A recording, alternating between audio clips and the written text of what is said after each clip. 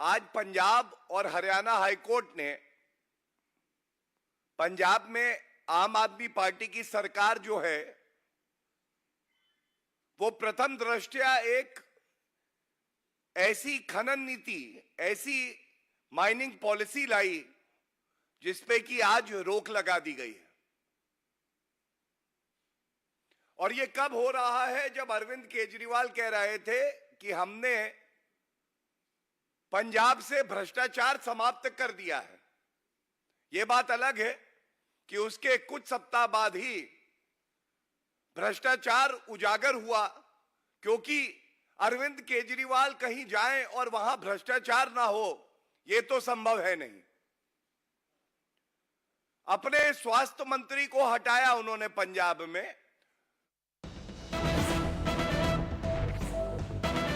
I'm getting you some more breaking news. Jacqueline Fernandez questioning has extended for another hour. It will continue till 6 p.m. today. You remember she's been already charge-sheeted in a money laundering case, which also involves Sukesh Chandrasekhar. The questioning has been extended. The Economic Offences Wing, Enforcement Directorate. There are multiple agencies which are looking at this case. We'll try and connect with my colleagues and get more details on the story. Ananya is with us on the broadcast. Ananya, do we have any details on the line of questioning? Well, yeah, so she's essentially being questioned on the line of conspiracy, of the charges of conspiracy, in fact, and how Sukesh Chandrasekhar actually duped Miss Aditi Singh, who is the wife of one of the biggest pharmaceutical owners of the Ranbaxy and the Religare Fortis Healthcare. And now she's being questioned with regard, it was also being confronted with Pinky Irani in this particular matter, wherein both of them basically are very, very connected, because Pinky Irani was the one who had introduced Jacqueline Fernandez to Sukesh Chandrasekhar, and that is the line, that is the reason particularly why both of them are being confronted, so that no vacuum is left when the EOW goes on to file charge sheets or some kind of a statements are to be recorded. Secondly, what is very, very crucial to note is that the EOW has swung into action, because remember that Justice Khanwilkar's judgment that is coming to the PMLA matter has clearly made out, and it has clearly made it clear that until and unless the predicate offence is there can't be the scheduled offence, that is the offence of PMLA. And since the PMLA case at this point of time is on a very, very strong footing, the EOW would also have to do a lot of footwork so as to make a strong case against Jacqueline Fernandez, else the whole case of the Enforcement Directorate would fall flat to the ground. That is the particular reason, another particular reason why she is being questioned.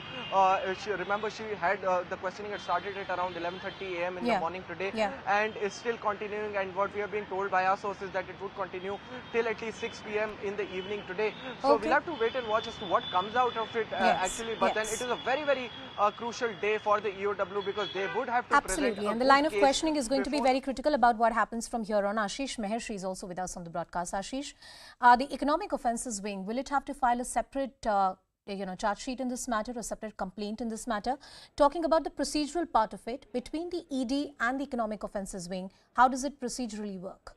So, I'll just take the point forward from where Ananya left. Sure. This is basically, the ED has found during investigation that basically Jacqueline Fernandez was involved into the entire scam. She purposely chose to turn a blind eye, despite knowing that this man has a criminal past, and his antecedents very clearly show that this man was basically involved into cheating and many other forgery and many other criminal activities.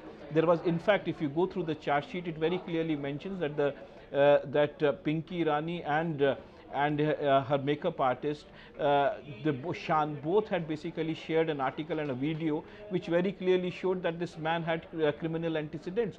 But still, despite that, she chose to turn a blind eye, and she continued to accept gifts, money, cars for herself and for her family members abroad. Ultimately, this case has to stand in the court of law. The court, if you remember, Jacqueline Fernandez was never named as accused, even in the first FIR that was filed by Delhi Police Special Cell, and then the ECIR that was filed by the Enforcement Directorate. But since she has been named in the ED charge sheet as an accused, that charge should stand also in the EOW charge sheet. So the predicate offence needs to stand, otherwise the charge sheet filed by the Enforcement Directorate will not be able to stand, and that is why this questioning is happening, and we can expect another charge sheet by Economic Offences Wing based on that facts. But most important would be the date which is coming, that is 26th, where she has been summoned by the court to appear. It will be very interesting whether she is arrested, whether she is left on bail. That is going to be the day, the most important day for Jacqueline Fernandez. Thank you, Ashish and Ananya, for getting us all the details on that very important matter. More importantly, it's the predicate offence means that the economic offences wing, that has to establish some kind of culpability on which the ED case stands. That and much more continues with my colleague Anand Narasimhan.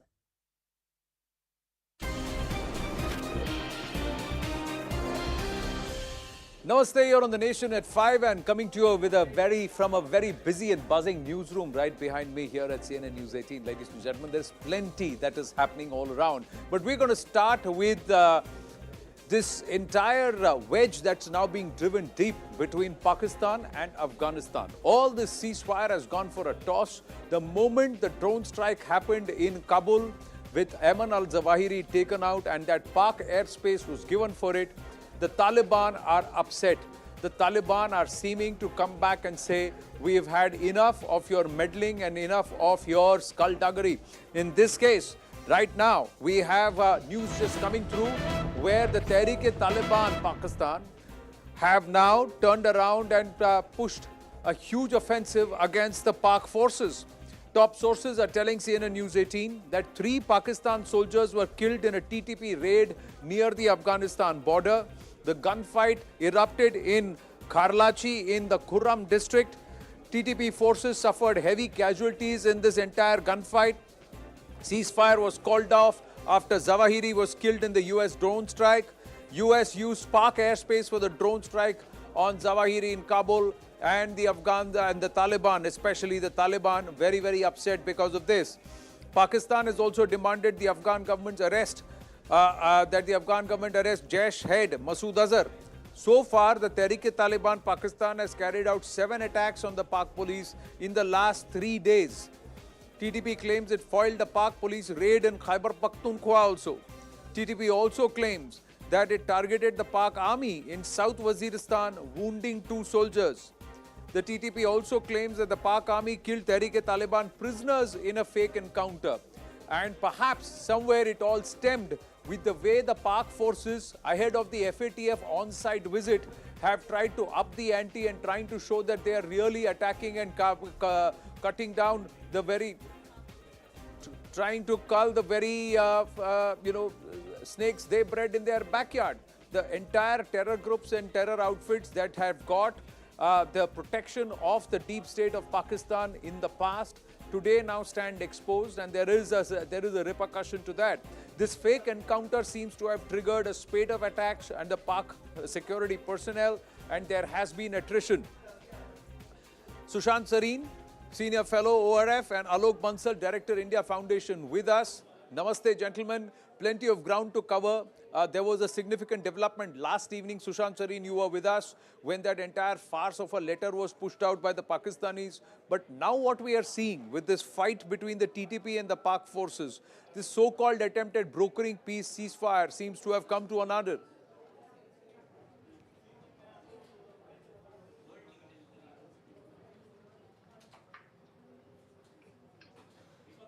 Sushantji, can you hear me? Yeah. Yes, I can. Your response to this, these developments along the Pak-Afghan border with the TTP strikes? Anand, nothing really surprising about what is happening. In fact, this is something which has been happening over a period of time. But the only unusual thing about what has happened yesterday, apparently, is that the claims of the Taliban are that the Pakistanis were trying to do some illegal construction along the Durand line. The Taliban tried to stop them. The Pakistanis fired at them. The Taliban fired back. There were casualties on both sides.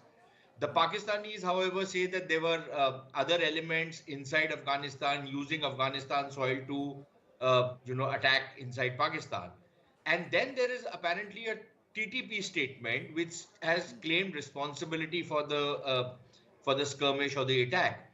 So clearly something seems to be happening in that particular area. It's already a kind of a witch's brew, but we have seen over the last couple of weeks the TTP attacks being launched pretty regularly.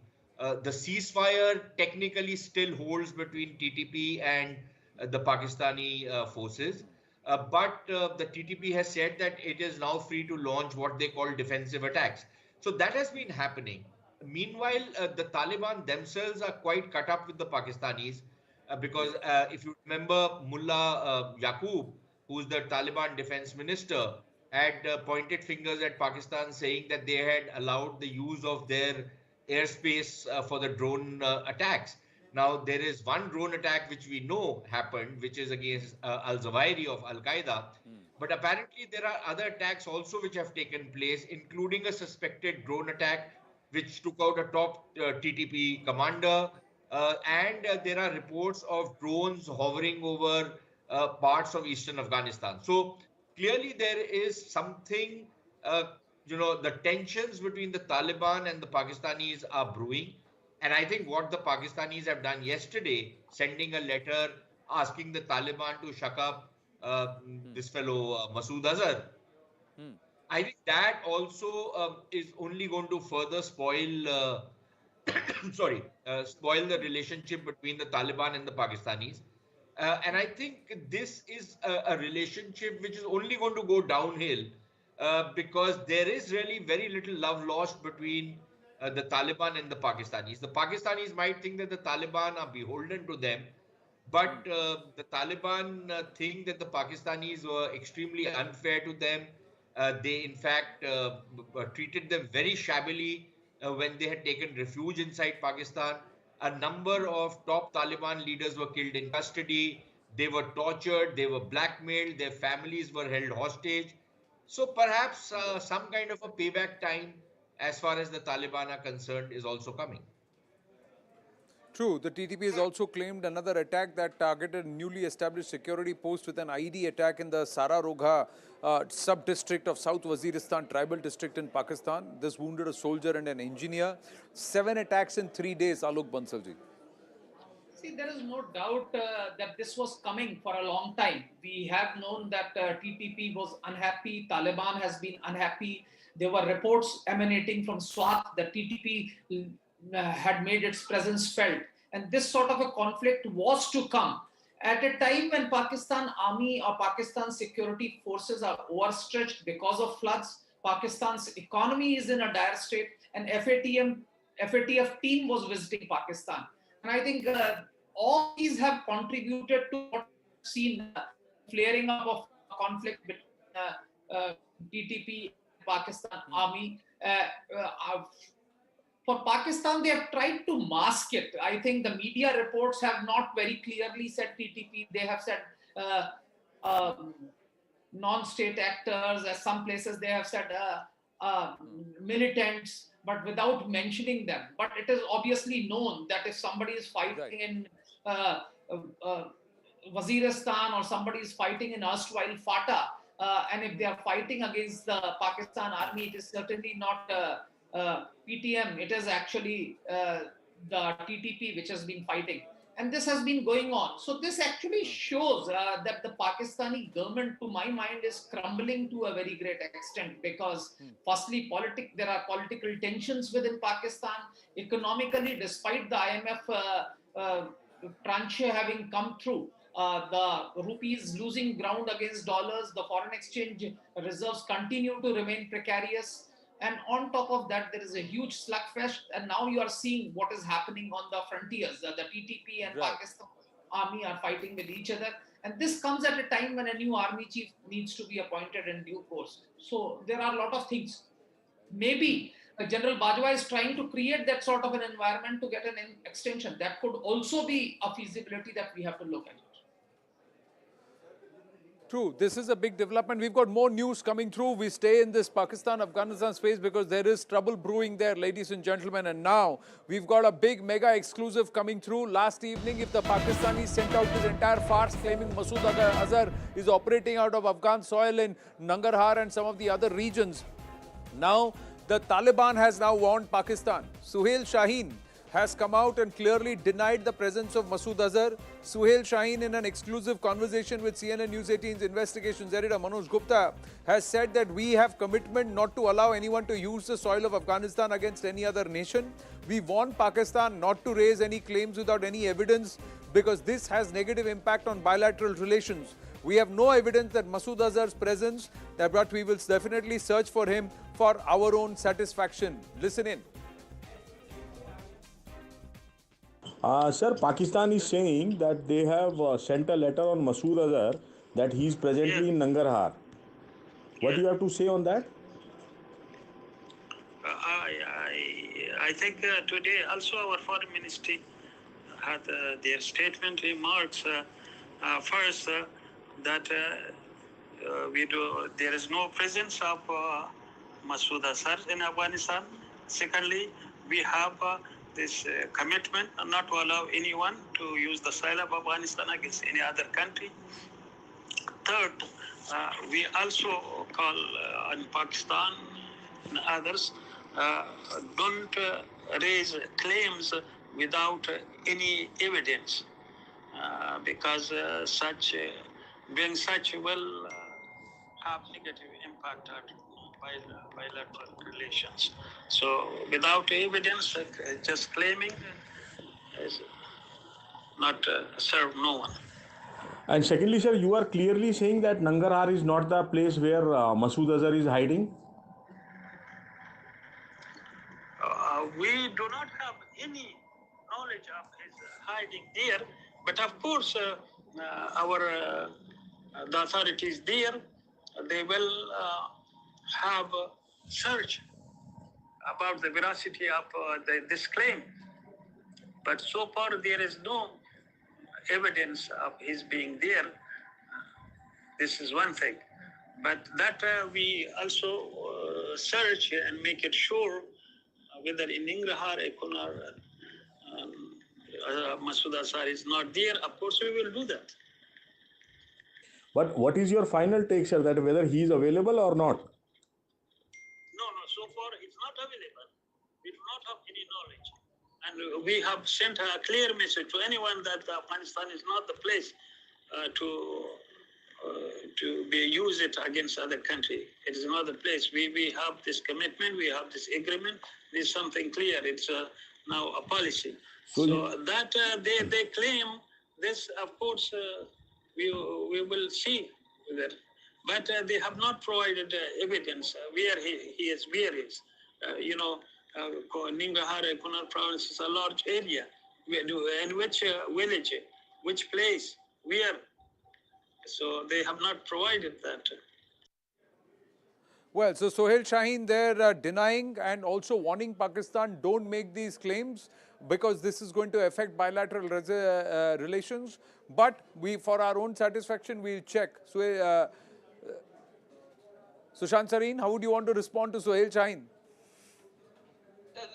Frankly, I neither trust the Pakistanis on anything they say, and I'm very deeply skeptical about any assurances or anything that the Afghans say, because most of those have been observed in their violation.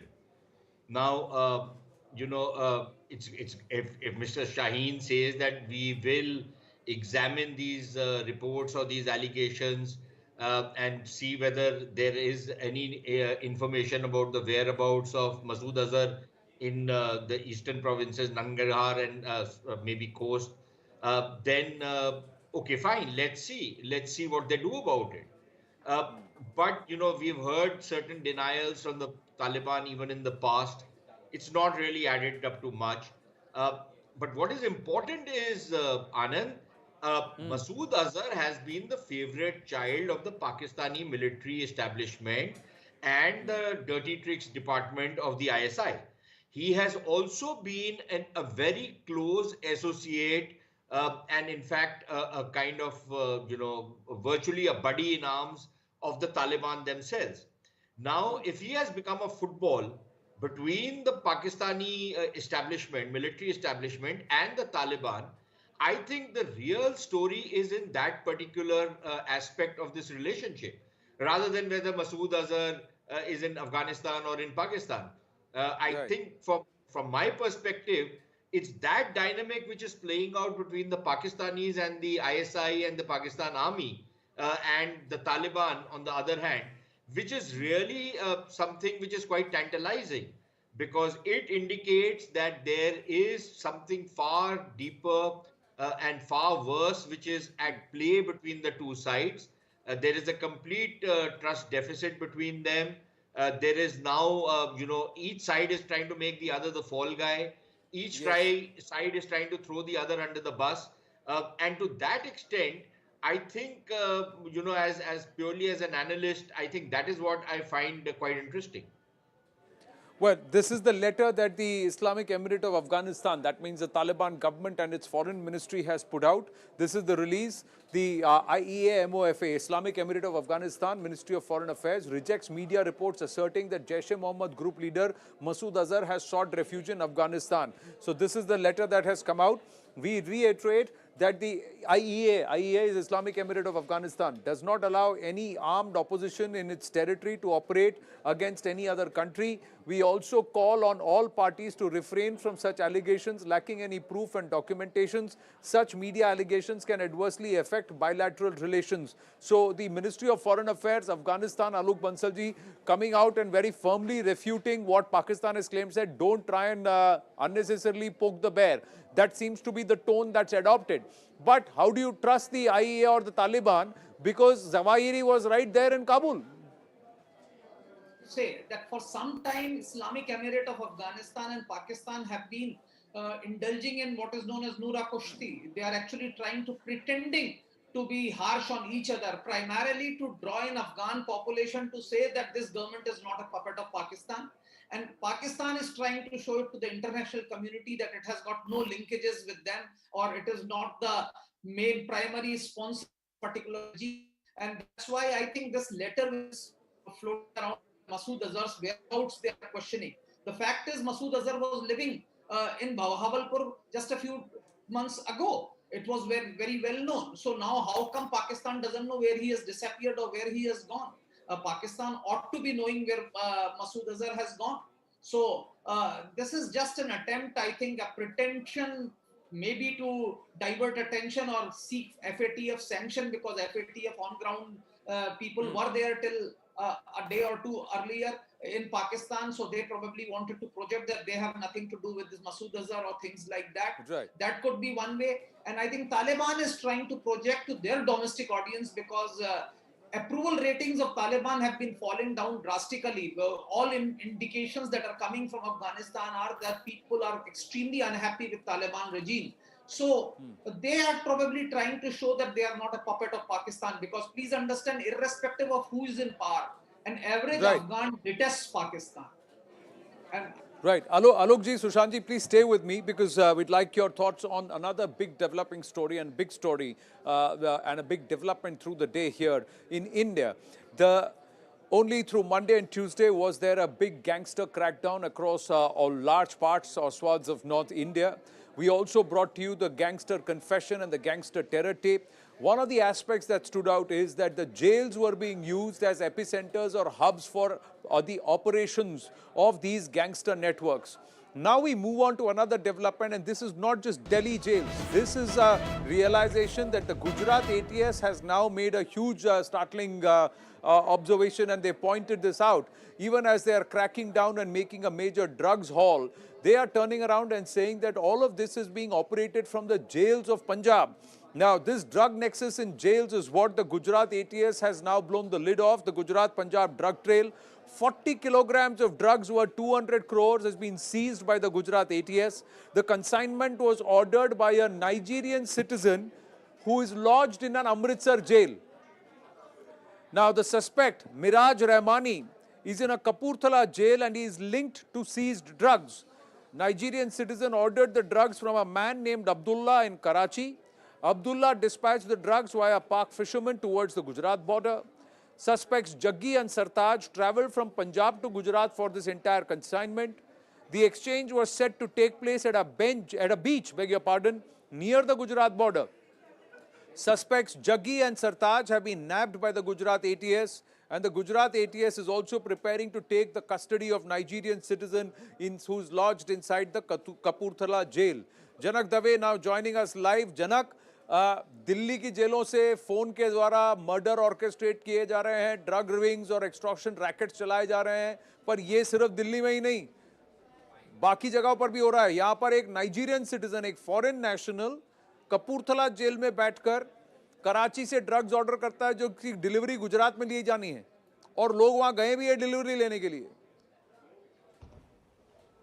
बिल्कुल आनंद, देखिए बहुत बड़ा खुलासा है Gujarat ATS से, क्योंकि हर बार ये कहा जा रहा था, गुजरात पुलिस के अधिकारियों का मोरल तोड़ते हुए सवाल ये पूछे जाते रहे कि क्यों केवल गुजरात से पकड़ा जा रहा है और उसके मास्टरमाइंड कौन है, माफिया कौन है, क्यों उनको धरा नहीं जा रहा। लेकिन अब चूंकि पिछले एक साल में अगर आनंद देखिए तो लगभग 6,700 करोड़ का ड्रग्स गुजरात एटीएस पकड़ चुकी है। उसमें से लगभग 1,200 से 1,500 करोड़ के आसपास का ड्रग महज पंजाब की जेलों से जेलों के अंदर बैठे माफिया मंगवा रहे हैं। जो नाम सामने आए वो अमृतसर कह लीजिए, कपूरथला कह लीजिए, फिरोजपुर कह लीजिए, फरीदकोट कह लीजिए, चारों जेल में जो बैठे हैं कैदी, वो अलग अलग तरीके से अलग अलग रूट से कंसाइनमेंट मंगवा रहे हैं। आज जो कंसाइनमेंट पकड़ा गया है वो चीफ नाम का जो नाइजीरियन जो अमृतसर जेल में है, और उसके अलावा जो अमन रहमानी है उसने कपूरथला जेल से वहाँ पे अब्दुल्ला से बात की और कराची से मंगवाया। यानी पंजाब पुलिस को भनक नहीं है कि जेल के भीतर रहते हुए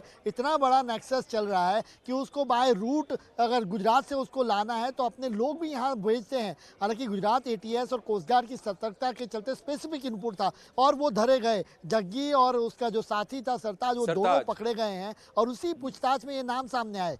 बिल्कुल, तो उसके बाद ये जो सामने आए, और अब जो सामने जो जानकारी गुजरात एटीएस की ओर से दी जा रही है कि इसी साल जो 2 महीने पहले जो जुलाई के अंत में जो 375 करोड़ का जो ड्रग्स पकड़ा गया, वो ड्रग्स भी जेल से मंगवाया गया था। तो उससे पहले पिछले साल जो नवंबर दिसंबर में पकड़ा गया वो भी जेल में रहे कैदी द्वारा मंगवाया गया था। तो ये नेक्सस लगातार चलता रहता है और जेल के भीतर से नेक्सस चल रहा है। सीमा पार पाकिस्तान के साथ संपर्क में रहते हैं, वो ट्रेसिंग भी नहीं हो रही। यानी किस तरीके की कानून व्यवस्था है वो भी एक सवाल खड़ा करता है, और जेल के भीतर रहते हुए नेक्सस को चलाया जा रहा है। ये सबसे बड़ी चौंकाने वाली बात है जो गुजरात एटीएस ने आज अपने इन्वेस्टिगेशन में सामने लाई है। ये कितने टाइम से इस जेल में लॉज है ये नाइजीरियन सिटीजन? ये ऑर्डर कब प्लेस किया गया? तो ऐसा है कि इसकी गिरफ्तारी ऑर्डर के बाद हुई, ऐसा कुछ नहीं है, या फिर ये जेल में बैठ के ये पूरा धंधा चला रहा है? और इन लोगों को, जग्गी और सरताज, ये क्या इस नाइजीरियन से कांटेक्ट में थे या इसमें और भी लोग शामिल हैं जनक? बिल्कुल, देखिए ये चीफ उसका नाम है, वो चीफ को कोडवर्ड से नाम से जानते हैं, क्योंकि आप जानते हैं आनंद की इस तरीके के जो नारकोटिक्स के धंधे में होते हैं वो सही नाम अपने इस्तेमाल नहीं करते हैं, तो कोडवर्ड में उसको चीफ के नाम से। हालांकि उसकी आइडेंटिटी रिवील कर दी गुजरात एटीएस ने कि वो नाइजीरियन व्यक्ति हैं और वो अमृतसर जेल में कैद है। और उसके अलावा जो नाम आया मेराज रहमानी, वो मेराज रहमानी के साथ ये 2 लड़के जो अहमदाबाद गुजरात भेजे गए ये ड्रग्स का कंसाइनमेंट लेने के लिए, उन दोनों को गुजरात एटीएस ने जब पकड़ा, इस कंसाइनमेंट को लेने आ रहे थे, स्पेसिफिक इंटेल था, ह्यूमन इंटेलिजेंस के था, तो उसको जब ट्रेस किया गया तो वो ड्रग्स भी पकड़ा गया बीच समंदर से, जखौ से लगभग 33 नॉटिकल माइल, तो वही 60 किलोमीटर के आसपास दूरी होती है, तो वहां से बीच समुद्र से ये ड्रग्स पकड़ा गया और ड्रग्स का कंसाइनमेंट बीच समुद्र में ही लेना था।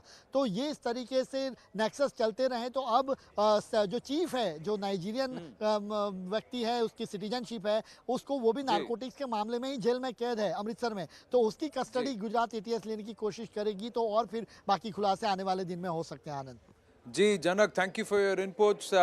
We'll take this to Alok Bansal and Sushant Sareen. Now look at the overall details. This entire corruption nexus, it's all coming, the drugs nexus is all operating from the jails of Punjab. Multiple seizures which have been made have been connected to Amritsar, Kapurthala, Firozpur and Faridkot jails. 5 kilograms of drugs worth 375 crore was seized in July. It was ordered by a suspect Bagga Khan, who's lodged in Faridkot jail. 146 kilograms of drugs worth 730 crore was seized in 2021. It was ordered by suspect Bhola, who's also lodged in Firozpur jail. So the ports of Gujarat are being used to order in drugs for supply, sale or whatever in Punjab. So this entire Udta Punjab is all happening via Gujarat from Karachi, sourced from that region, but operating out of jails. Alok Bansal. See, there is no doubt that Punjab has been hit badly by this drugs trade which has been going on. Earlier, smaller quantities used to be smuggled across the international border. But now these drug lords have become bigger. And if you need a bigger consignment, it can only come through sea. And the closest sea coast from Punjab is Gujarat. And that's how you are seeing this is happening. What is even more surprising is that the way jails in India are functioning, and especially in Punjab are functioning, is a real cause for concern. Because if these people sitting in jails have not only access to phones, but they are able to requisition their people, place orders across international borders and get their consignments, move their men to collect it, then the collusion of jail authorities is a must. I think the government must straight away take to task all those jail authorities where these criminals are lodged who have been known to have ordered these consignments, because these consignments cannot come without the collusion of the jail authorities. How has a chap sitting in the jail communicated with the outside world? I think that itself is a question which needs to be answered. And I think Punjab government and the central government must crack down on the police officials and the jail officials who are involved in this sort of a thing. Because this money that is earned by drug trade is actually used for anti-national activities. This is being used to fund the anti-national elements, and very often this is the money which contributes to terrorism. Sushant Sareen, Kurukshetra and Kapurthala, these are all areas from where RDX has been recovered. Now they are say Kaithal also RDX has been recovered. Now we are given to understand these people, these gangsters are sitting like Lawrence Bishnoi was sitting in Tihar. These people are sitting inside jails and running their karobar from there. Anand, it's shocking what is happening in India today. Normally, jails are associated with the end of criminal activity. Here it seems that jails are the next step to go up to the next higher level of criminal activity. And as my friend Alok very correctly says, that this is inconceivable without the connivance and the complicity of jail staff. How is it that these people look, do you remember, and the government of the state. Let me give you an example. Do you remember this fellow, this criminal Mukhtar Ansari? Yes. And how much effort was made to keep him in a Punjab jail? Why in a Punjab jail? Because he would be very secure and he could do all his business of sitting inside jail in 5-star luxury, which is what most of these criminals in Punjab jails are doing. They're running their businesses from there. What we are also seeing, Anand, is now a nexus between narcotics, terrorism and criminals. And of course, the cops. So you are seeing this kind of a nexus, which is what makes for a banana state and a failed state. Now, I know this, I'm being extremely blunt and I'm being very, very, upfront on this. But I think this is something that you have to call out. Because what has been happening, and this has been happening for years on end now. I won't put the blame only on the Aam Aadmi Party government. They haven't improved anything, but and things probably have gone a shade worse. But I think the previous governments are equally culpable for what has happened. The Congress and the Akali BJP combined are equally culpable for what has been happening in Punjab over the last 15-20 years. And this nexus is destroying generation after generation in Punjab. Now, you can very easily point a finger at Gujarat that it's coming from the Gujarat coast. That is what has been caught. There is a lot of smuggling which is taking place across the border. Because that's the simplest and the safest way to come. And most of the Punjab police has been compromised in many forms. All that you need to look, you don't need to be a genius to break this nexus. All you need to look is at the lifestyles, at the kind of properties, at the wealth of people who are jail staffers and people who are in the cop service, people who are in the bureaucracy. The moment you start cracking down on that, you will start unraveling this whole nexus. It is inconceivable that it can happen without their involvement. And nobody wants to do it because everybody is on the take. Everybody thinks it's money for free. and that's why they are going ahead and doing it. And I think it's appalling what is happening, but it's in front of us, and nobody wants to do anything about it. No, but see, the other way to do it is that crack the whip hard. You know, the stick approach has to be very, very strong here, Rahulji. Part of the problem in that is the incentivization for many of the people in the law enforcement agencies who are who are complicit in this particular activity is that very often criminals in jail threaten them and their families. They say that, okay, fine, we are inside, but we know enough people outside who will, carry out certain operations against your families. So people say, okay, fine, yeah, why should I uphold the flag? Because the rest of your criminal judicial system has also collapsed completely. If any action is taken against those criminals inside the jail or against any of their associates outside the jail, you will have this whole mafia of the human rightists coming in and saying that, why are you doing this? So, it's a mess, and nobody wants to clean it up. Nobody wants to clean it up. Because like you said, it is a reality. Yeah, no, it is a mess and nobody wants to clear it up. But one of the aspects that can be that if this Nigerian citizen was operating out of an Amritsar jail, then you also indict and also add the jail superintendent and the jail authorities, blanket all of them for the same kind of trafficking of drugs charge, Alokji. You have to say, agar tumhare watch mein hua to you will be culpable directly. There is no, it's not about getting a phone, making 60,000 or a lakh of rupees take on top of for providing a service, because that one phone can cause so much of damage. So you are also, you're also culpable. This is one of the issue which I think needs to be taken, definitely. I think the jail superintendent must be suspended immediately, whether he is directly involved or not. If under his control such a thing is happening, then he is culpable. Whether either he is inefficient, where he doesn't know what's happening in his jail, or he is directly involved. So the first thing that should be done is the jail superintendent should be suspended. I think this sort of an accountability outside the military is lacking in this country. In the military, invariably, generally, the military leadership is always held accountable in case of a problem. But what we are seeing is in the civil administration, invariably, when there is a problem, the higher-ups try to get away. No, he's not responsible. Somebody lower down has done that. The fact is, if somebody lower down has done it, then you are accountable because you are running the show. So I think this thing needs to come up, and this needs to be brought in where the jail superintendents of all the jails from where the convicts are running drug trafficking should be suspended forthwith, and the action should be taken against them. Right. Thank you for your inputs, and wonderful speaking with you as always, Captain Alok Bansal and Sushant Shareen. We're going to take a very short break. When we come back, ladies and gentlemen, Congress Chodo, not just in Goa, even in Assam. And there is a link, there is a reason why. There are many who are saying there is no point walking and talking Bharat Jodo when you cannot keep your own flock together. So it is time for Congress Chodo. So the Bharat Jodo push, but the Cong Jodo reality.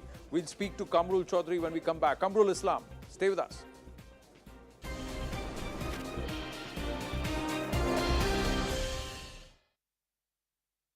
Level talks, both armies agreed to move back from their positions. The disengagement at PP-15 is a step forward in resolving the standoff in Ladakh. China has increased drone incursions into Taiwan's airspace, and the latest happens to be a Scorpion drone. It's a twin-tailed combat and spy UAV. Its range is about 6,000 kilometers. The maximum flight time is 35 hours. This drone is capable of firing a range of missiles. The drone flights are part of China's gray zone strategy against Taiwan. Nearly 50 Armenian soldiers have been killed in clashes with Azerbaijan. It's the worst clash between Armenia and Azerbaijan since both nations went to war 2 years ago. Armenia claimed that several towns along the border had been shelled by its neighbor.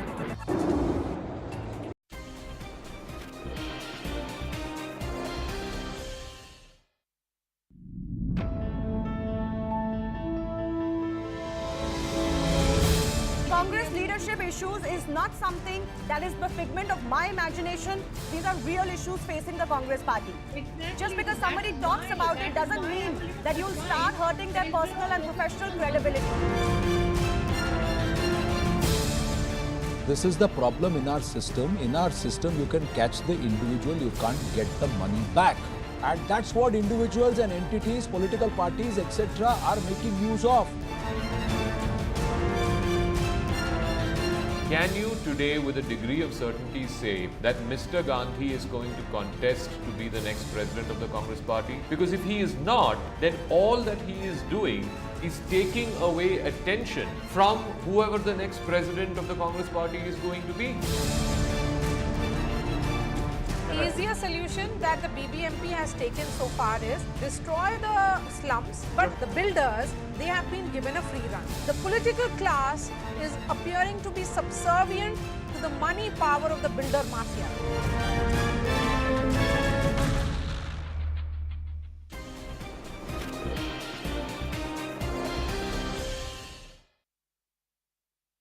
Was heard shouting, "Andrew, you're a sick old man."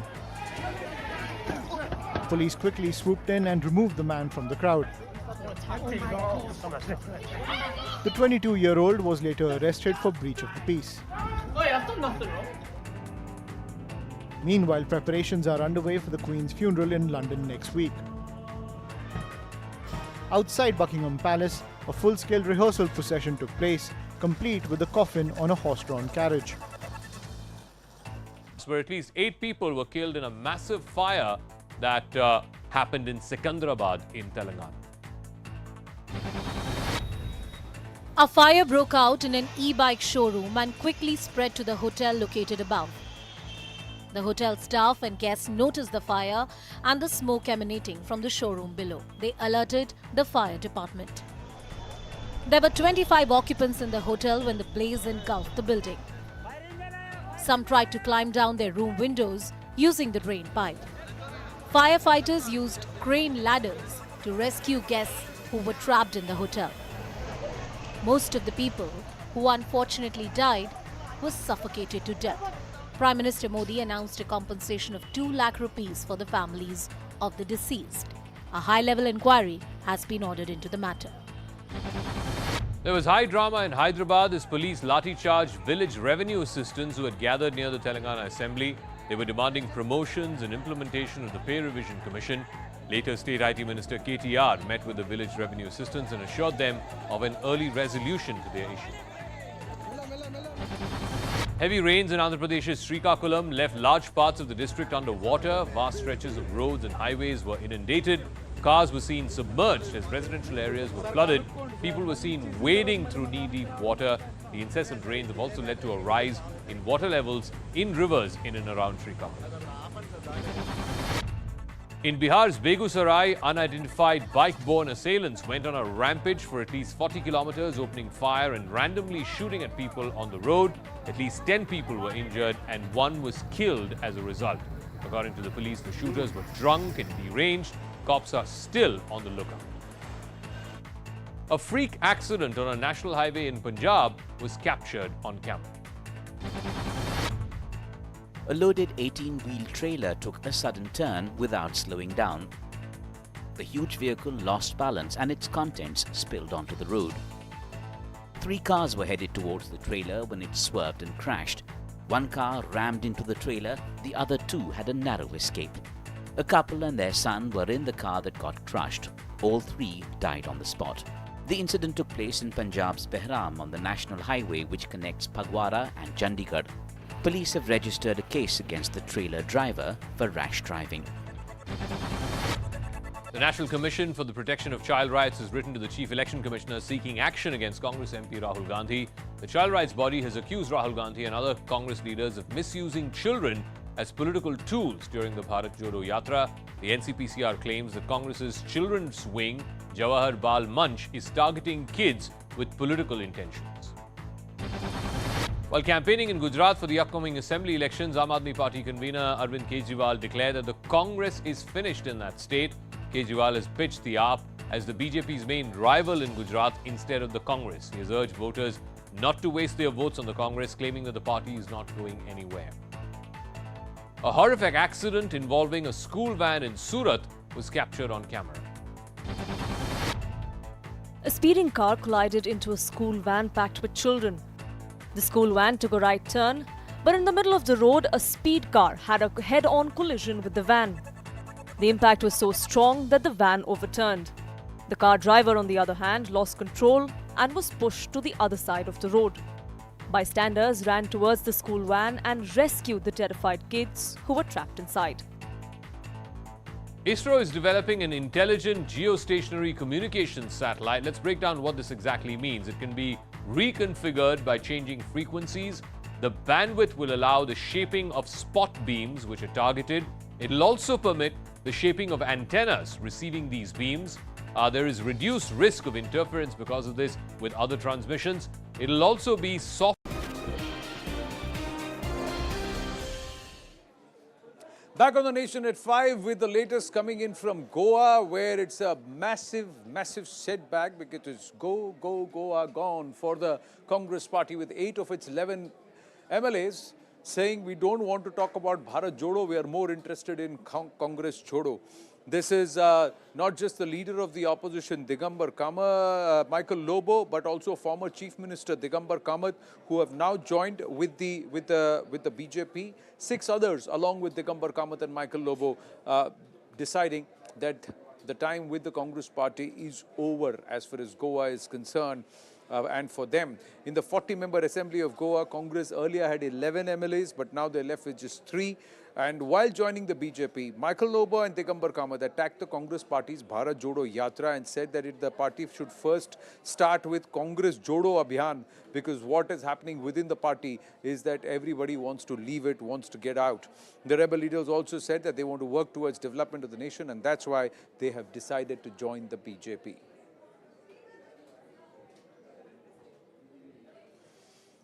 Well, but it's not just what has happened in Goa. Congress Jodo is also manifesting in Assam with Kamrul Islam Chaudhry, a young leader who's been part of the NSUI and also involved with the Pradesh Congress Committee and also with the General Secretary as far as the state of Assam is concerned. He has also decided to call quits. Kamrul Islam Chaudhry now joins us live at this point. Kamrul ji, namaste. Thank you for joining us, and let me first ask you, कि राहुल गांधी तो भारत जोड़ो की बात कर रहे हैं. He is saying that Congress is claiming he is going to travel across the country. और आपने कांग्रेस ही छोड़ दिया. I think you remember during the last presidential election, Assam topped in the political corruption in India. Yeah. 25, according to the media reports, I think more than 25 MLAs or 25 crores voted against the party's stand. And to the surprise, even the PCC president himself declared that those who voted against party's wish were gaddars and some are kulangars, and he said that there should be lie detector test. He again said that I am talking with the High Command, I am going with the list, I am giving the list to the High Command. But the irony is that there is no action.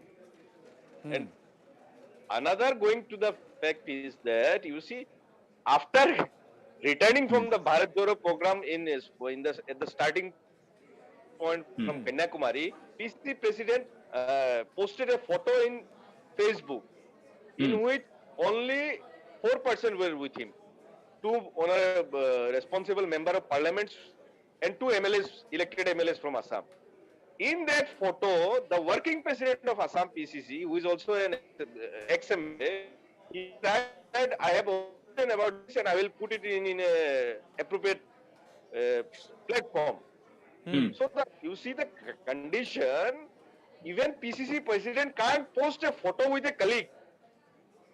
So why is this happening? The reason is that, you see, somewhere down the line, the organizational framework has breakdown in Assam, and the failure of Delhi to look after as a high command. You see, you just can't say that it is high command. Yes, definitely it's high command, and you have to take the actions. You have to make the remedies. If you don't do anything and sitting out there Delhi and just sending the notifications in the WhatsApp and just sending down the line the WhatsApp messages, do this program, do that does not mean, because the political system in India has changed during last 10 years. You have to admit it. The things are now serious. You can't be casual. The casual attitude can't go now down. And moreover, in Northeast, you know, the present CM, how he is doing the things. Correct. if you like him, if you dislike him, that is different thing. But he is working hard. Even his enemy has also accepted it. True, but there's also an interesting development. You decide to leave the Congress around the same time, all the way across the country. In Goa, 8 MLAs have decided to leave the Congress. So is this a trend which you are seeing? Ghulam Nabi Azad steps away not so long ago. So while there is this Congress Chodo kind of a atmosphere, the leadership is saying Bharat Jodo. So does it not matter to them, or do they not, or is there total discord? You know, Meghalaya is a neighboring state of Assam. Since last 50 years, most of the times Congress ruled there. And now BJP government is there. You know, Mukul Sangma went to TMC. On myself, I went to Delhi. I met Meghalaya in charge, AICC. I told him, gentlemen, that you see, there is a position. Sarkar banana to dur ki baat. Will not be in the principal position in the next election. So please take the thing seriously. And I am telling responsibly, even few MLAs with the government, they were, some point of time, they were discomforted with this government. They wanted to talk with the leadership. They said that if there is something we want to talk, I tell him that guy, this is this. Meghalaya elections are just 6 months or 7 months, I think. Or correct. I think Early 2023. Next year. Yeah. No AICC functionary has spent more than 2 days in Meghalaya in last 3-4 years. You will be amazed to know. And the height of that, when I was talking to some seniors, because you see, it's a neighboring state. अगर हम वहाँ पे principal, I know we will not form the government, लेकिन हमें तो कम से कम TMC से ज़्यादा वोट लाना पड़ेगा. We should, नहीं तो इसका impact असम में भी पड़ेगा, because we are doing politics seriously. तो 3-4 person से मेरे बात, even with 2 AICC secretary, general secretaries I talked. Even to a person who is very responsible in the organization, I don't just want to name him. बातचीत चल रहा था. 1-2 दिन बाद he called me up and he says, Kamrul, please you inquire, do we have a working president in Meghalaya or not? I was just shocked. Baapre. AICC don't have the record if there is a working president. When I inquire, I got to know something fishy, that the persons who went away from Congress, they are now doing all the things. And then they are not allowing that Congress ka kuch wahan pe ho. The attachment with the organization of Northeast with the Delhi, when there was government in the Northeastern state, and now it has been changed to huge extent.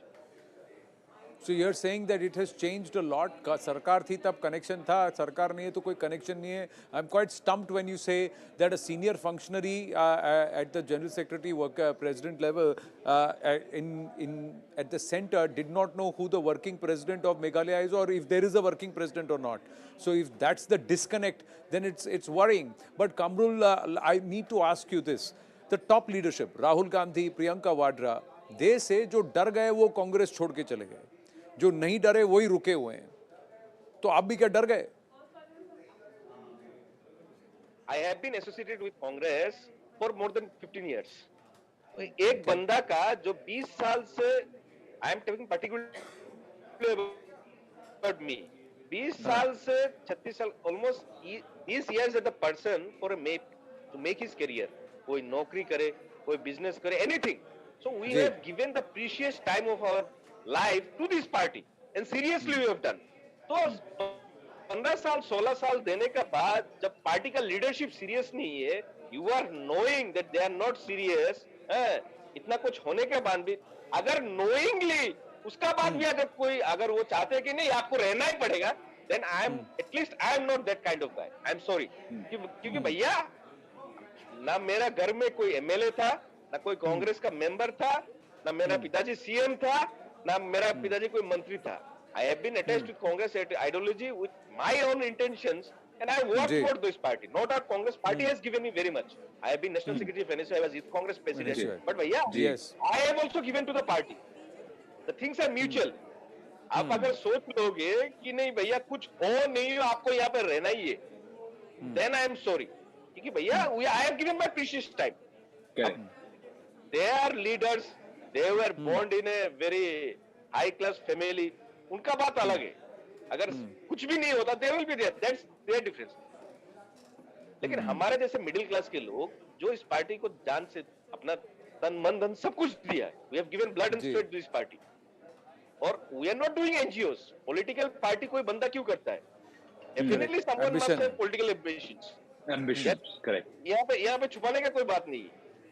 तो अगर आप समझ रहे हैं कि नहीं, you have to sacrifice everything, कुछ हो नहीं हो आपको यहाँ पे रहना ही है.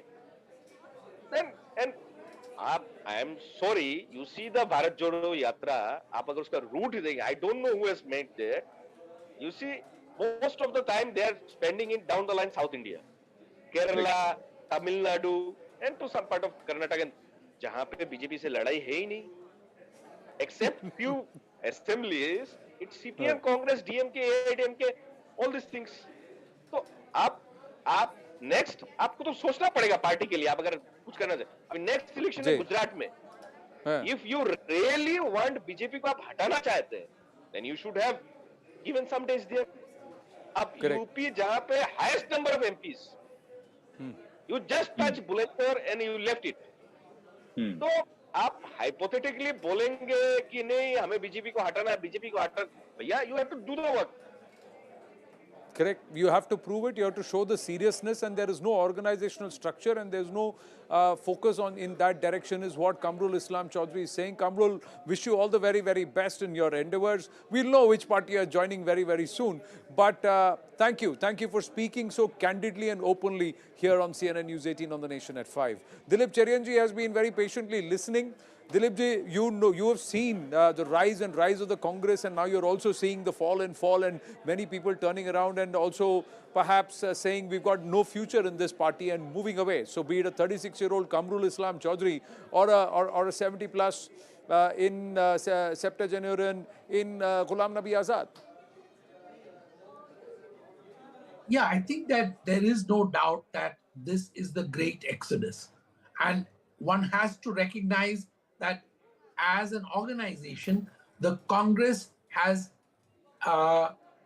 deteriorated so quickly and so substantially that there is no doubt that a lot of people are unhappy, unsatisfied, and are leaving in large numbers to register their protest at the way they are treated. And this is not, shall I say, part of Congress build-up. See, it's a different thing to build up a momentum by walking, and which is a good thing. But I think that you need to recognize that everything needs to be done simultaneously when you are in this situation. But Dilip ji, a lot of people, look at what Kamrul Islam Chaudhary also said. He said, should you be walking in the states where the Congress is weakened, or should you go where it's the last remaining bastions of the Congress party and there is BJP not there at all? Where should you be spending time? This is not a question that only he is asking. Everybody else is asking. If you're so serious and you're using Bharat Jodo as a hook to try and bring back the Congress cadre and energize it, then you should be doing it where you don't have favor right now. You don't find favor right now. I agree with you, Anand. And in fact, I think this theory that we are walking for one purpose and reconstituting the party is a different objective, I think that doesn't work.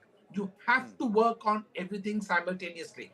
Unless, of course, the idea is that you elect a new president and then let that president do the organizational work while Rahul Gandhi sustains his love jihad right across the country. That, to my mind, that kind of distinction is difficult in terms of image creation of what the Congress is expected to be. Dilip ji, we need to speak more at length on this, but on a later date, at an opportune time. I look forward to having a candid conversation. But thank you for making the time and speaking with us at short notice. Thank you very much. We're going to take a very, very short break here on The Nation at 5. Stay with us. The latest on the Jacqueline Fernandez questioning, the details of what was asked, and will she be questioned again? We tell you all when we come back.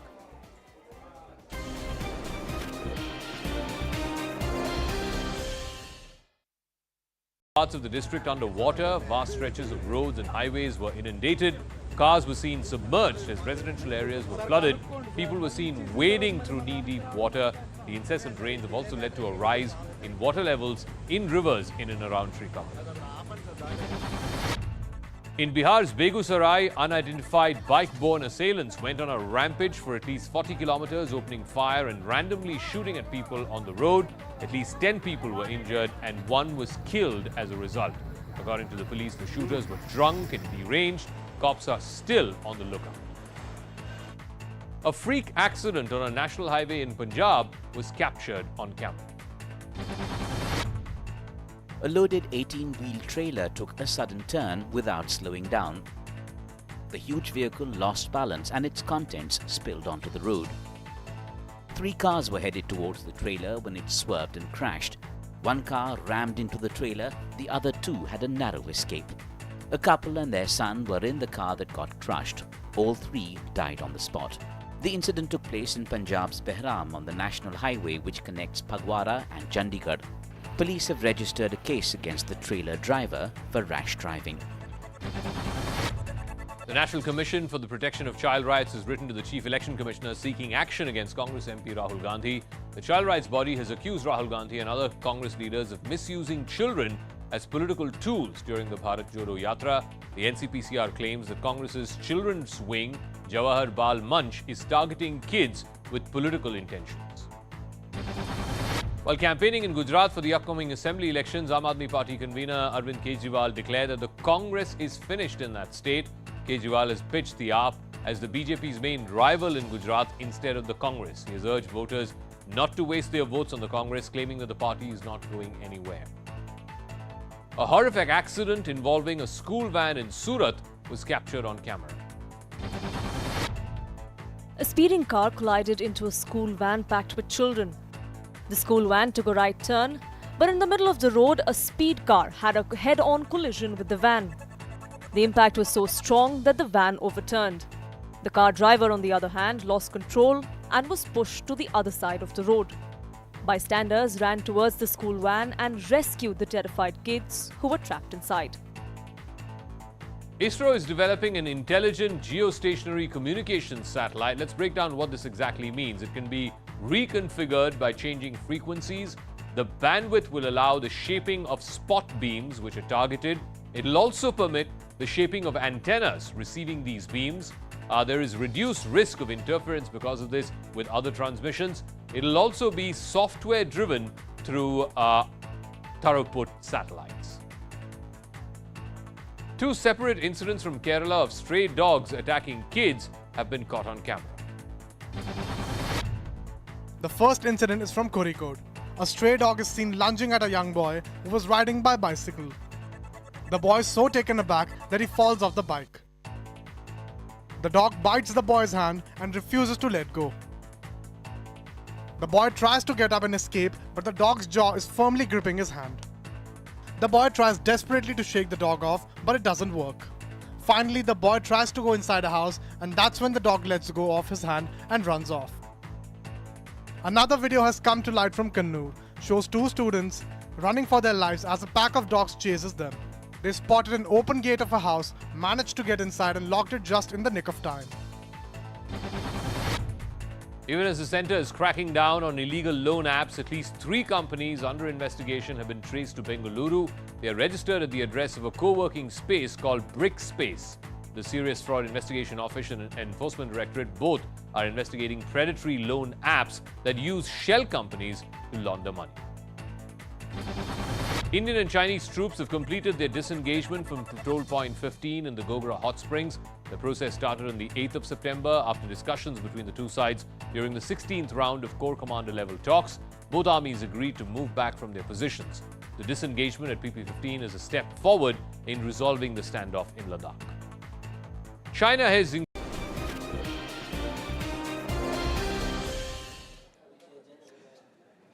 Film actor Jacqueline Fernandez, her questioning has been extended by the Delhi Police's economic offence wing over her alleged involvement in the 200 crore cheating scandal. So that she is currently cooperating and answering all the questions.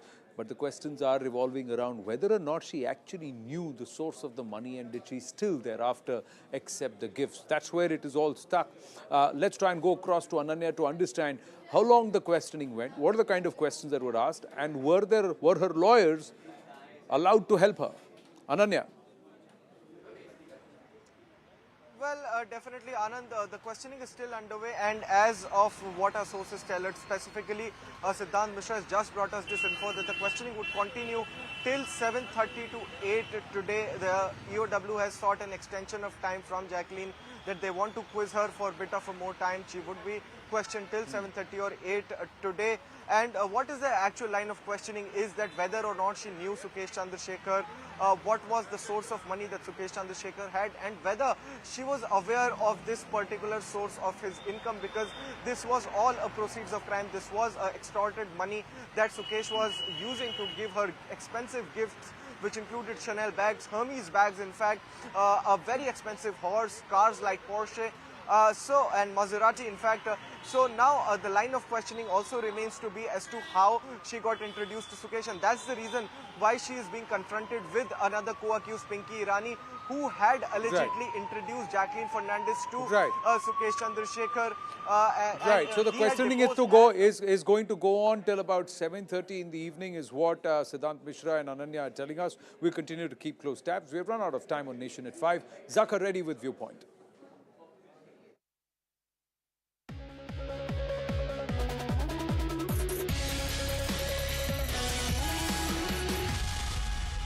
Well, there is a massive outflow of the Congress party in Goa. Out of the 11 MLAs which the Congress party has, 8 of them have switched sides, and now this new grouping is saying that they will merge with the BJP. And in that group, there is a former chief minister in Digambar Kamath, there is Michael Lobo, the leader of the opposition, and since more than 2/3 of the legislature party, which is 8 out of 11, have defected, it will not bring in provisions of the anti-defection law. And this is happening at a time, ladies and gentlemen, when Rahul Gandhi is in the midst of his Bharat Jodo Abhiyan.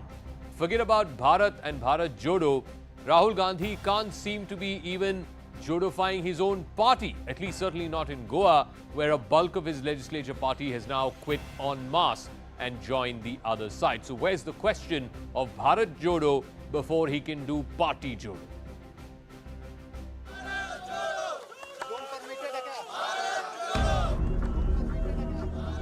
While Rahul Gandhi is busy walking across the length and breadth of the country for his Bharat Jodo Yatra, his party is crumbling with each passing day.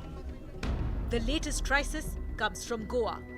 8 Congress MLAs, including former Goa Chief Minister Digambar Kamath, who led the party's campaign in the assembly elections earlier this year, and leader of opposition Michael Lobo, ditched the party to join the BJP. Congress is now left with just 3 MLAs in a house of 40. Today the situation is, the way Prime Minister is taking India forward, the way Prime Minister is creating a name for the country abroad, and the way the country is moving forward, he wants to create a new this for the country. The mass defection is a 2019 redux for Goa Congress. 10 out of 15 MLAs had defected to the BJP then. Congress made its candidates take a loyalty vow in front of Rahul Gandhi. देशाच्या माननीय पंतप्रधान नरेंद्र मोदीजी हांचे vision जे आसा नव भारत निर्माण करप आणि गोयच्या विकासा खातीर ते म्हणजे सरकारात ते आयल्या तांच्यांनी सपोर्ट केला हांव तांचे सगळ्यांचे स्वागत करता. In July this year, the party managed to stave off another defection bid and kept at least 7 MLAs. But clearly, it didn't last for long. Congress party जे म्हणटा की आम्ही भारत जोडो यात्रा जी तेंच्यांनी चालू केल्ली आहा कन्याकुमारी टील काश्मीर म्हणून ती आम्ही हिंगासर आयज गोंयान सुरवात केल्ली आहा की काँग्रेस छोडो आणि भारतीय जनता पार्टी को जोड़ो. जिस प्रकार से बयान उनके आ रहे हैं, उनके दल के अंदर बहुत से एक भय जैसा एक समा चुका है, जिसके कारण वो आज इस प्रकार की कदम उठा रहे हैं गोवा में, या कोशिश भी कर रहे होंगे कहीं और की, क्योंकि आज उनको लोगों का ध्यान भटकाना है.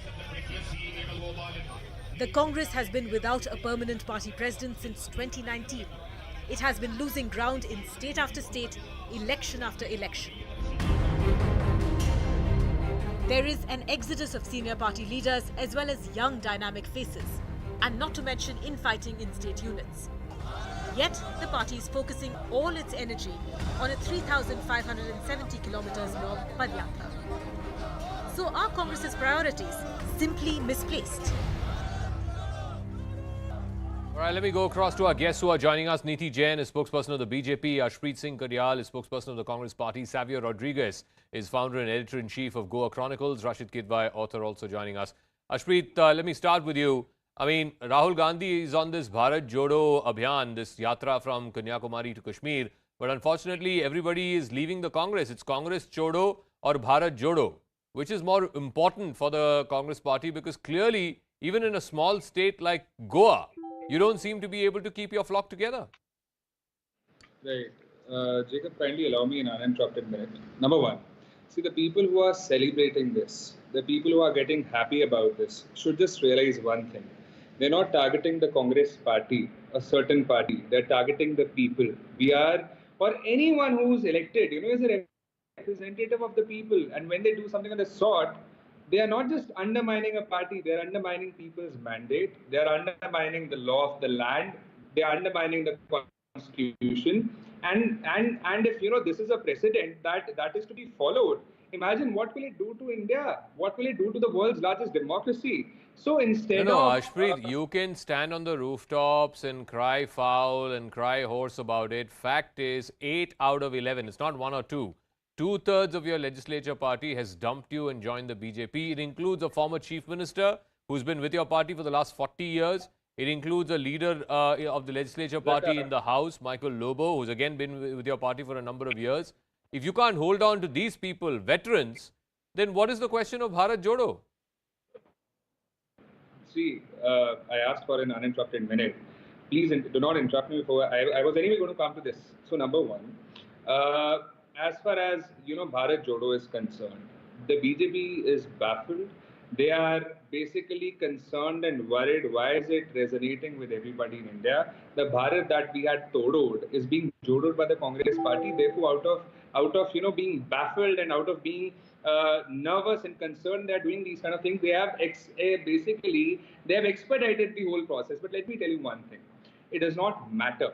What matters is that through Bharat Jodo Yatra, we are trying to make sure that inflation that has been begotten by the BJP, unemployment that has been begotten by the BJP, poverty that has been begotten by the BJP is done away with, because these are the concerns. This might be the expertise of the BJP to do these kind of things. Ashpreet, you should have a party to fight for this. If your party is leaving you lock, stock and barrel, who are you going to fight with?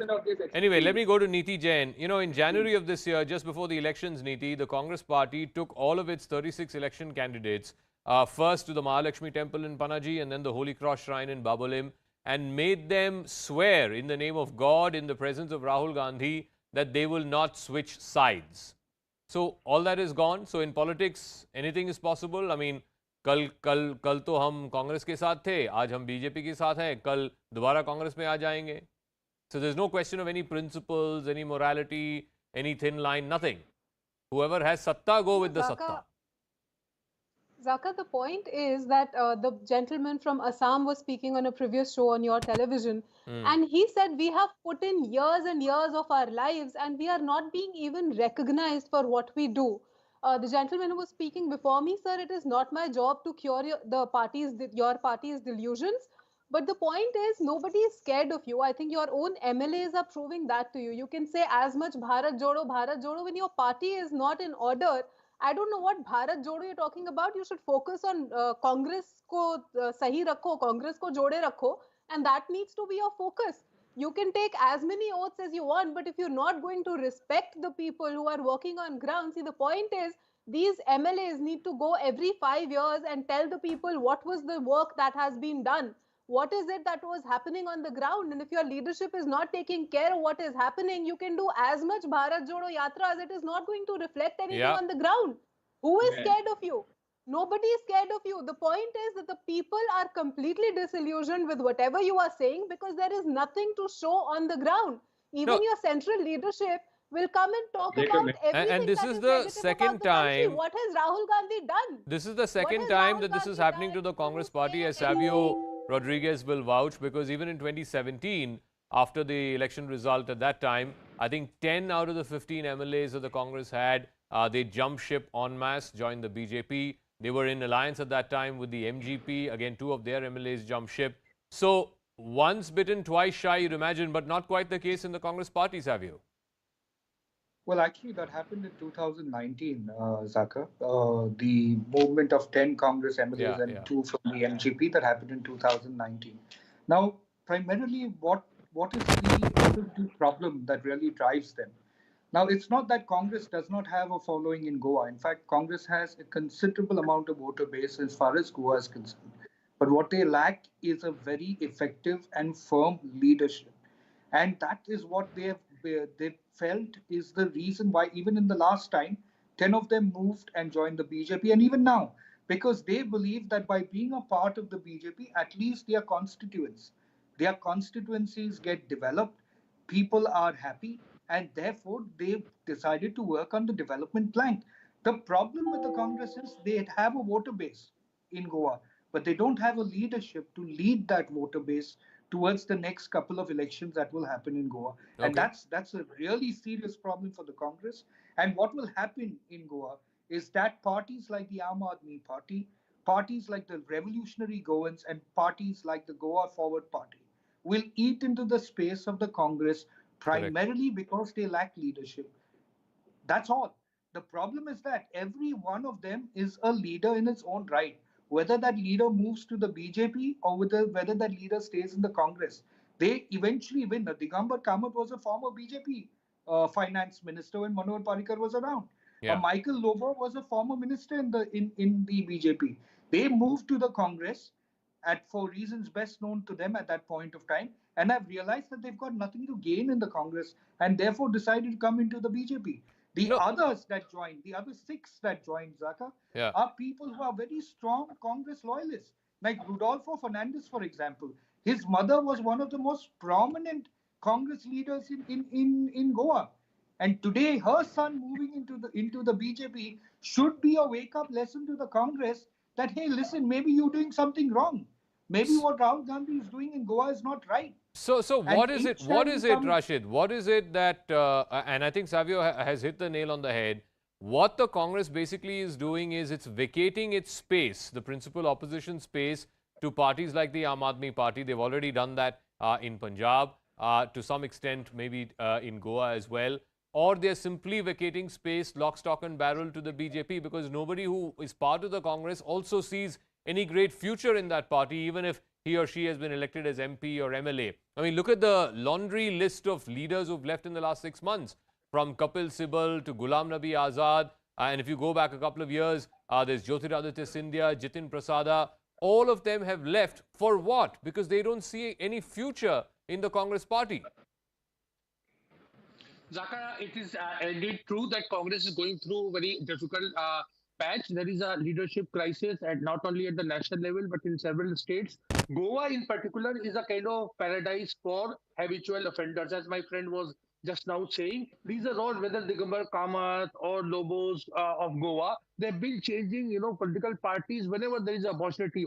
And ironically, you see, whatever numbers Congress get, a lot of people leave when it fails to form a government, and then next election is held and the Congress comes close to or retains that kind of position. This is the story of Goa. Now, in order to beat the BJP, the Congress has to get not only 2/3 but 3/4 majority. Because if you have whatever numbers, the BJP will win. BJP will win over those MLAs once it forms the government. So it is not a reason to gloat over it. It is not a reason to link it with Rahul Gandhi's Bharat Jodo Yatra. I think you're missing the point, Rashid. The point is, once again. In this instance, in 2022, after it lost the elections, you can say, okay, they had only 10 or 11 MLAs. But even in the last time around, where they had more seats than the BJP, they didn't move fast enough. Now you can't blame the BJP for that. You can't say fast enough. All I'm saying is a simple thing. While Rahul Gandhi is well within his right to go ahead, take a Bharat Jodo, he feels the country is divided, BJP is dividing the country. That's fine. You know, that as an opposition leader, that's his right to do that. But here's the problem. He is completely blinded by what he thinks is right for this country or what is wrong in this country and needs to be set right, that he's not able to look within. There are far bigger problems within.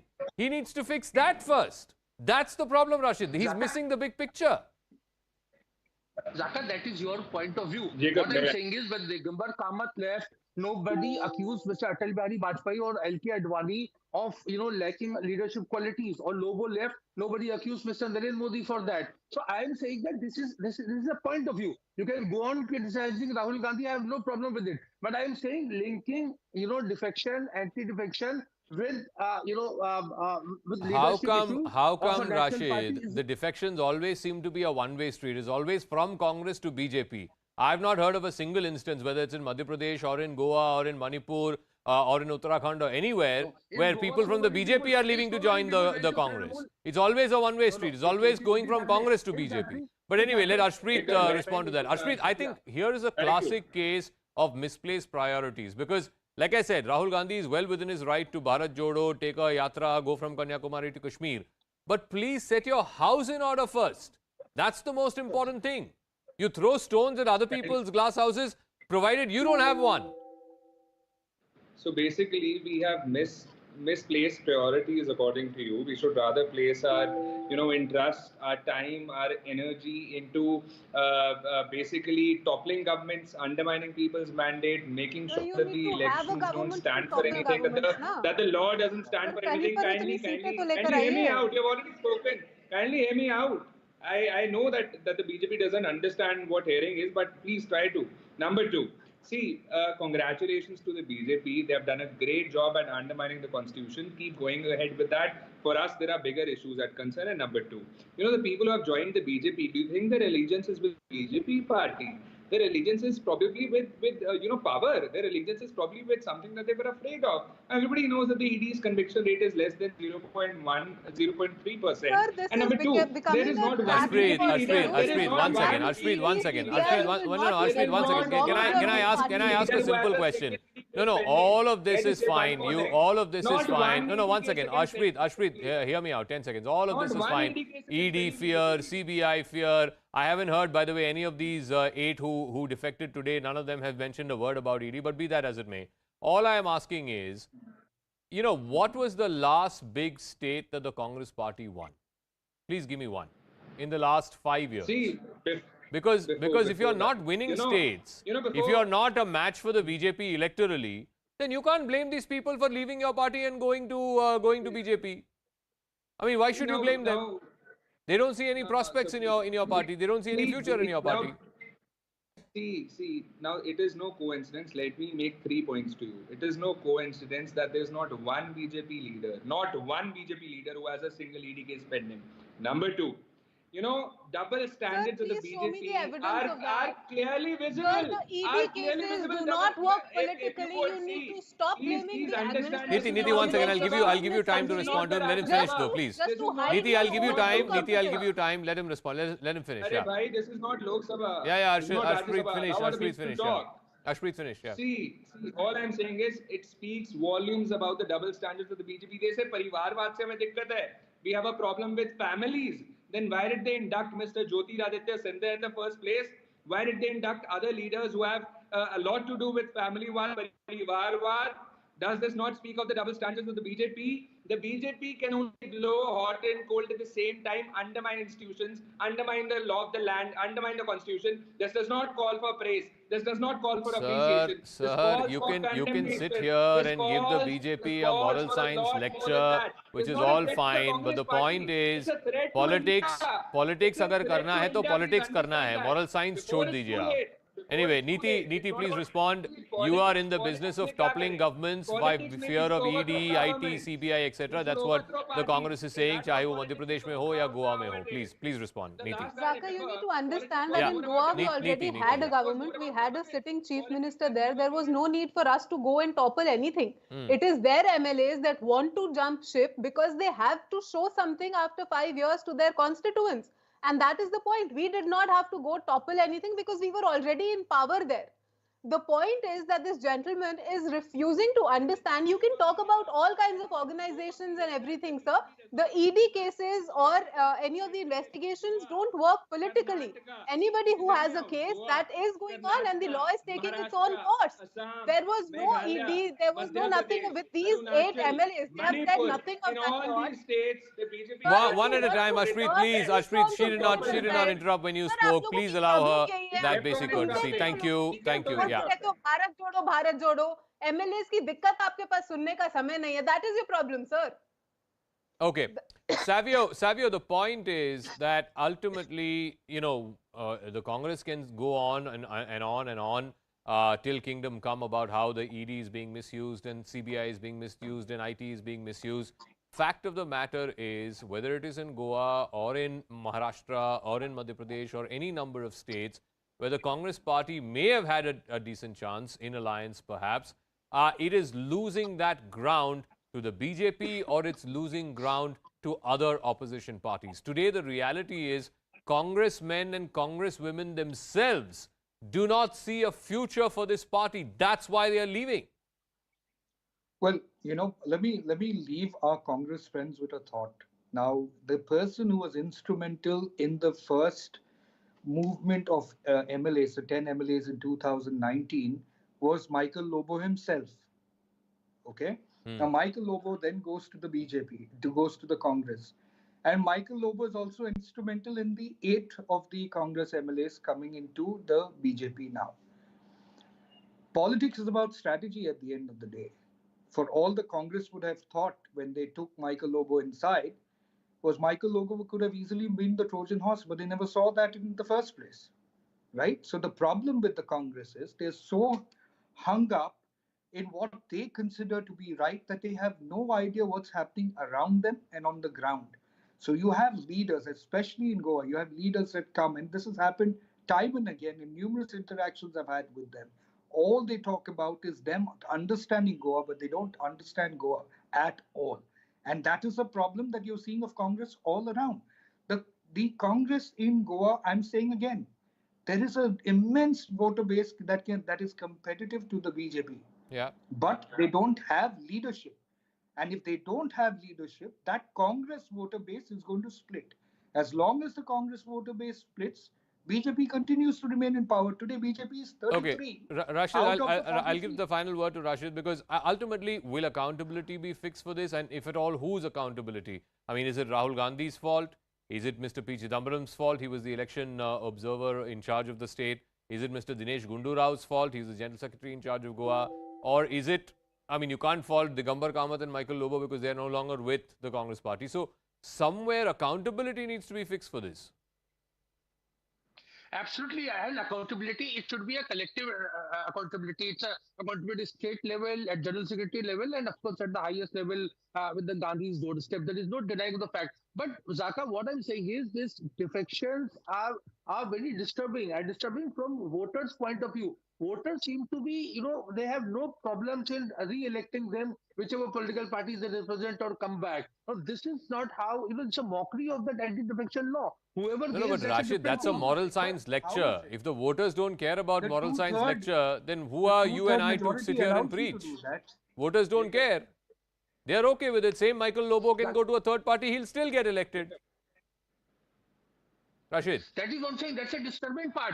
That is a disturbing part because that's not how, parliamentary democracy is designed. Are you going to tell that to the people, my friend? Sir, if the people of Goa don't have a problem with it, who are you and I to judge?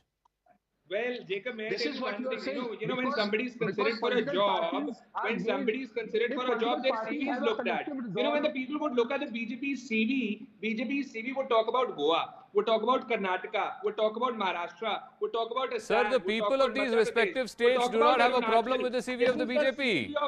Then why are we all stuck in this moral science lecture? Sir, if the people of these respective states don't have a problem with what they are being offered, then I don't know what your problem is or mine. All right, I'm going to wrap up at that because I'm getting a piece of breaking news. I need to go to that right now. Thank you very much to all our guests. This is coming from Delhi, where the former Delhi Minister Satyendra Jain, he was questioned by the ED In fact, he's going to be questioned by the ED in the liquor scam. Remember, he was, of course, arrested in connection with shell companies, another scam. But this one, in the liquor gate scam, the court has now given permission to the Enforcement Directorate to quiz Satyendra Jain, who's already in jail for allegedly floating shell companies and using the money obtained thereof back into the party and for party funds. But now, Satyendra Jain, who at that time was the health minister, did not have any role as far as excise was concerned. He will now be questioned by the Enforcement Directorate after a court has granted permission that Satyendra Jain be brought in for questioning in the liquor scam. So what is the role, Ashish Maharshi, of Satyendra Jain? Because he was not purportedly handling any portfolio connected with the excise policy. So why should he be questioned?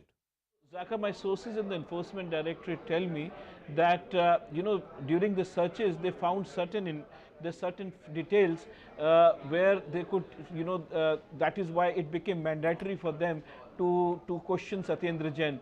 Now, what is the role, whether he was one of the conduits in the excise scam or not, that is something that is being investigated, or it will be too early to comment. But my sources say that there is certainly some evidence in their hand that they have found, due to which it has become important for them to question Satyendra Jain. Now, we all know that Satyendra Jain is in judicial custody. He is in Tihar jail as of now.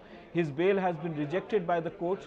But here, the Enforcement Directorate recently approached the court, and the court has granted them permission. So a different team of the Enforcement Directorate, which has got nothing to do with the case in which he is inside the Tihar jail, that team is going to go and question. We're shortly going to get the date. What is the date on which Satyendra Jain is going to be questioned? But certainly it's a big step by the Enforcement Directorate, where Satyendra Jain, who is supposed to be the health minister of Aam Aadmi Party in Delhi, he is going to be questioned by the Enforcement Directorate. What role does he have, or why he's being questioned? That is something we will get details a little later. All right, Ashish, thank you very much for that. Let's also get another piece of breaking news, again connected with a high-profile crime, as it were.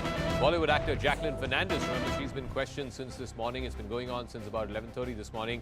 She's been questioned by the Delhi Police's Economic Offences Wing over her alleged involvement in the 200 crore cheating scandal. And now the Economic Offences Wing wants more time for questioning. She's only likely to be relieved around 7:30 to 8 o'clock later this evening. So the questioning is going to go on till then. Let me go across to Siddhant, who's tracking that story from outside the EOW office of the Delhi Police. So what exactly is it, Siddhant, that the police are trying to ascertain from Jacqueline Fernandez in terms of her role in this multi-crore scam? Well, look, Zaka, many are confused because they think that Enforcement Directorate has already concluded the investigation. What is the point of calling Jacqueline Fernandez now by EOW wing of Delhi Police? But the fact here is, Zaka, that these two were the different investigations.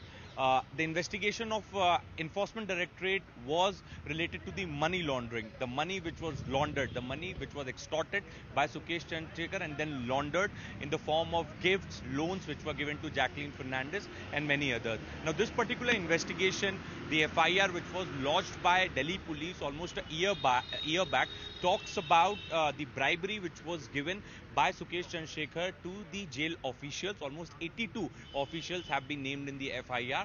Also, there are various details, evidence which are available before the agency. In fact, evidence also suggests that Pinky Irani used to take women inside the Tihar jail for Sukesh Chandrasekhar. So these are some these evidences are available in form of material to corroborate and also to ask questions related to this. Jacqueline Fernandez has been summoned. Also, mainly questions are going to rely upon the charge sheet which has been filed by Enforcement Directorate. As the ED charge sheet says, Zaka, that for the lure of money, Jacqueline Fernandez deliberately ignored the criminal antecedent of Sukesh Chandrasekhar. Also, we have been told that since morning, Pinky Irani and Jacqueline Fernandez have been confronted by EOW teams, and there's a high possibility that EOW is again going to summon Jacqueline Fernandez tomorrow. So she again has to come to EOW office at Mandir Marg Police Station. Okay, we'll leave it at that. Thanks very much. That's Siddhant reporting for us from outside the Economic Offences Wing of the Delhi Police, who's questioning Jacqueline Fernandez. That's likely to go on well into the night hours. That's a wrap. In a moment, Anusha joining you with the biggest exclusive.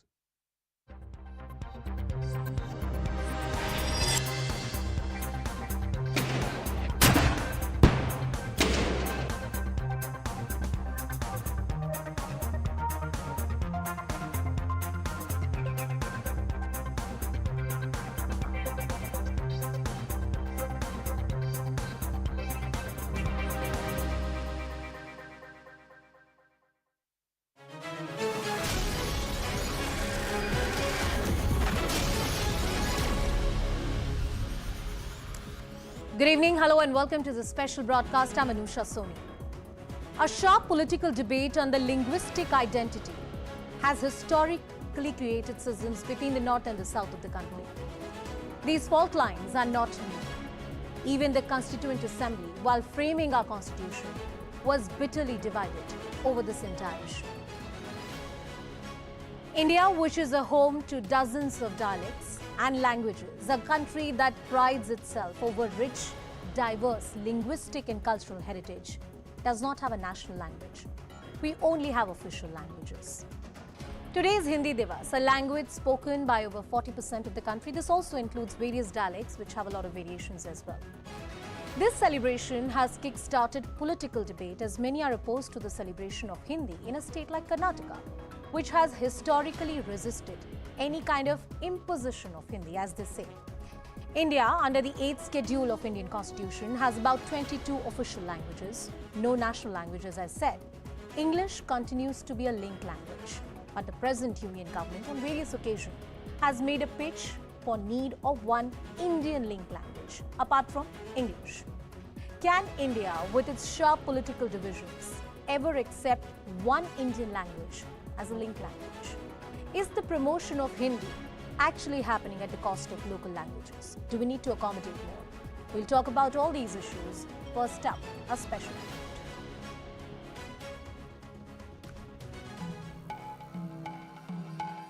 Official language, linked language, thread of national unity, and the mother tongue that has brought India special honor globally. Just some of the tags given to Hindi today. Even as anti-Hindi, pro-Kannada groups in Karnataka protest amid allegations of forced imposition and suppression of local languages, giving Hindi Diwas a big political dimension. With some pot shots against the language and its users, turning the flashpoint ugly. India is already united. Now they are going to dismantle India. All the people who are selling Pani Puri, they are North Indians. Pani Puri and Pan Beda, it is their culture. You see, we are Karnataka people, self-pride people. We are here, we are earning, we are learning. Celebrating Hindi Diwas is nothing wrong. We should celebrate. We should encourage the usage of many more languages. That is the way forward. And at the same time, we should not compromise when it comes to our language. हम सब ने पूरे देशवासियों ने संकल्प लेने की जरूरत है. In his address at the All India Official Language Conference to celebrate Hindi Diwas, Home Minister Amit Shah focused on the importance of both Hindi and local languages in nation building and a new India. और हमारी हिंदी ये हमारे सांस्कृतिक धारा प्रवाह का प्राण है.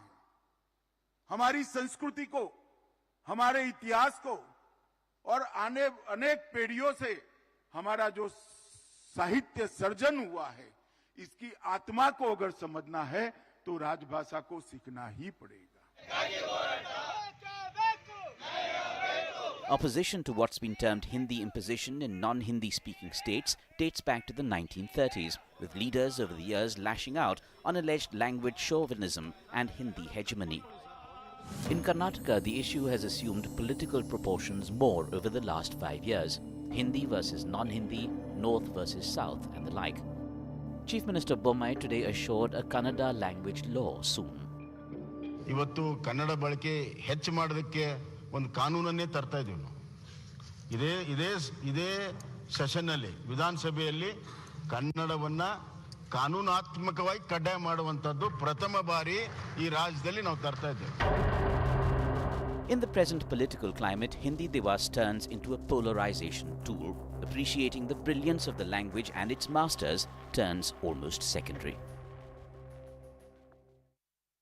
But if you're thinking this entire political controversy is anything new, it's not. In fact, it predates our independence, it predates our Indian constitution, and you can go back in time and trace how this has been a divisive issue between the north and the south of the country. We're going to zoom out a little bit, not just in the state of Karnataka. Multiple states have had a problem. Between 1937 to 40, in Madras Presidency, there were anti-Hindi protests led by Periyar, the great revolutionary. 2 people had lost their lives. In Andhra Pradesh, 1952, you had outrage over plan to make Osmania University a Hindi medium institution, Hindi as a language of instruction. In Tamil Nadu, 1963, there were DMK protests over wording of Official Language Act, and then you had then Prime Minister who had to intervene into the matter. July 25th, 1964, in Tamil Nadu, yet again there was an unfortunate immolation by DMK's Chinnaswamy, and this was once again over the issue of language. 1965, there were riots over centres pushed to make Hindi the sole official language in the state of Tamil Nadu, Karnataka, Andhra Pradesh. We have seen this. In Tamil Nadu, once again, riots over Rajiv Gandhi's Navodaya school plans. And Navodaya schools had Hindi as a mandatory language, and that was a problem. 2017, come to the recent time. Not to forget, there was uproar over the use of the Hindi signages that had come up in multiple places. And the question was, why should you have it? There are not many people who speak Hindi here. Campaign against Hindi signboards in the Namma Metro. Once again in Karnataka in 2017, there was a problem. Who can forget the draft national education policy in 2019, where it was a 3-language formula that was being talked about. It was resisted by most of the southern parties. And then you had the central government coming forward and saying, look, we're not looking for imposition. We only want a certain kind of an Indian linked language to this entire thing. From the time of 2019 to 2022, once again, there's anger over proposal to make Hindi compulsory up to class 10 in Northeast. So the diversity of the country, which has always been our strength, often creates these deep polarizations, and not new. Matter of pride or parochialism. What exactly is this debate about? I open this debate to a panel of guests as well who are joining us on the broadcast. We have Mr. Mohan Vishwa, who's the spokesperson of the Karnataka BJP. We also have Bhavya Narasimhan Murthy, who's the spokesperson of Karnataka Congress. Prerna Malhotra, who's an author and political commentator, is also joining us. Professor Chandan Gowda from the R.K. Hegde Chair, Professor of ISEC Institute of Social and Economic Change, is also with us, and Mr. Abdul Raza Khan, who's a political analyst, is also with us on the broadcast. Coming to you, Mohan Vishwaji, my first question to you, is it possible that in today's day and age, after 75 years of Indian independence, and I was reading the Constituent Assembly debates today, not much has changed. I mean, we continue to be deeply divided over the linguistic issue, and to have one Indian language as a link language still invokes a lot of passions. See, Anusha, even like it can be pre-independence or post-independence. So we are of multiple, language country, as you also know, and the most of the states have been divided based on the language itself. But regarding, having a one language across the country, there was discussion going on probably pre-independence and post-independence, like as you said. But when we came to power, so our stand is very clear.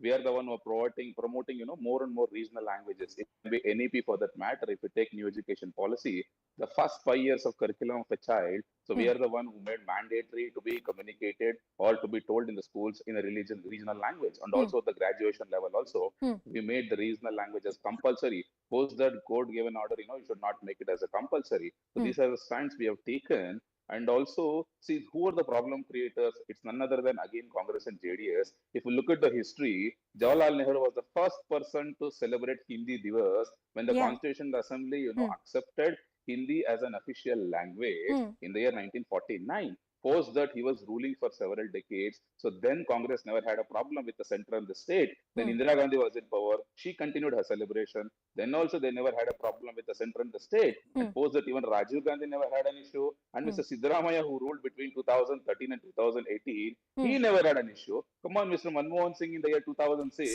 So Mohanji, your argument is that within the BJP, and there's a very clear pitch that has come from the Prime Minister and Home Minister, not the first time. They have repeatedly said that, you know, even Gujarati is their mother tongue, but they have said that across the country we need one language, one Indian language, which is a link language. But within the state unit of the BJP, is there a consensus that that's the line? Are there no internal divisions, Mohanji? See, for us, the regional language is first, okay? The first priority is Kannada always.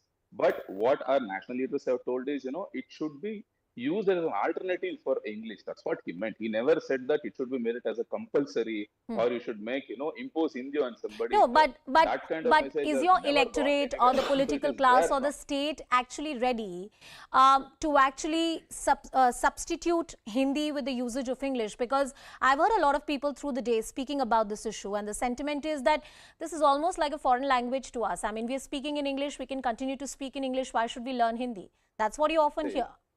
See, that's what Anusha I said. It's not mandatory. He said it can be an alternative. See, discussions have started. It's not that, you know, he never said that it should be used, you know, against English or it should be Let me bring in the Congress party into the discussion. Let me bring in the Congress party into the discussion. And Mohanji, the points that you've raised, Bhavya, why is it that we continue to use this word imposition?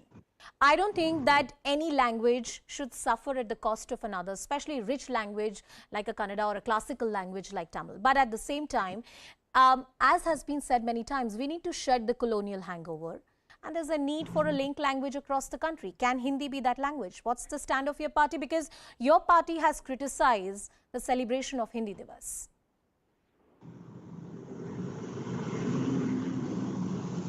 We already have English as our link language. We do not understand why. Hindi Diwas, yes, it was introduced by the Congress, but it was not imposed on every state to celebrate it. In every government officers with billboards, with Hindi boards outside their officers, and spend crores of rupees on that.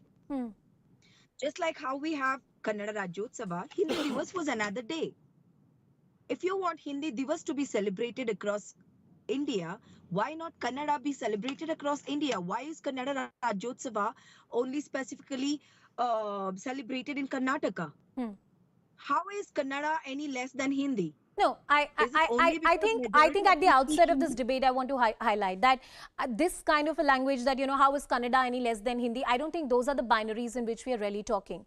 We're talking, I think, from a larger policy point of view, Bhavya, that if Hindi is being used, and I'm talking about different dialects, say Maithili or a different kind of dialects which are spoken in Madhya Pradesh, Uttar Pradesh, if Hindi is the broad language which is roughly spoken by 30 to 40% of the population, there is a good chance that because of its flexibility, it can be used as a link language. And we can have that debate and discussion in this country without really running down one language over another. Exactly. Why Hindi is our question. Is it a majority versus minority? Is it because it's just convenient to the majority of population that the other, you know, section needs to learn that?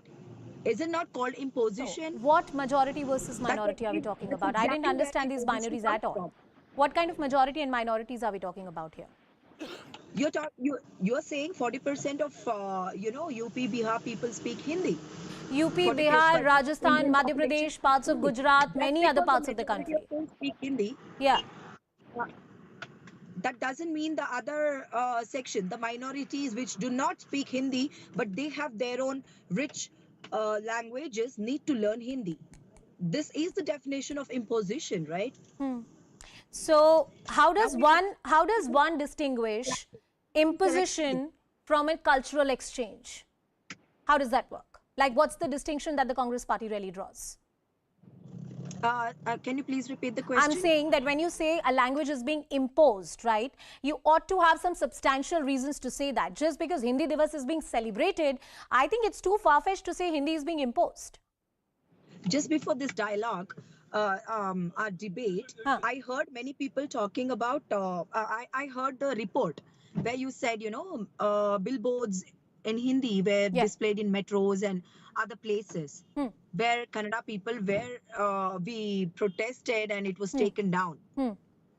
Even today, we see in lot of government programs, when central government programs, where leaders, BJP leaders from center come here for the programs, we see only billboards in Hindi in Karnataka. The current BJP government is trying to impose this on the Kannada people. But if you see in Tamil Nadu or Kerala, any central government program, they have their boards in their own language. Okay. Okay, I want to bring in the JDS speaker Abdul Raza Khan also into the discussion. Mr. Khan, there is a very objectionable statement that came from one of your key party leaders today, who said that people from the Hindi-speaking states, from UP, Bihar, they sell pani puri and pan bida. I mean, that was very condescending, in bad taste, and should have not been said. Abdul Raza Khan. Anusha, as a child, I grew up listening to this beautiful phrase written by Pandit Vinay Chandra Moudgalya ji. You know, it says, Hind desh ke nivasi sabhi jan ek hain, rang roop vesh bhasha chahe anek hain. Our country is a mix of all types of cultures, communities, languages. You know, we were 567 different princely states with various, diversities. We may be different by caste, creed, religion, race, language, but we are all one as Indians. Okay. Now, when it comes to Kannada, absolutely no compromise. There is absolutely no compromise. It is my mother tongue. It is my mother language. In every store, stall, mall, wherever you go, we want to see Kannada on the top. There is absolutely no compromise when it comes to Kannada. Okay. Now, by imposing, Hindi on us, the central government is trying to do injustice by forcing a single language. If they really want to unite India, they would not get into this kind of political propaganda. You spoke in a very inclusive tone, and when you quoted that Hindi author, I'm not going to use Hindi in today's discussion, but what I want to ask you is that if this is the inclusive tone, and I agree with you, Kannada is your mother tongue, it should be most important to you, and your mother tongue should be most important to you. That being said, why would you speak condescendingly of people who come from UP, Bihar and look for jobs in a state like Karnataka? The IT capital of the country is in the state of Karnataka. People come for jobs from across the world. That doesn't mean you show them down in this manner. You call them, you speak about them. I mean, CM Ibrahim, the way he spoke, do you really support that? See, by imposing this language, they want to do election propaganda saying that we are trying to unite the country. Abdulji, you have not answered my question. I'm asking you a different question. Dividing. Abdulji, I'm asking you a different question. I have agreed with you on all the points. You have not answered my question. Please come again with the question. My question is, CM Ibrahim spoke about people from Hindi-speaking states coming and selling pani puri and pan bida, and he spoke in a condescending tone. Do you support that? That is what we are saying, injustice. Now, my previous spokesperson was also speaking the same thing. She was from Congress. She was speaking the same thing. This is something between majority and minority. Majority of the people might be speaking Hindi. They want to impose this on the minorities. Why? We are a union of different kinds of communities and cultures. Accept that. Why are you doing election propaganda by imposing, by forcing? We will definitely not allow this day to happen. This is not Hindi Diwas. This will definitely not happen in Karnataka. We have many institutions here who not only read, write, talk Kannada, but we breathe Kannada. I am telling this on national television that we not only read, write and speak Kannada, but we breathe Kannada. You didn't answer my question. Absolutely no compromise when it comes to our mother tongue and mother language. And you should not. As I said earlier, you should not. You should take pride. It's a language of great poets. It's a language of great heritage. It's a language which is a repository of our thousands of years of heritage. Why should you compromise on it? But why would you run down people who come in search of livelihoods to different parts of the country, including the state of Karnataka? I'm going to go to Professor Chandan Gowda. They're definitely coming. They're working here. They have no problems, absolutely. No, you're right, they have no problems, but a political leader should not be speaking in this tone and tenor, right? I mean, you can have a problem with the central government and the imposition policy you're saying. But a political leader should not be doing politics on language, right? But for that, you can't really bash. Political leaders should not be doing politics on language, right? I'm going to move on. They should not be forcing on us, right? I'm going to move on to Professor Chandan Gowda, who's with us on the broadcast. Prerna Malhotra is also with us. Professor Gowda, first to you. You've heard the political class speaking. in my understanding, in my limited understanding, there is still no apolitical space to have a discussion in this country, a national discussion in this country, that should we actually have an Indian language as a link language, because the imposition word that continues to dominate the discourse. Professor Gaura. Thank you. You mentioned earlier that we should overcome colonial habits of thought. The idea that a country has to have one language and one religion is a European idea. Yes. We all know that. So we need to shed that way of thinking about the nation and reimagine it. So what this amounts to essentially is to get rid of any attempt at internal colonialism.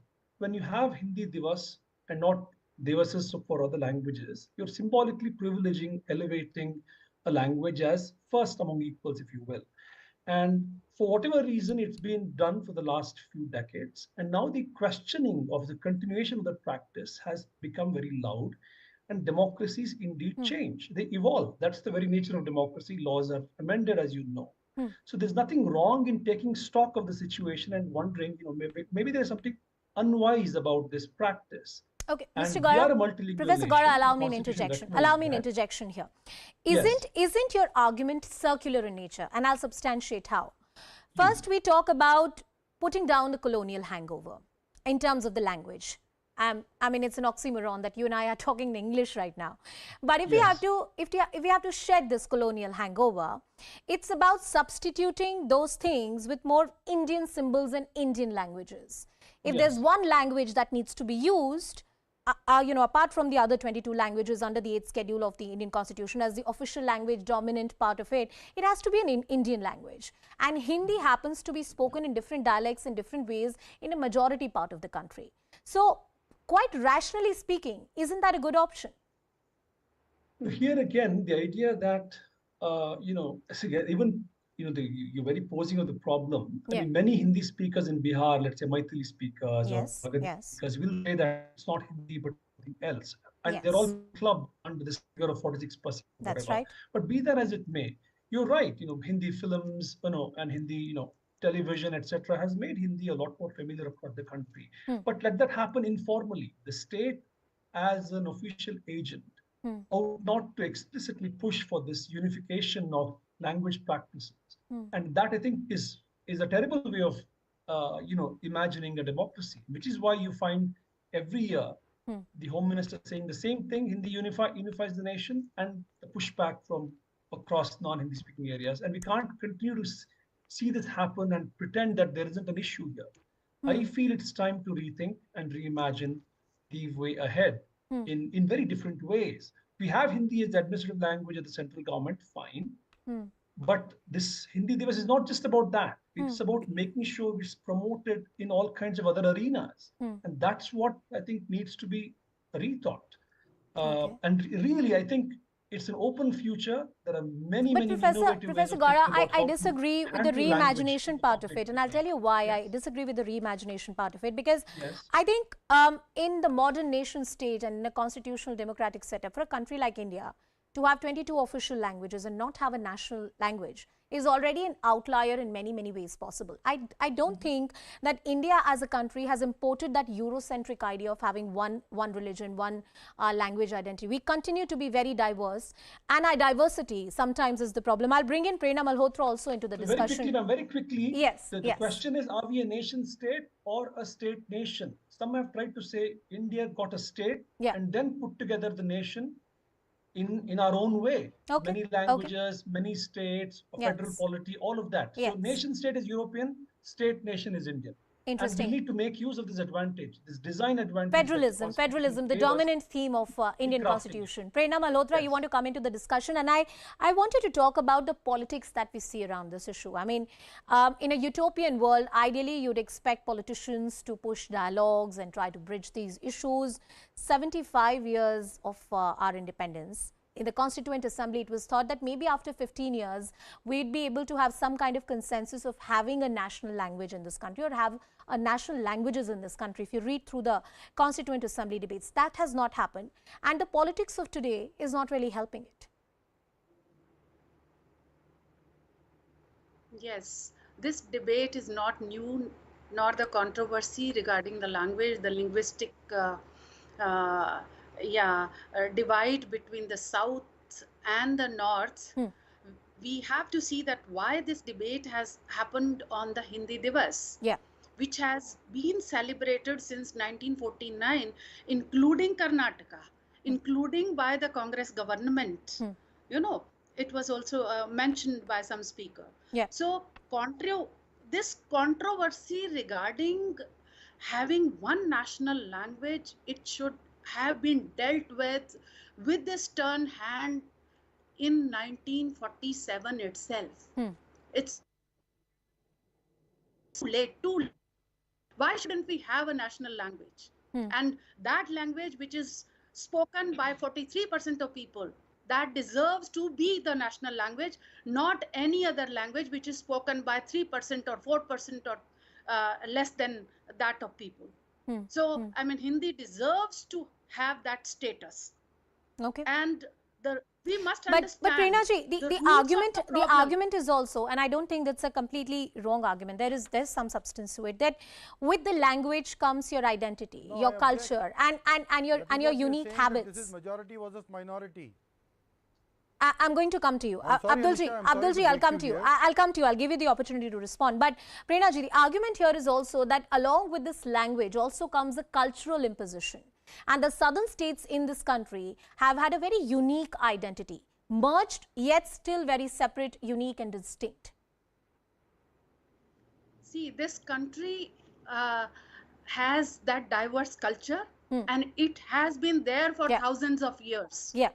No, I mean, if we declare one language as national language, that cannot snatch away the diversity of the country. Okay, I'm going to take that point in the last 5 minutes to the, in spite of the diversity, to the political guest as well, Bhavya, why shouldn't Hindi be the national language if the different dialects or forms of it are spoken by over 40% of the population? The other languages across the country, including the southern languages, have a very limited population that uses this language. Bhavya. So basically you're saying so majority wins and the feelings of minority don't matter. But why are we creating these binaries? Why are we creating these binaries? Why is it one versus the other? And why aren't we thinking as a nation? I outrightly reject these binaries of majority versus minority. The other 60% to adjust and learn a new language. Although they already have their own mother tongue. Just to facilitate and because it is convenient to the 40% of people. But how about a model which the union government has also been talking, that the mother tongues and the local languages, the regional languages continue to be the language of prominence, but along with that you should have a second or a third language as well. That's the idea we are talking about. We're not talking about replacing Kannada with Hindi. That's not the idea we're discussing, just to be clear here. What I'm saying is, why not choose, my question is, I'm not suggesting choose another language. How about asking those 40% people or the rest of the, people to learn Kannada instead? Why Hindi? Because I think the answer was very simple, as I said, speaks more than 40% of people speak it. To the 40% of the people, you want the other people to learn that as either the second language or Abdul Raza Khan, and this is my question to you, that why are we polarizing or dividing this issue in the binaries of majority versus minority? Why can't we have this discussion as a nation of people who agree to disagree, perhaps? Why create these binaries which only divide the country between the north and the south? Abdul Saab. Anusha, listen, we are not creating any binaries, we are not against the unification of the country if it really happens. But all these phrases, these glittering kind of words coming out of these BJP leaders are only idioms, and it could just be, jumlas. The reason why I'm saying this is what happened to their earlier phrases like Ek Desh, Ek Pradhan, Ek Nishan. Come on, we guys could never settle to one national flag. These were the people who objected. Even today, their own BJP leader says he wants to raise a saffron flag on Red Fort. Was it any other party speaking? It was the BJP speaking. So these people cannot unite on the national flag. They want to impose Indianness to unite India. Okay, What rubbish. it's only fair that I I'm give saying this is BJP the hypocrisy. opportunity to respond. Mohan Vishwa, a lot of questions have been raised, but largely all the efforts of the centre are being seen as imposition. Your political opponents are united in that, and they're saying, we also had Professor Chandan Gaura who said there is a need to rethink. Perhaps it's not possible in this country. Mohan Vishwa. See, Anusha, from past 20-25 minutes, they are not answered not even a single question raised by you. They are just changing the goalpost and they are using the word only imposition. Let me tell you, when they were in power at the center and the state, they will never have an issue when the same Congress started, Hindi Diwas. And please remember, Mr. Mahatma Gandhi was heading Hindi Prasara Sabha in Chennai.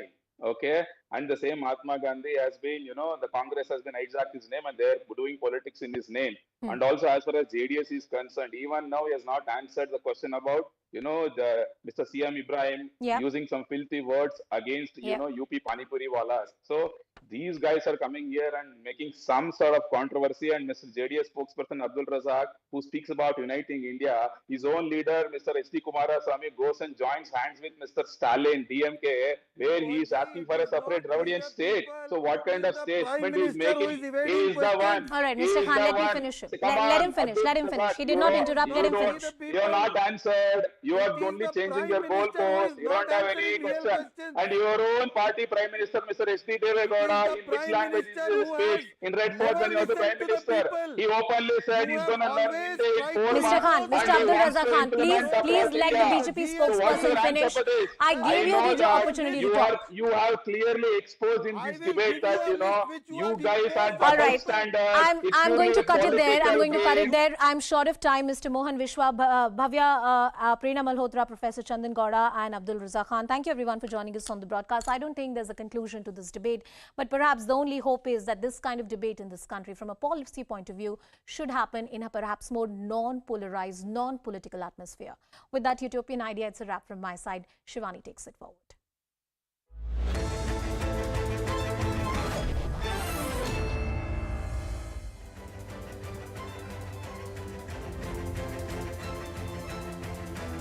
Good evening, everyone. Thanks a lot for staying with us. You're watching Plain Speak with me, Shivani Gupta. Just 1 week into their Bharat Jodo Yatra, the Congress party is facing one problem after another. As if attacks by those who may be seen as part of the larger anti-BJP umbrella were not enough, their own leaders have been criticizing the planning of the route of the Yatra for one.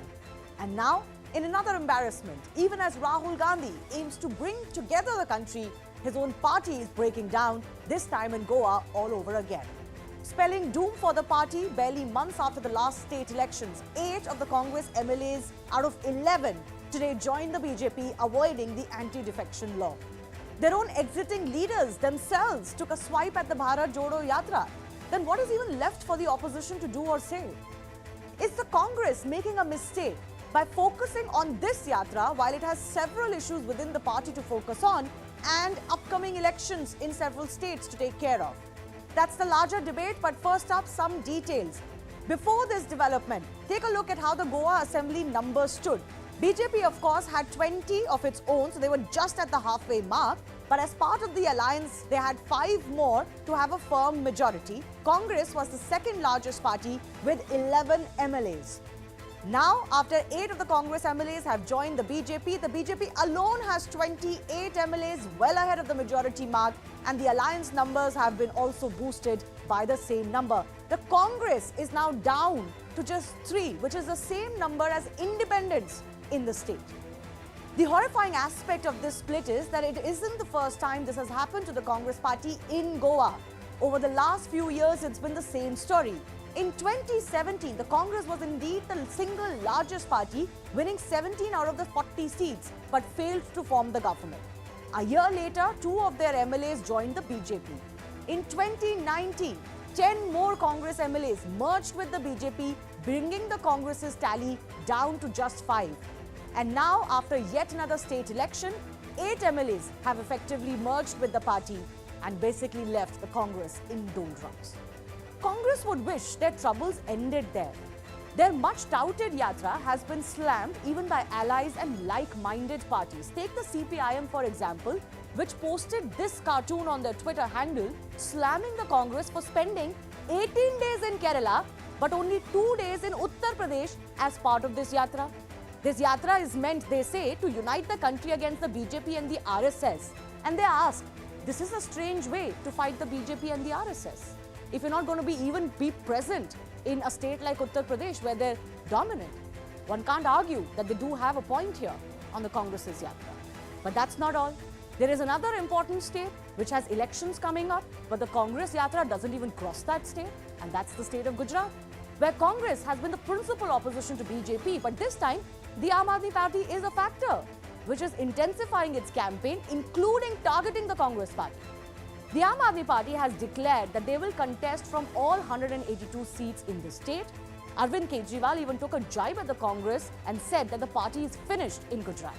Further upping the ante, Kejriwal said that Aam Aadmi Party is not like the Congress that can be intimidated by the ruling party. He added that 6 crore people of Gujarat now have an alternative. So basically, the Aam Aadmi Party is trying to take the space of the Congress in Gujarat.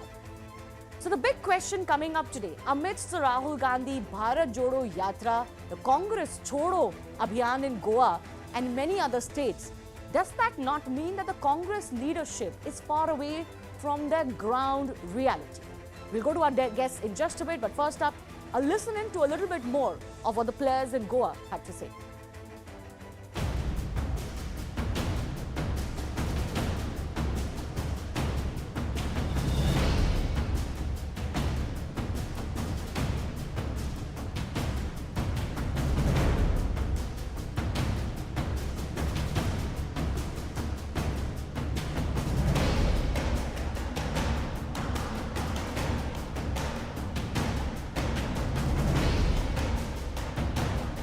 The way Prime Minister is taking India forward, the way Prime Minister is creating a name for the country abroad, and the way the country is moving forward, similarly I feel that Goa should not be behind.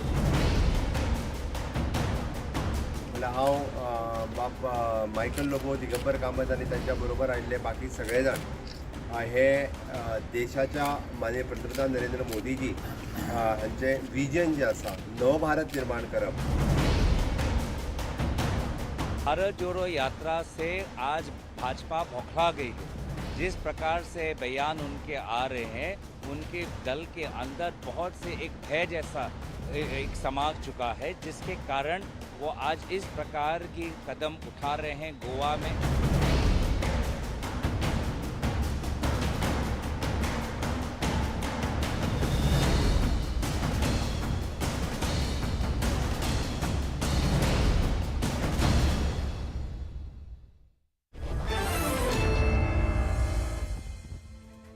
Let's go across to the guests who are joining us. Dolly Sharma is the Congress spokesperson on the show. Siddharth Sharma is of the Aam Aadmi Party. Rashid Kidwai is senior journalist and author, knows the Congress Party inner workings very well. Derek Almeida is former editor, The Goan Everyday. We're waiting for RP Singh of the BJP also to join us. Dolly Sharma, let me begin with you.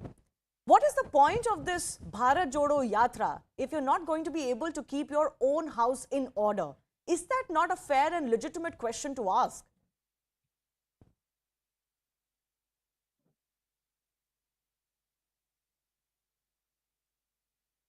Dolly Sharma, can you hear me? Right. I think we should need to sort out that link with Dolly Sharma, including the lighting on her face. But let me take that question to Rashid Kidwai. Rashid Kidwai, what is even the point of doing this long yatra over 5 months? We don't know who the next president is. We don't know whether it's going to be Rahul Gandhi. In the meantime, the entire party is disintegrating in states. See, in politics or in life of political parties, there are highs and lows. You cannot have either or kind of situation. So a yatra is there, and this kind of disquiet is there. The search for new president is there. Defections in Goa are there. But I think it is little uncharitable to link with Rahul Gandhi's Bharat Jodo Yatra to this what's happening in Goa. Because remember, in Goa, when in 2021-22 time when elections were being held, a lot of people had left Congress and many of them came back. The Congress has a certain vote bank there. Even last time assembly election when they had performed well, I think they got around 17 seats, many had left. But in 2022 they got 12 seats, and now of course many of the names that you see, those who have left, they are habitual party hoppers. They've been changing That from being BJP true, to Rashid Congress. Kidwai, I don't deny that that is true as far as Goan politics is concerned, but shouldn't the party's first business be that you don't let this happen, whether it's Goa or anywhere else? And I wish I could say that this is the story for the Congress party only in Goa, but we know that that's not the case. Yeah, but this happened. You see, the party, when it goes through a lean patch, actually it causes split. It happened in 77, it happened in 1969, but it happened in 1996. Several Congress breakaway groups were formed, but it didn't happen very intriguingly in 2004, from 2014 onwards, when Congress has been losing and performing badly. This kind of periodical defections is actually making Congress bleed white. And this is far more embarrassing than one, big split that Indira Gandhi had faced when 2/3 of the Congress had gone away from her in 1977. Rashid Kidwai, you almost make it sound like this is inevitable. But is it so? I mean, yes, you're right. Parties go through ups and downs. Derek Almeida, let me come to you on that. Yes, there are ups and downs. There are ebbs and flows, especially in politics, as in life. But the problem with the Congress party is that it doesn't look like the leadership is concerned with what are seemingly more real issues than the issues of quote-unquote uniting India over a 5-month-long yatra, and then to suffer such embarrassments. How does that yatra then help? Because the message going out to the larger public is, that, you may say what you want to say in your yatras, but it's not working as far as your own house is concerned. Derek? I don't think you can restrict this argument to the Congress alone in Goa. You see, the Congress has 11 MLAs, so naturally it's the party that the BJP would try to split. But if there were other political parties that had, four members or 5 members, they would have fallen victim to this splits as well. So it is not restricted to the Congress. I mean, in the previous assembly, the MGP split. You see and 2 members went over to the BJP. So this is going to happen. As long as you have 3 members, 4 members or 5 members in your party and you're in the opposition, you will become a target. So it's not restricted to Congress alone. Goan politics is like this, where you split a party, you go to the other side, you come back to any side you want, because there is no ideological difference between the BJP and the Congress and everybody else in Goa at the moment. And this is the result of splits that started in the 90s and continued. We had about 10 years of quite stable governments like that, but now it's happening again. So it's a Goa phenomenon more than a Congress phenomenon. Okay. Let me see if Dolly Sharma is with us now. She's the spokesperson of the Congress party. Dolly Sharma, when the Congress wants to present itself as the national alternative to the BJP, does that message not take a major hit when you can't keep your house in order, when you can't stop exits or defections to the extent where even anti-defections law don't come into effect, your entire party disintegrates? See, the problem with the BJP is the Bharat Jodo Yatra only. जिस दिन से ये भारत जोड़ो यात्रा शुरू हुई है, उस दिन से बीजेपी जिस तरीके से रोज के रोज एक नया मुद्दा पकड़ के लाती है, अब कुछ नहीं तो गोवा पहुंच गए ये लोग। चुनी हुई सरकारों को जिस तरीके से भारतीय जनता पार्टी गिराती है, यही एक वजह और भी है भारत जोड़ो यात्रा की। कल देखिए, हम भारत जोड़ो यात्रा की बात कर रहे हैं।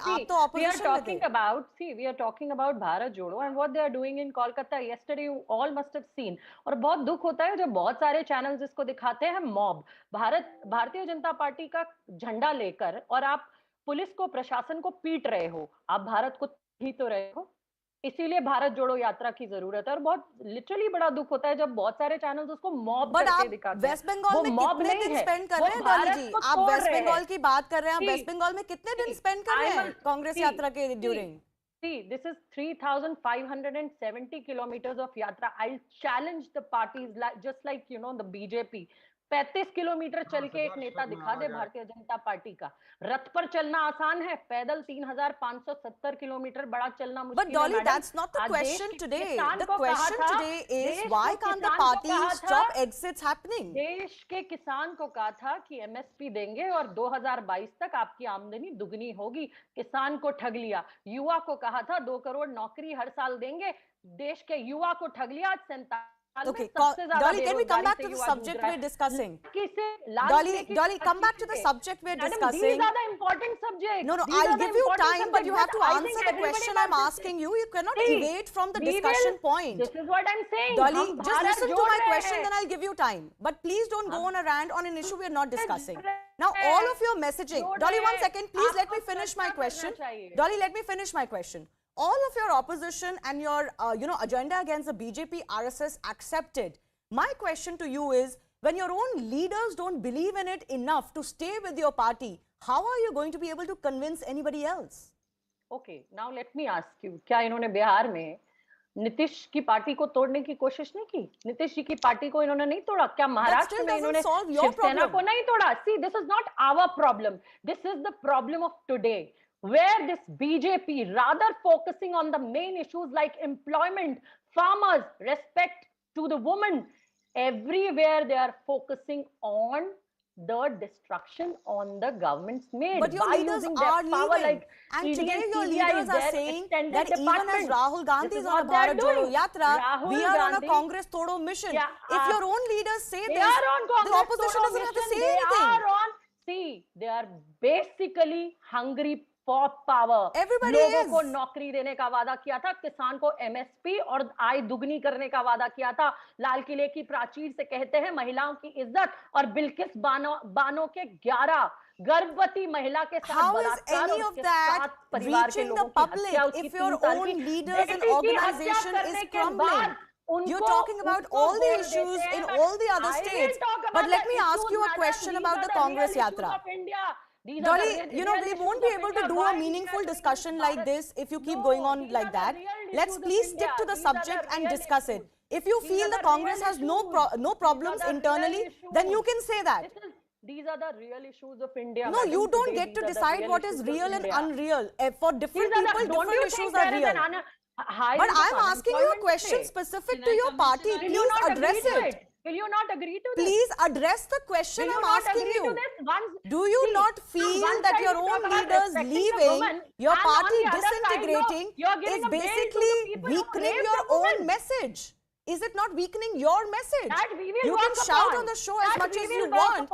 How are you being able to convince anybody on the ground that they should listen to you when your own leaders aren't? People will now talk about employment. People will now talk about every real issue. This is not a real issue. This Congress will. This is not a real issue for you. Okay. What is happening, right? All right. The real issue. Charu Pragya of the BJP is with us. This is not a real issue. The Bharat Jodo Yatra is the real issue for them. And they are well within their rights to focus on that, even if their MLAs are completely splitting the party in Goa. Good evening, Shivani, and I'm delighted to be on your show. See, I'm nobody to dispel the illusions and hallucinations of the Congress spokesperson, but I might even agree with her if everybody who was leaving the Congress party was only joining the BJP. The fact is that tall leaders are joining Samajwadi Party. Their tall leaders are joining TMC. Their tall leaders are joining Shiv Sena. They will basically go anywhere else. Samajwadi Party in UP, Dolly, I did not interrupt you even once. Dolly, I did not interrupt you even once, and I like to debate with some etiquettes. I will appreciate it if you let me finish, and then you can disagree with everything I have said. The fact of the matter is, and I am not saying this, Shivani, it is the Congress leaders who are leaving Congress who are saying this, that the leadership has lost any connection with reality. I use the word hallucinations. I think that is the perfect one to be used in this context. The people who have joined BJP today, there is a former chief minister, there is a former leader of opposition, there is a former youth Congress leader.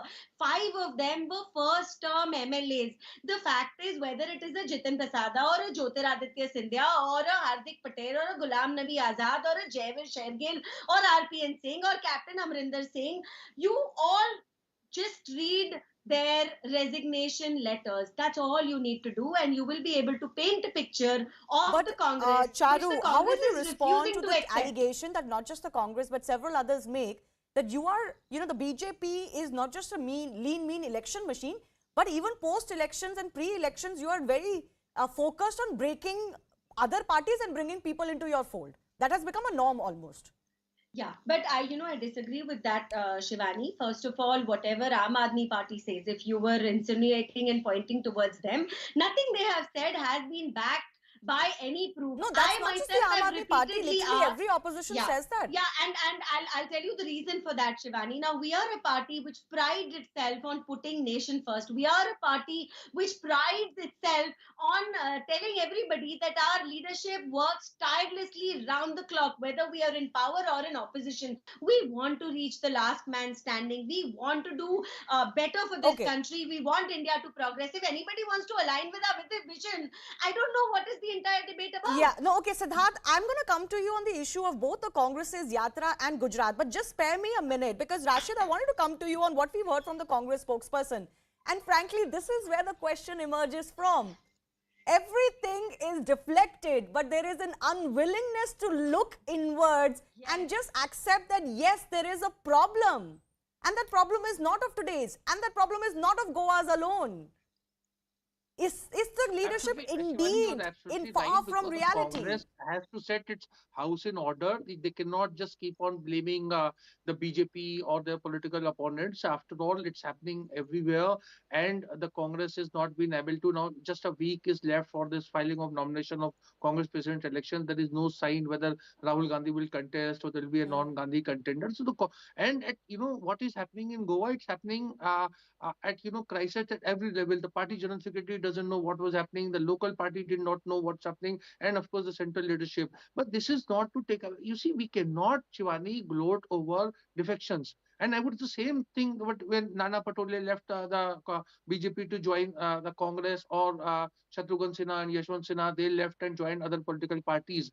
Defection is a antithesis, negation of parliamentary democracy. We cannot gloat over it. No, nobody's gloating over it. I'm not sure if you're talking about the BJP, but that's a separate issue. The issue with the Congress party, though, is Derek Almeida, that for them, this is not a one-odd leader leaving, disgruntled for whatever reason. They're suffering exoduses in various states. And after 8 years, 9 years, you expect that the party will put its head together in jodoing the Congress first, forget about what happens as far as this yatra is concerned, and even the route of the yatra is leaving much to be desired. They're not focusing on the states where they need to improve.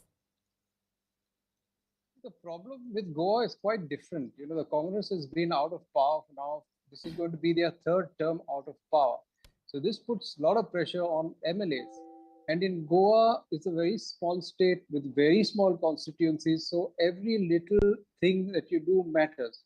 Okay, now, but fair enough. But what about Pan-India? Is Pan-India the situation any better for the Congress? I can tell you about Goa. You see, this move started long before this Bharat Jodo Yatra. It's not linked to that at all. No, but then shouldn't the party have focused in making sure that they don't lose these leaders? Or is that a foregone conclusion? They were not going to even try. It's a foregone conclusion. They tried it the first time and they managed to hold back some of the leaders. But this attack is going to happen. I mean, it was inevitable. It would happen today, tomorrow, day after tomorrow, because there is always someone in the Congress who wants to leave and go to the ruling party, and that is the main problem. Let me go across to the Aam Aadmi Party representatives. In Gujarat, a lot of people have criticized the fact that Gujarat is the one going to elections next. The Congress Yatra doesn't even cross the state of Gujarat. Right? Forget about what the left is saying on them spending 2 days in Uttar Pradesh and 18 in Kerala. In Gujarat, your party has clearly come out and, trained your guns on the Congress party. Do you believe the Congress is making your job easier? Shivani, the less said about Congress, the better, because the Congress, as everyone is saying, the Congress is unable to hold its fort together.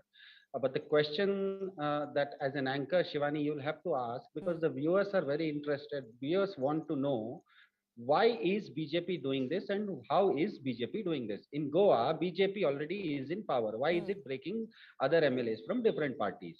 The second question is, how is BJP doing this? Because as a matter of fact, this is a data that shows that since 2014 to 2021, 253 lawmaker candidates have defected to BJP. 222 out of them are incidentally from Congress. So why is BJP hell-bent upon breaking other political parties and making them come into their fold? Why does it do so? Point number one. And the second question is, how does it do it? Is it through the GST money that they are getting? Where is the coffers for that? Where is the fund for that? That is the main question that a viewer would like to know. And as an anchor, I think this is a fair. Do you have an answer to that? I know the charges you have made, but you know that's just a political face-off between you and the BJP. That's just charges and counter charges, Siddharth. Where is the proof of anything? Complete, no? Shivani, you made me speak last, so let me complete. Yeah, complete. I'm asking you an added question. Go on. Okay. The second interesting point is that the Congress, it's very clear that Congress is unable to hold its fort together. Why is it unable to hold its fort together? Because today India needs a narrative. Today India needs some kind of governance. Congress is in power in big states like Chhattisgarh and Rajasthan and unable to deliver for people. The popularity of Aam Aadmi Party, be it Delhi or Punjab, or even we have MLAs in Goa. And incidentally, this Operation Lotus that BJP is gloating about, it did not succeed in poaching Aam Aadmi Party MLAs of Goa. That is for Mr. Almeida's Can I come in? confirmation. So the point here is that, and Aam Aadmi Party is making rapid inroads into Gujarat. Why is it doing so? Because the simple fact is that Congress is unable to give to the people any narrative or any governance in the states that it has absolute majority in. And that is why people are looking up to Aam Aadmi Party. Okay, that fair at enough. least Can this I is take that to Dolly Sharma of the Congress Party? Let her respond to this. Charu, I'll come to you. Let her respond to this and I'll come back to you, Siddharth. Just let her respond to this, because that's exactly the point that I was making. Will this yatra be able to set that narrative for you, or there are other issues that you need to sort, including governance, etc., that Siddharth is mentioning? Dolly. See, what the Aam Aadmi spokesperson is saying is totally different from the actual situation, what is there in Delhi and Punjab. If I talk about Punjab, they are using people's money, for their prachar and prasar in Gujarat. 35 CR they've used for their promotion in Gujarat from the Punjab government's कोष. Also 45 lakh का हवाई जहाज का किराया वो भगवंत मान की पंजाब सरकार दे रही है, जहां पंजाब सरकार पर लोगों की सैलरी देने का पैसा नहीं छोड़ा है आम आदमी पार्टी ने। शराब पर जो घोटाला किया है उस पर आज तक इनके पास कोई जवाब नहीं है। आज मुझे एक स्कूल, एक कॉलेज, एक नया अस्पताल बता दीजिए जो आम आदमी की पार्टी की सरकार ने दिल्ली में एक भी बनाया है। मैं उसका नाम जानना चाहती हूँ। एक स्कूल को रेनोवेट कर आप दिखाना चाहते हैं आपने ऐसे मॉडल स्कूल बनाए। महाशय, मैं बता देना चाहती हूँ वो सारे कांग्रेस के बनाए स्कूल है। शीला दीक्षित जी की सरकार पर एक नया फ्लाईओवर बता दीजिए जो आपने आज दिल्ली में बनाया हो। रोज आप एक आदमी को लोन देते हैं, एक बच्चे को शिक्षा का लोन देते हैं, प्रचार में 19 करोड़ खर्च करते हैं। आप Dolly, but answer the central question. प्रचार में खर्च Dolly ji, answer the central question. What is the narrative that the Congress is being able to give?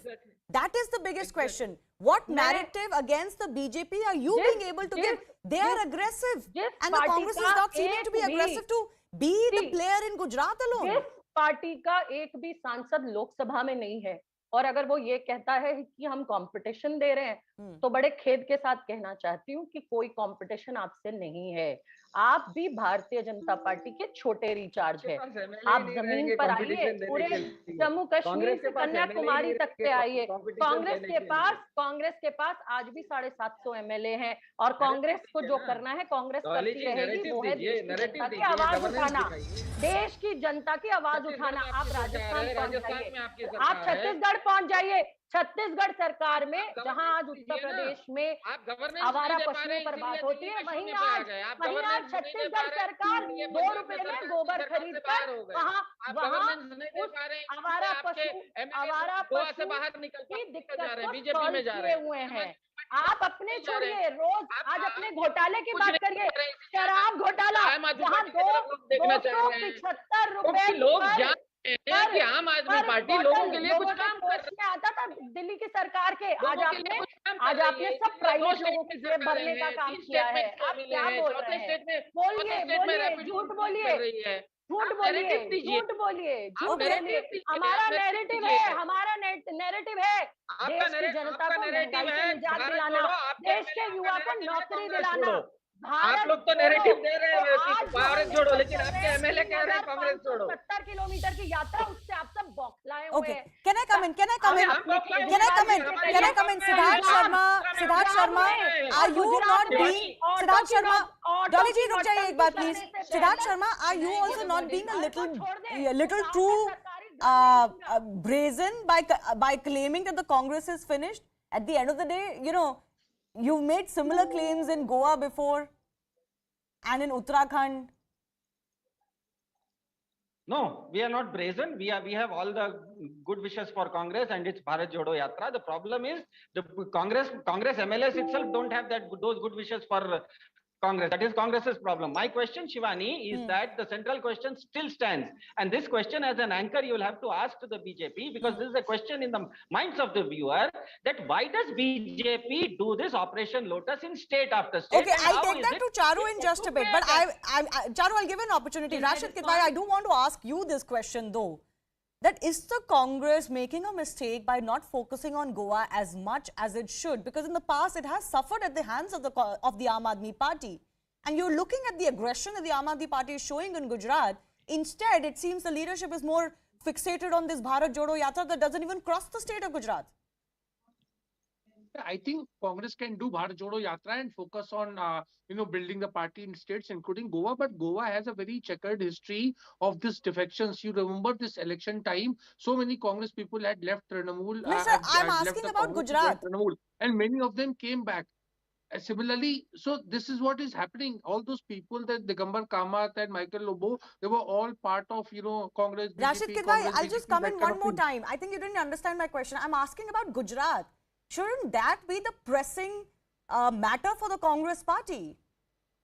Absolutely. I am saying, look, Shivani, I have maintained that, see, a yatra you cannot quantify. Yatra is very abstract kind of thing. You can go on claiming that, the yatra was so successful. Assembly election, in parliamentary democracy, any election you can quantify in terms of number of seats you win. But then focus on what you can quantify, not what is qualitative. Rashid Kidwai, that's what I'm saying. Ultimately, you will get a boost when you get quantitative boost by winning more seats in Gujarat. And what was the harm in crossing through Gujarat? This rally could have enthused your cadre, your leadership. Absolutely. But if you look at the, the geography of our country, you cannot have a yatra that would cover, all parts of the country. Then they would have said, see, the Shivani Congress is also skip the state that is going to elections, Rashid Kidwai? I don't understand. You could have skipped maybe some other state. And this is not a question that I am asking alone. Even their allies and like-minded parties are asking, what are you doing spending 18 days in Kerala fighting the BJP?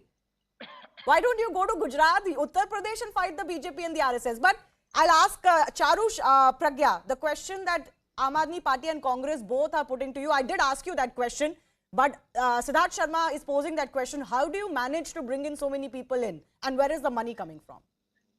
First of all, whatever Siddharth says today, if he talks about his own party, he has not backed any claims by any proof. Repeatedly, me, so many other people in our party have asked him for names, phone numbers, screenshots. They've not been able to provide anything. That being said, can I finish, Siddharth? Did I interrupt you even once? Siddharth, I don't debate like this. Siddharth, we have limited time. Let her finish. She didn't interrupt you. Let her finish. Yeah. Siddharth, I don't debate like this. Can we please be decent people and we speak at our own turn? That being said, he has answered his own question.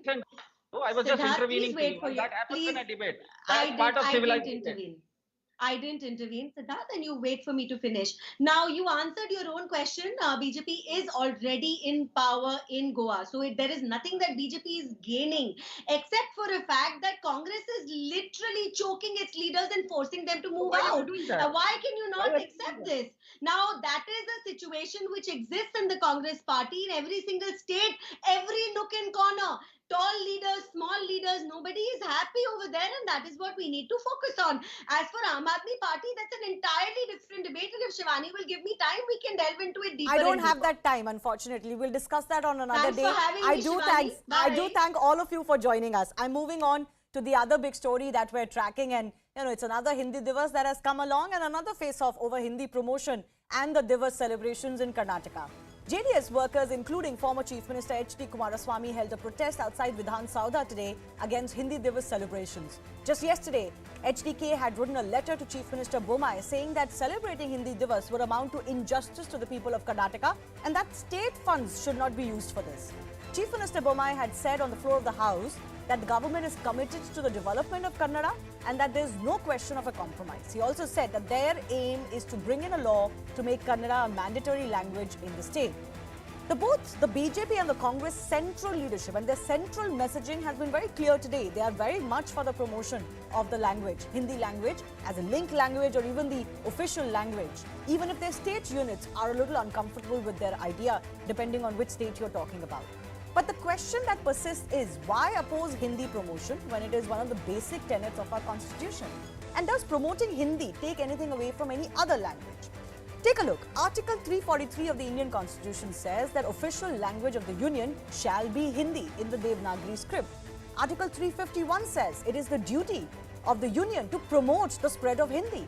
Official Languages Act of 1963 made English and Hindi the chosen languages for official purposes of the central government and business in parliament, etc.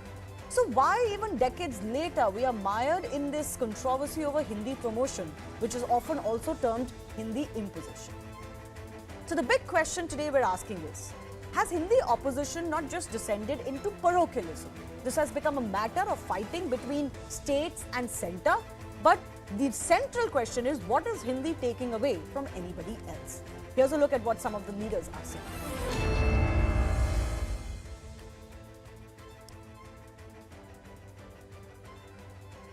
Let me go across to my guest joining us. Dr. Vaman Acharya is Senior Karnataka BJP spokesperson and T.R. Prasad Gaura is Senior JDS leader. I'm coming to you, Mr. Gaura, first. Can you explain to me why this opposition by the JDS is happening this year? Because the BJP has said that this Divas has been celebrated in the past too. Is it because the elections are upcoming in Karnataka? No, it's not at all.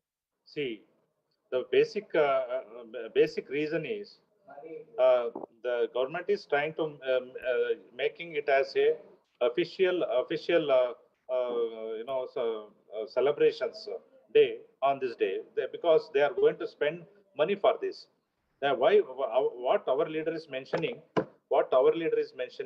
let's do not spend money for the celebrations, because in our state of Karnataka, Bangalore is facing, especially Bangalore is flooded like anything.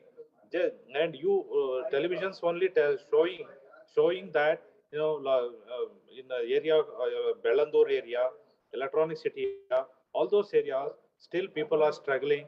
All the areas are flooded. The people are gone out of the house and take a shelter at hotels. And the people are struggling. And in the slums. Is that the only reason then that explain. This year there have been floods in Bengaluru, so you shouldn't celebrate it using state funds? Or do you have a principal opposition to the Hindi Divas also? No, madam. See, what we are trying to advise the government: do not spend money for this. And one thing, and do not and we are asking center not to impose Hindi. But how is celebrating state, Hindi Divas an imposition of the language, sir? That's what I'm coming to. No, imposition of language. No, we are asking them not to impose language forcibly. We know Hindi. But how does it do that? What is happening that justifies that allegation? Please explain. See, categorically, our leader mentioned that Tamil Nadu is not, made it as official, celebrations on this day. and Telangana we are not. And similarly, we don't we do not want to celebrate the as Hindi Diwas, and we are asking not to impose officially. But sir, can you please explain to me what is being imposed on you? Can you give me any sense of any step that has happened? Any order or directive by the state government? Yes, yes. The center ordered already. Ordered to center. Center is trying to make it as official celebrations. So how does Hindi Divas celebrations? I mean, how does it affect you? How is that an imposition? I don't understand. Why can't Karnataka celebrate Hindi? Do you not have Hindi-speaking people? Why do you want to spend money for this? Government is going to spend for the celebrations and all. We do not want that our government exchequer to utilize this fund, because we have a number of problems to look into that. So if the government has enough money and enough budget, then you don't have a problem. We are having problems. We are in problems, and the government is not able to solve many of the problems. Administrative is failed. Law and order is failed. Okay. And now flooding situations you are not able to control, not able to provide civic communities. But sir, I am not understanding. Is your problem because there are other problems happening in Karnataka or Bengaluru, and those floodings have been a Bengaluru issue? Or your problem is that you don't want Hindi Divas celebrated? I'm just trying to understand that from you. We do not want. You do not want. So that's why I'm asking you. What is your problem with the celebration of Hindi Divas? Why can't you just celebrate? Why can't the government celebrate it? What is the imposition here? Why and all? We will not accept it. Why not? We do not want to celebrate Hindi. So sir, when you are in power, you can take that call. No, you are not in power. How can you decide the agenda of the current government? You're in opposition. You don't get to dictate. Tomorrow, if you are in power, you don't celebrate it. You celebrate Tipu Jayanti. No, we know only to protest, because till we come to the power. But what is the basis of this protest? What is the opposition here? No, the opposition is that when we have many number of problems, when you are not able to solve, if you have sorted out all those problems, then you can celebrate it. Till then, all celebrations should be put on hold. Okay. Till then, your leaders should not be throwing birthday bashes also. Surely the problems of Karnataka didn't go away when the tall leaders were throwing large birthday bashes. Anyways, I'll take that question to Dr. Vaman Acharya. Why are you spending money on this? Don't you have better things to spend money on? We are not spending huge money on this. This is a national program. Hindi is practically a national language.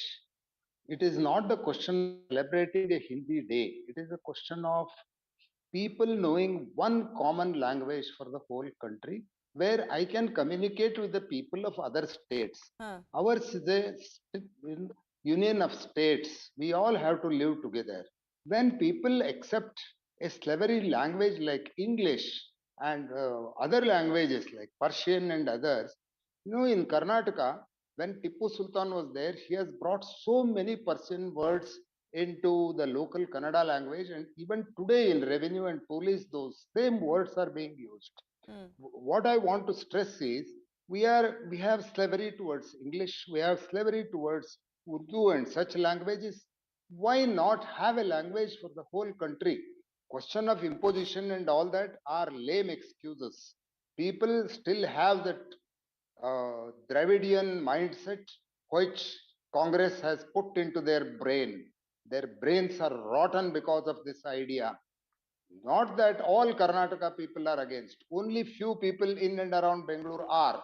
They are more influenced by Tamil Nadu and Tamil culture, and especially the wrong culture of Tamil Nadu. Okay. Tamil Nadu is a very good Mr. state. Gaura respond you to may that this is purely parochial politics. It is a phenomena that is emerging from Tamil Nadu, now seeping into Karnataka politics. It has seeped only up to Bangalore, fortunately. You go to Hyderabad, Karnataka, position.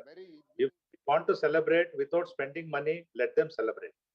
Because when we have a lot of problems, and instead of having so many problems, if you have solved all those problems, you wouldn't have protested. My friend has but permitted when you have, the government graciously. His greatness has permitted the government to celebrate the day, but not spend the money. That is okay. It is his opinion. Yeah. But the question is, why hatred towards the language of your own brethren? Not that Hindi people live in Karnataka. Yeah, and let me add to that. Let me add to that. Dr. Vamanacharya, please let Mr. Gowda respond. I think we got your point. Let me add to that. There was also a statement made by a senior JDS leader today that, you know, what is the point of celebrating Hindi or learning Hindi? Eventually, you go and sell pani puri. Do we go and sell pani puri? That is not a principled opposition to an imposition. That is pure hatred. That is vitiating the atmosphere against Hindi speakers. Are you going to tomorrow throw out all Hindi speakers out of the state? Learning more than one language increases your brain capacity. To learn Sir, more and more languages, it is always good. No, it is always good, but let him respond to that. That is this purely about hate against Hindi and Hindi speakers? Mr. Gowda. That's all. Yeah. Can you come again, the question? I'm saying that a senior JDS leader is also on camera to say that why do you need to learn or celebrate Hindi? Eventually, these people go and sell pani puri. That doesn't sound like a principled opposition to Hindi Diwas or its celebration or the money being spent on it. That sounds like pure hatred. No, it's not the question of hatred, because the people, center people, who are holding administration at the center, they are forcibly imposing Hindi. Out of frustration, he made that statement. Because when we have what he meant was, when we have a lot of problems, there is no, and not that we don't know Hindi. We also know Hindi. Not the question of today. There is no necessity for him to impose or anything forcibly. Everybody knows Hindi. There is no and do not try to drag the attention of the people doing by all these things, sentimental things. And we are trying to tell them, concentrate on administration, concentrate on law and order, which is failed in the state of Karnataka. Concentrate on civic communities, concentrate on infrastructure. That's what we are trying to tell them. That's fair enough, but does one preclude the other? This issue. While any government in the state sorts out issues of the state, does it suspend all celebrations? Vamanacharya ji is mentioning, if the government is going in that way, okay, it's okay. They are not doing in that way. Amit Shah ji asked the government to impose it very strictly. Sir, what is the imposition here? I'm trying to understand. Let's say the government is celebrating Hindi Diwas. What is the imposition here? How is the language being imposed on anybody? And I just earlier in the show read out how the constitution makes it the duty of the union to promote Hindi. So this is coming very much from our basic principles of the constitution. How can a state government even not want to follow those directives? And let's say the BJP has its own agenda. They're not shying away from it. They want to promote Hindi. Tomorrow you're in power, you can have your own agenda. You can't drive the agenda of the current government while sitting in opposition. That has become a fixation of the opposition these days. Get elected, then do what you want. But you can't stop the current government from just a Hindi Diwas celebration. You cannot say not to protest. Okay, but I'm asking you, what is your principal opposition to it? The principal opposition that you have outlined to me is that don't spend state money. It can go to better uses. Fair enough. Fair enough. Mr. Acharya, please respond. I have a final couple of minutes. I have already told, as far as spending of the money is concerned, it is such a minuscule amount, and there is a special budget kept for such activities only. So no worry, Karnataka will do other activities also. I don't understand how Hindi comes in the way of doing flood-related activities or road problem activities. For such activities, a language will not come in the way. So learning more languages helps and improves your intelligence. Not only Hindi, you learn another language. You learn Sanskrit also. Who has said no? You learn Tamil, which is our neighborhood language. Even at Bangalore, more than 40% of the people speak Telugu, which is again our another neighbor. So Telugu, Tamil, Kannada, all these languages, learning is not wrong. But if you learn Hindi, you will be acceptable throughout the country. You can move anywhere. You need not sell only Pani Puri. You can sell all the good things that are there in Karnataka outside. Or you can even buy a culture, brotherhood, and love towards the nation comes through a language. So language is very important. I am a Kannadiga. I speak only Kannada, and you come and see the boards in front of my house, the letterheads I use, everything is Kannada. Not that I am against it, but not having a national language through which you can communicate people throughout the country. You are going shamelessly towards English for this. I have to express myself in English, unfortunately. Okay, If Mr. this would Gada, have do been you the case not for agree me on to this do it in point Hindi, that instead yes. of English as a quote-unquote linked language, there is no official status of a linked language, but let's say you want to promote Hindi as a linked language. Do you oppose Hindi as a linked language? It is already spoken by nearly half of the country. No, more than half, because even if suppose Maharashtra, Gujarat, they can easily follow. Yeah, because fair the enough. language First speakers system maybe less than half a little bit, Right. but as the second or third language, lot more people understand or can speak Hindi. Yes, Mr. Gada. Is your principal opposition to Hindi being used as a linked language instead of English? And if so, why? No. Our party opposition is different. You are trying to project the other way. Yeah, and our opposition is simple, very simple. Do not impose forcibly. First, number one. Number two, when we are in problem, when and city is in problem, when Karnataka state is in problem, when you are failed in administration, when you are failed in law and order, when you are maintaining flood situation is so bad, and now you are trying to celebrate by spending money exchequer. Vamanacharya ji is telling now we are not spending money from the government. Okay, that is acceptable. If they cannot spend money from the government, and we got the answer. But whether have they done it in the way Vamanacharya ji has told, the way Vamanacharya ji has told, we will accept it. But they have not done. I'll like leave that. it at that. They I have think not both done sides like have been heard enough. Anyways, most of the day is gone. Hindi Diwas is mostly over. We'll see how this continues to develop in the state, and is it with an eye on the next upcoming state elections. Thanks a lot to both of our guests for joining us. We slip into a very short break now. On the other side, the day's biggest stories.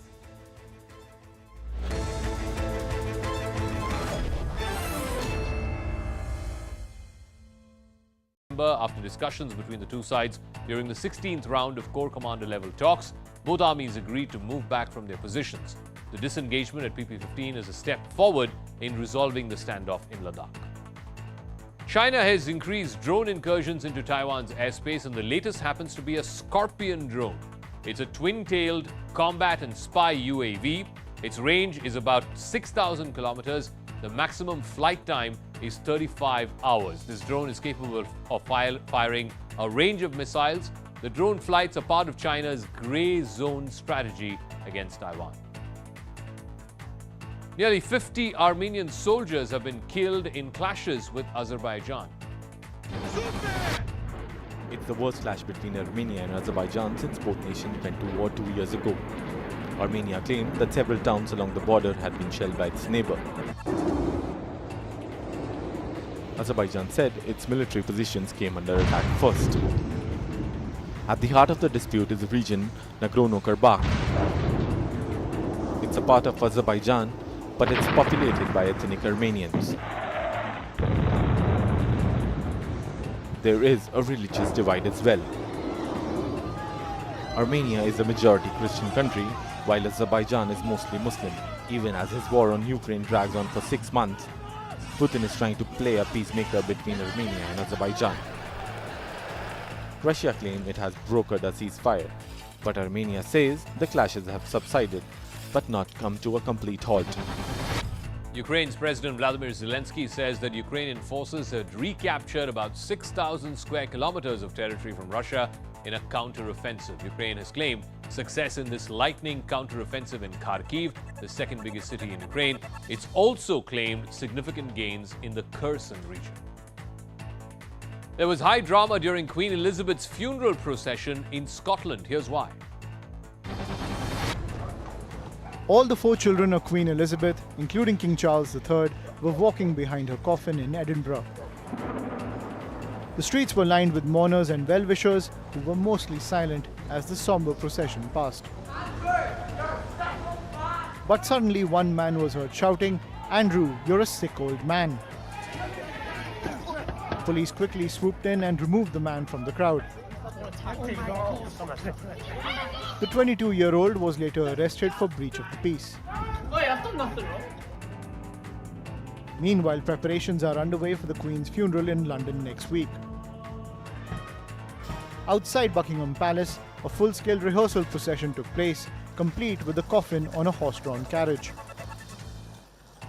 Where at least 8 people were killed in a massive fire that happened in Secunderabad in Telangana. A fire broke out in an e-bike showroom and quickly spread to the hotel located above. The hotel staff and guests noticed the fire and the smoke emanating from the showroom below. They alerted the fire department. There were 25 occupants in the hotel when the blaze engulfed the building. Some tried to climb down their room windows using the drain pipe. Firefighters used crane ladders to rescue guests who were trapped in the hotel. Most of the people who unfortunately died were suffocated to death. Prime Minister Modi announced a compensation of 2 lakh rupees for the families of the deceased. A high-level inquiry has been ordered into the matter. There was high drama in Hyderabad as police lathi-charged village revenue assistants who had gathered near the Telangana Assembly.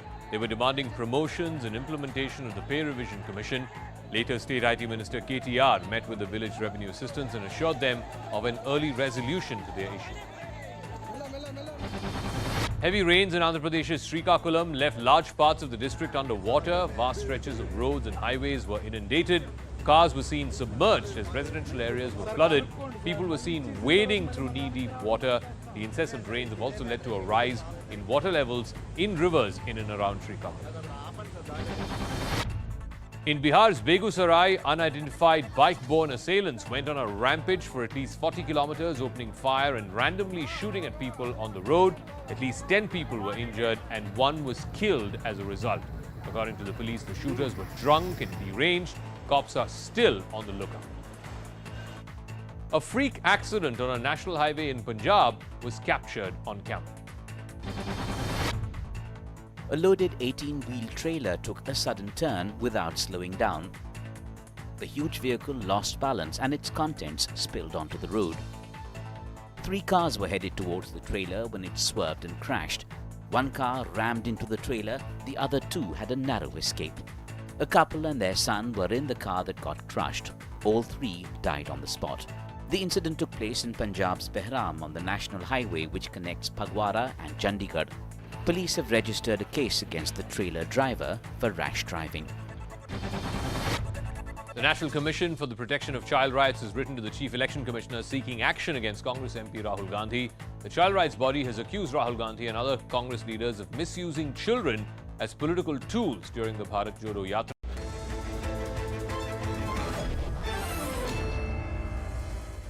Thanks a lot for staying with us. We're getting you some updates coming in from the national capital where actor Jacqueline Fernandez's questioning for today has ended, and in fact she has left the Economic Offences Wing department. Remember, she was questioned today for almost 8 hours with a 1-hour lunch in between. My colleague Siddhant Mishra is actually tracking the questioning that Jacqueline Fernandez was undergoing for the past 8 hours or so. Siddhant, tell us more of what you've picked up. Well, that's right. So questioning with Jacqueline Fernandez has completed, has ended, and we have also been told that she has not been summoned for tomorrow. Okay. But there is some clarity which we are trying to get, because police officials have confirmed to us that she has already left Economic Offences Wing's office. But her legal team is telling us that she is still inside. So there's the questioning part is over, but there could be a possibility that she is still inside and she may leave in some time from now. Right now we are reporting from Economic Offences Wing office in the national capital, and there you see the route. We can expect Jacqueline Fernandez to come out from that particular route in some time from now. This is what her legal team is telling us.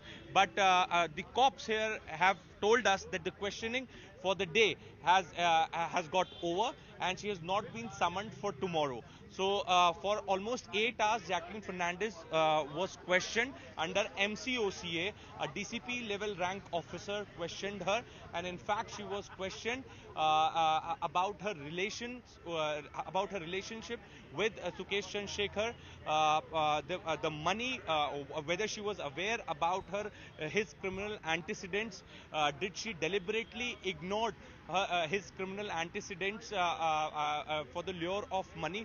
So all these questions were asked to her. Also, she was confronted with Pinky Irani for a couple of hours. For almost 4 hours, she was confronted with Pinky Irani. Pinky Irani is a middlewoman who introduced Sukesh Chandrasekhar to Jacqueline Fernandez. Not just Jacqueline Fernandez, but she was the one who in fact got one female inside the Tihar jail. So even Enforcement Directorate charge sheet mentions her name. So she was also called by EOW teams today, and there is a possibility of next round of questioning with Jacqueline Fernandez. When that we don't know. We are still trying to get clarity on that part. But one thing is for sure, that the questioning with Jacqueline Fernandez has come to an end. Back to you. All right. Siddhant, I do appreciate you joining us. So clearly, troubles have been mounting for Jacqueline Fernandez, and it doesn't look that they will end anytime soon, even though she has been opposing the fact that she's been weighed and accused in this case and not a victim as some of the others from the film industry have been. So her questioning has ended. We are expecting that she'll be leaving the office very soon as well. Before I take your leave, in Scene Unseen today, we leave you with Norwegian dance crew Quick Style that are grooving on Kala Chashma one more time. Enjoy the high-octane performance that they put up at New York Square. Thanks a lot for watching.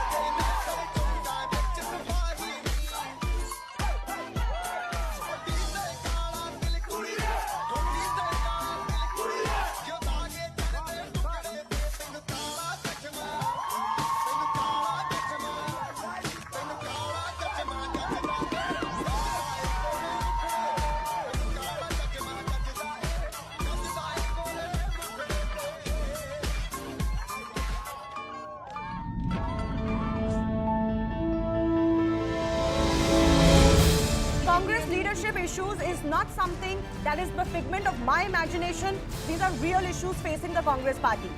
Just because somebody talks about it doesn't mean that you'll start hurting their personal and professional credibility. This is the problem in our system. In our system, you can catch the individual, you can't get the money back. And that's what individuals and entities, political parties, etc. are making use of. Can you today with a degree of certainty say that Mr. Gandhi is going to contest to be the next president of the Congress party? Because if he is not, then all that he is doing is taking away attention from whoever the next president of the Congress party is going to be. The easier solution that the BBMP has taken so far is destroy the slums, but the builders, they have been given a free run. The political class is appearing to be subservient to the money power of the builder mafia.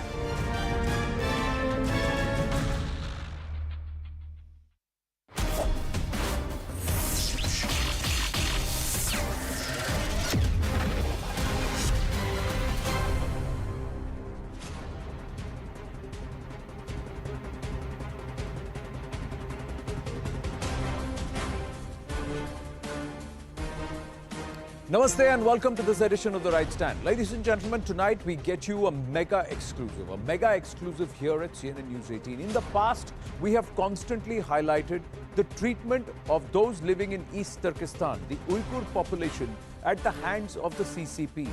Multiple times, we have exposed the internment camps and the fact that the claims made by the World Uyghur Congress that nearly 3 million, but at least 1 million Uyghurs are facing and are being kept at these internment camps.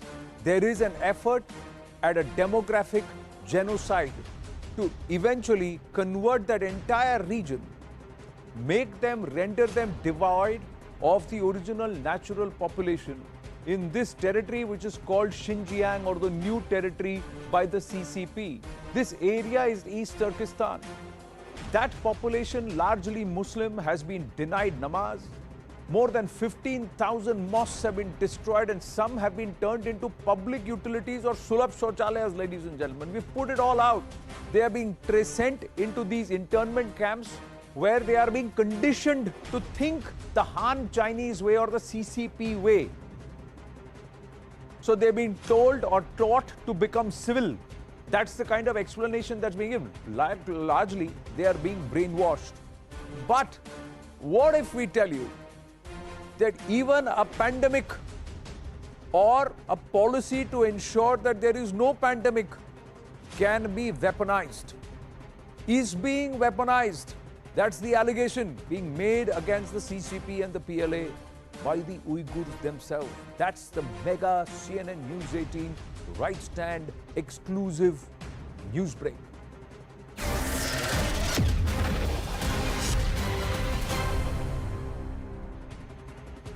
CNN News 18 has this exclusive.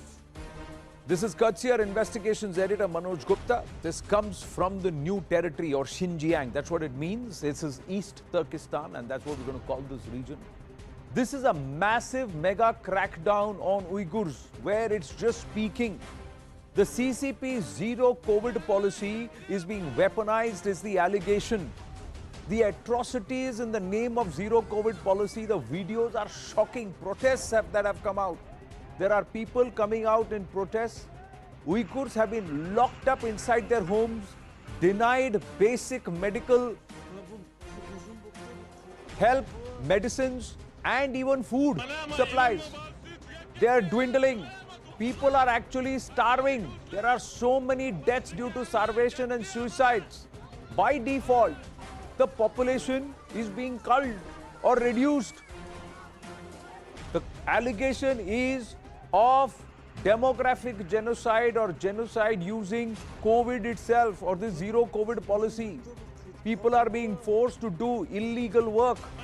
Health workers are what they are saying, that people are being forced to do illegal work because of the zero COVID policy, and the CCP does not care because all those who are dying are Uyghurs, a population they either want to wish away, a population they want to change, convert into the PLA way, the CCP way, the communist way, or a population who they believe are inferior to the Han Chinese race, and that's why they need to be civilized.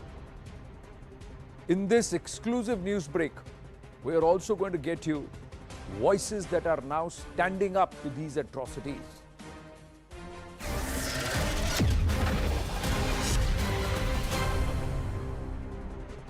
The location is Turkey in Istanbul. Beg your pardon, location is Istanbul in the nation of Turkey.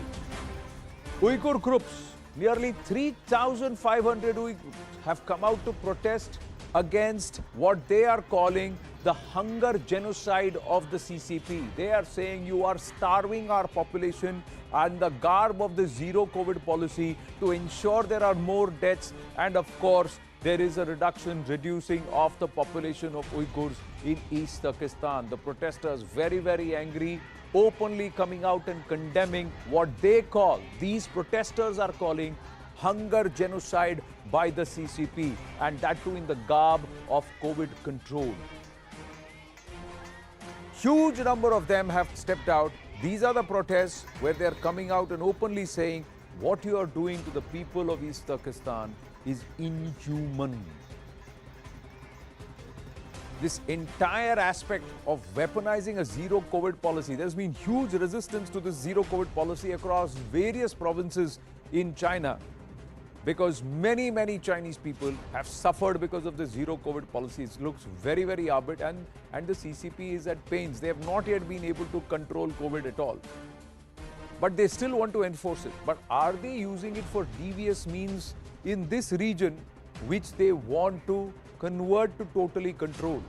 They are also building a 6th nuclear facility in this area, in the Xinjiang region. Strategically is very important for them. So is the PLA and are the PLA and CCP weaponizing a zero COVID policy is what we ask. CCP targeting Uyghurs is the hashtag. NK Sood, former officer, RNAW, with us this evening. Andrew K.P. Leung, international and independent China strategist based out of Hong Kong, with us. Dr. Wael Awad, he's the former president of the FCC South Asia and senior journalist, with us. And Abdul Hakim Idris Rushan, he's the executive director of the Center for Uyghur Studies, and he's also an author. Namaste to all our guests. Thank you very much for joining us on this broadcast. Abdul Hakim Saab, I'm going to start with you. This protest in Istanbul, the claim is of a hunger genocide. But the CCP has said that they have followed this zero COVID policy strategy across all their provinces. So even in Wuhan, people were shut down, locked up in their homes. Even in Henan, the same thing happened. So wherever there's been a COVID outbreak, this is what they have followed. Why is this claim of a hunger genocide being made?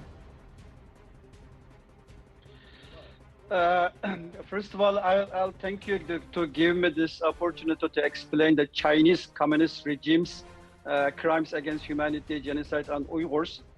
As you said, the Chinese policy on COVID is harsh, but in East Turkestan, what are they doing is racist, national, communist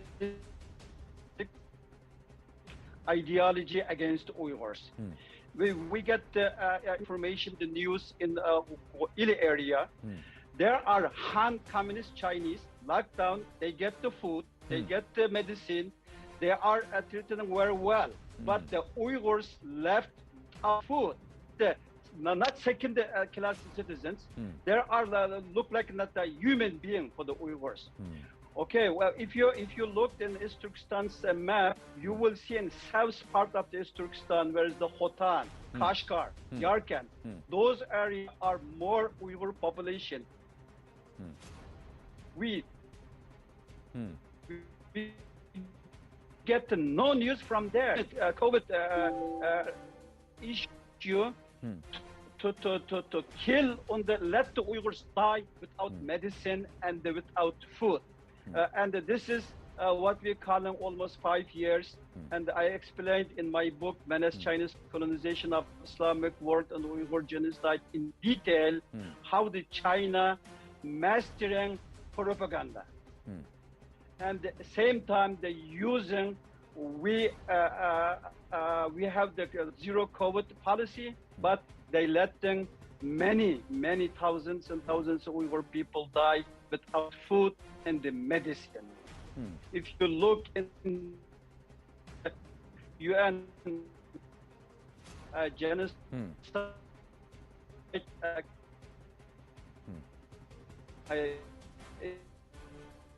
creating some circumstances, let them, this is, the exact issue happening in Turkestan. So you are saying, what you are alleging is that there is brazen racism and partisanship that's being followed. The Han Chinese, even though it's locked down or under the zero COVID policy, medicines, food supplies are being reached out to them. But the Uyghurs, they are being deliberately denied any of these supplies. So it's not even second-class treatment. It's like being treated as if they don't even account for or they don't even exist. That's the kind of policy that's being followed. And you are saying in certain highly Uyghur populated regions, there is no report at all. Khotan, Kashgar, and these areas. Andrew Leung, how would you want to respond to this? Well, I think that one has got to verify these reports, because these reports are coming out by as you said, that certain Eastern Turkestan activists And of course, Eastern Turkestan is a politically very, very sensitive area for China. It is the hotbed for the Eastern Turkestan independence movement, which is a separatist organization. Now, separatist organizations are very, very sensitive for any country, including India, for example, and other European countries like Spain. But I think that these allegations need to be verified. But of course, there is no doubt that China as a whole is practicing the so-called zero COVID policy, not applying only to Uyghurs, but to Han Chinese to all over the country. With some great success, if I may say so, in terms of lowering the death rates, particularly to the vulnerable groups. So I think that you mix these two together, and then you have this kind of narrative. As I said, it needs to be verified. But I think that the most important thing is that the Eastern Turkestan, obviously the movement is a thorn on the side of Beijing for a long, long time. And if you look at Xinjiang, as you pointed out, it's a very, very huge area. Most of the Uyghurs, if you compare the various indicators like life expectation, economic benefit, this whole Xinjiang, the people have been lifted out of poverty. But on the other hand, they have their own identity. To say that the identity has been erased is only missing the full picture. Bearing in mind that the Xinjiang language, if you look at the renminbi, the Chinese banknote, it's there. Every banknote bears the Uyghur language, apart from Mongolian. No, it bears the language, language, but the population change is stark. If the numbers are to be believed, nearly the Uyghurs are the population that should be dominating there is reduced to less than 50% now. The Han Chinese have become more than 50%. That's what the recent data that was alleged. You know what? Abdul Hakim ji, you know what? Yes, I want to respond to this gentleman. You know what? We are almost 21 years after what happened in 9/11. After the terror attack in New York, next day all Uyghur population become terrorist, extremist, radicalist in Chinese communist style. They used this war on terror to eliminate, to eradicate Uyghurs from this area. And from that time on, the Chinese policy systematically racist, nationalist, communist, and against culture and identity. Even this July, when the Xi Jinping visited East Turkestan, after 5 years of the active genocide, more than 3 million people in concentration camps, million kids already separated from their parents, and the millions Uyghurs disappeared. Nobody talking about the Uyghurs there are disappeared.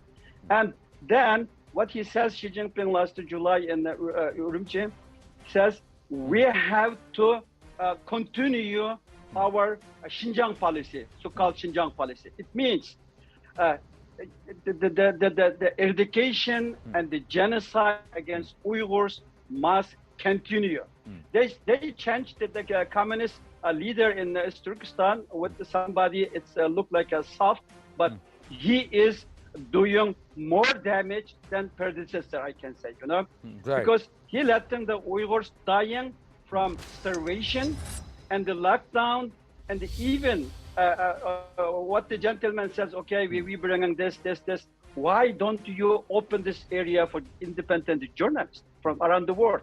They can see and report there. Even after the UN resolution and reports crimes against humanity, what they are done played the genocide, but still, and this came from a table where the Chinese communist government sitting there, and they say it's the crimes against humanity. Andrew, quick response, and then I'll bring in Dr. Awad and also Mr. Sood. Well, all I can say is that you've got to look at things in a bit of perspective. The Eastern Turkestan, as I said, is a very, very sensitive independence movement in Xinjiang, and Xinjiang is also a very strategically important province in terms of the whole population. Xinjiang you look at all the United Nations indications of better lives, livelihood, life expectancy, access to medical health care for the whole of Xinjiang, obviously has been a great improvement, compared with many decades. But there is no hiding the fact that a lot of the Xinjiang Uyghurs feel that somehow their identity has been eroded. But to say that this is genocide, I think is an over-exaggeration. Dr. Wail Awad? Between you and me, you are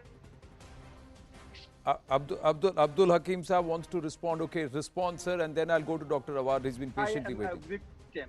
My family, my sister. I'm talking from spine. Okay. Yes, please. So you're yes. What I'm saying is, he's repeating the Chinese Communist Party's lie and the propaganda. What I'm saying is, I am one victim of this communist China's crimes against humanity and genocide. I don't know about my family, my parents, my father, mother, sisters, brother, and many Uyghurs. Those Uyghurs in Istanbul went to the street, or in Brussels, or in Washington.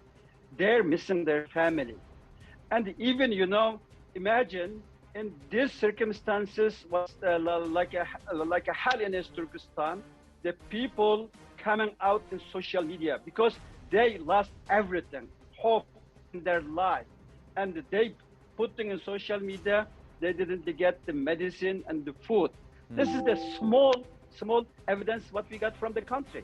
So again, he can repeat the Chinese communist propaganda and the lies, but you're saying what is being claimed by the Chinese Communist Party and what the reality is, they're very, very divergent, very, very variant. But more importantly, it's about humanity, Dr. Wail Awad. In case of a pandemic, you cannot differentiate. If you have people, you cannot weaponize anything and everything. This wolf warriorism cannot work.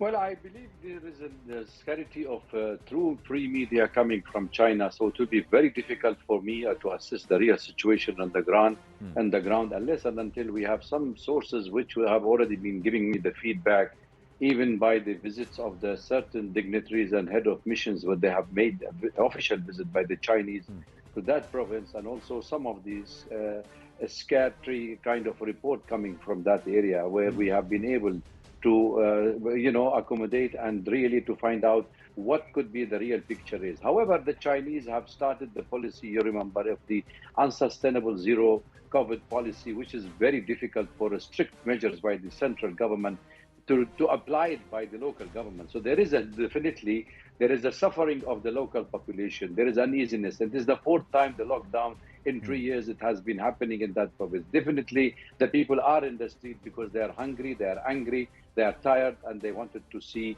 they continue with their life and earn their livelihood. So therefore, there is tremendous pressure on this. However, having said that, I wouldn't say that the atrocity has been misused by the Chinese government or not, because this is also a matter of investigation for a higher authority or some UN agency who can look into these issues.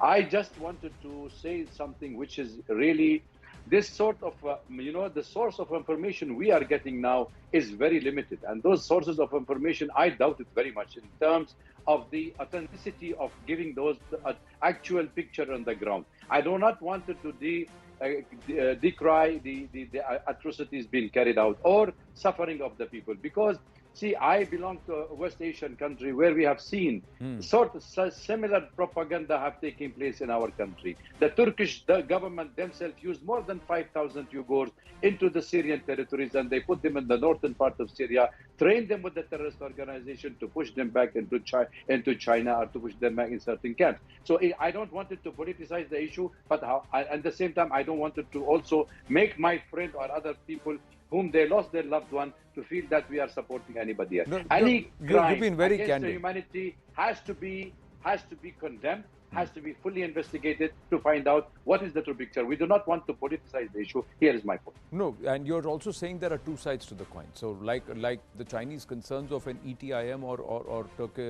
Uyghur militancy and Uyghur terrorism is a genuine concern.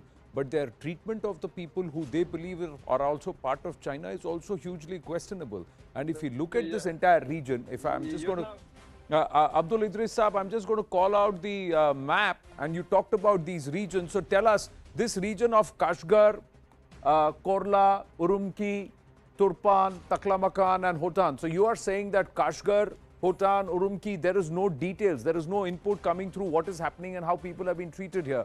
Talk us through this region. This is also very strategically critical for the CCP, because recent reports also suggest that there were some other aspects. There are some nuclear tunnels which are being dug. There are silos which are being built. There are tests that they want to run. So they're also using this entire region for their strategic purposes as far as the western side is concerned. But Abdul Idris Saab, this region, what kind of updates are you getting from Urumqi, Kashgar and Hotan? As you see in the map, behind the Kashmir and the Ladakh, there is a city of Hotan and Yarkand, Kashgar, and those areas almost 60-70% populated with Uyghur population. Those areas locked down 100%.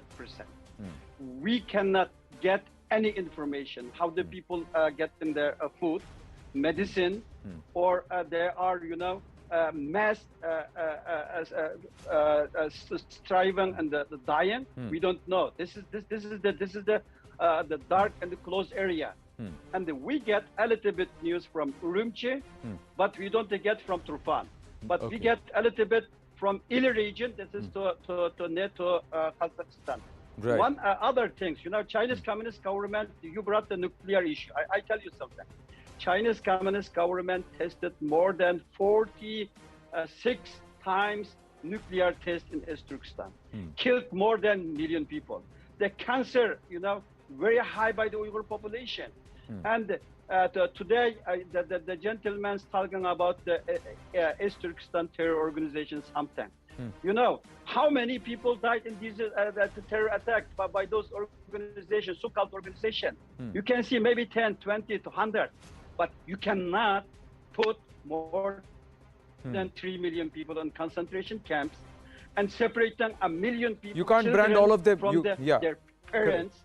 And you cannot rape them a woman. You cannot sterilize them.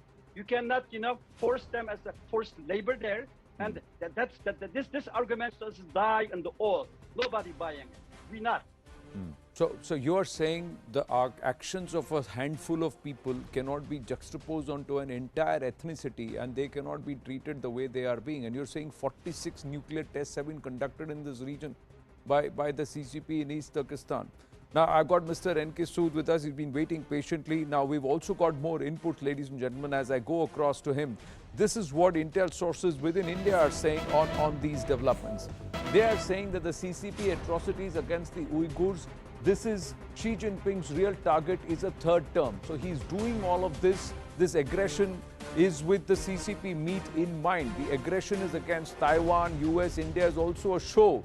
And of course, this entire genocide and lockdown is all part of a strategy to show the might of the CCP and for him to get himself to be pushed for yet another term. Diplomatic niceties have been discarded. We've talked about this wolf warrior diplomacy and this tactics that the Chinese and the CCP authorities, the Chinese authorities use. Now, Mr. Sood, how would you see these developments? The protests in Istanbul are reflective of what is happening in East Turkestan. The allegation is that there is racism, there is deliberate choice of one ethnicity over another by the CCP in terms of giving them medicine and food. There are deaths due to starvation. Actually, China does not tolerate any kind of opposition in their country.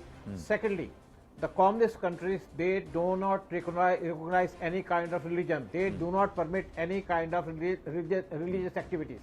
Now the thing is, all my friends, they have said a lot of things. They know a lot of things about Uyghurs.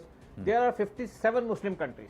Right. Out of them, only Turkey. Single country gives them half-hearted support. No other country supports them.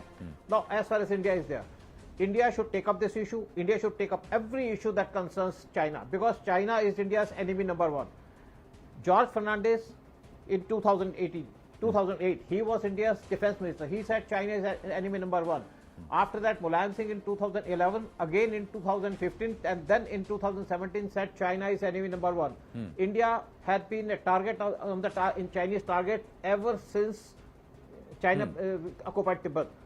China attacked India in 1962 without any provocation. China is occupying 38,000 square kilometers of India's territory and Exai-Chin. China is occupying 5,180 kilometers of area in Samcham Valley. China had been regularly encroaching upon Indian territory without any provocation, unless China was checked in 2017, then 2020. China had been supporting Pakistan on Kashmir. China had been raising Kashmir issue at UN. China had been infiltrating or supporting militants in the northeast, giving them arms and money. China had been encouraging Pakistan to carry out terrorist activities against India. China had been blocking all the Pakistani terrorists at the UN. So China is India's enemy number one, but India has to be more aggressive towards China, whether it is the case of Uyghur Muslims or other cases, but there are certain mistakes that our former leaders have made.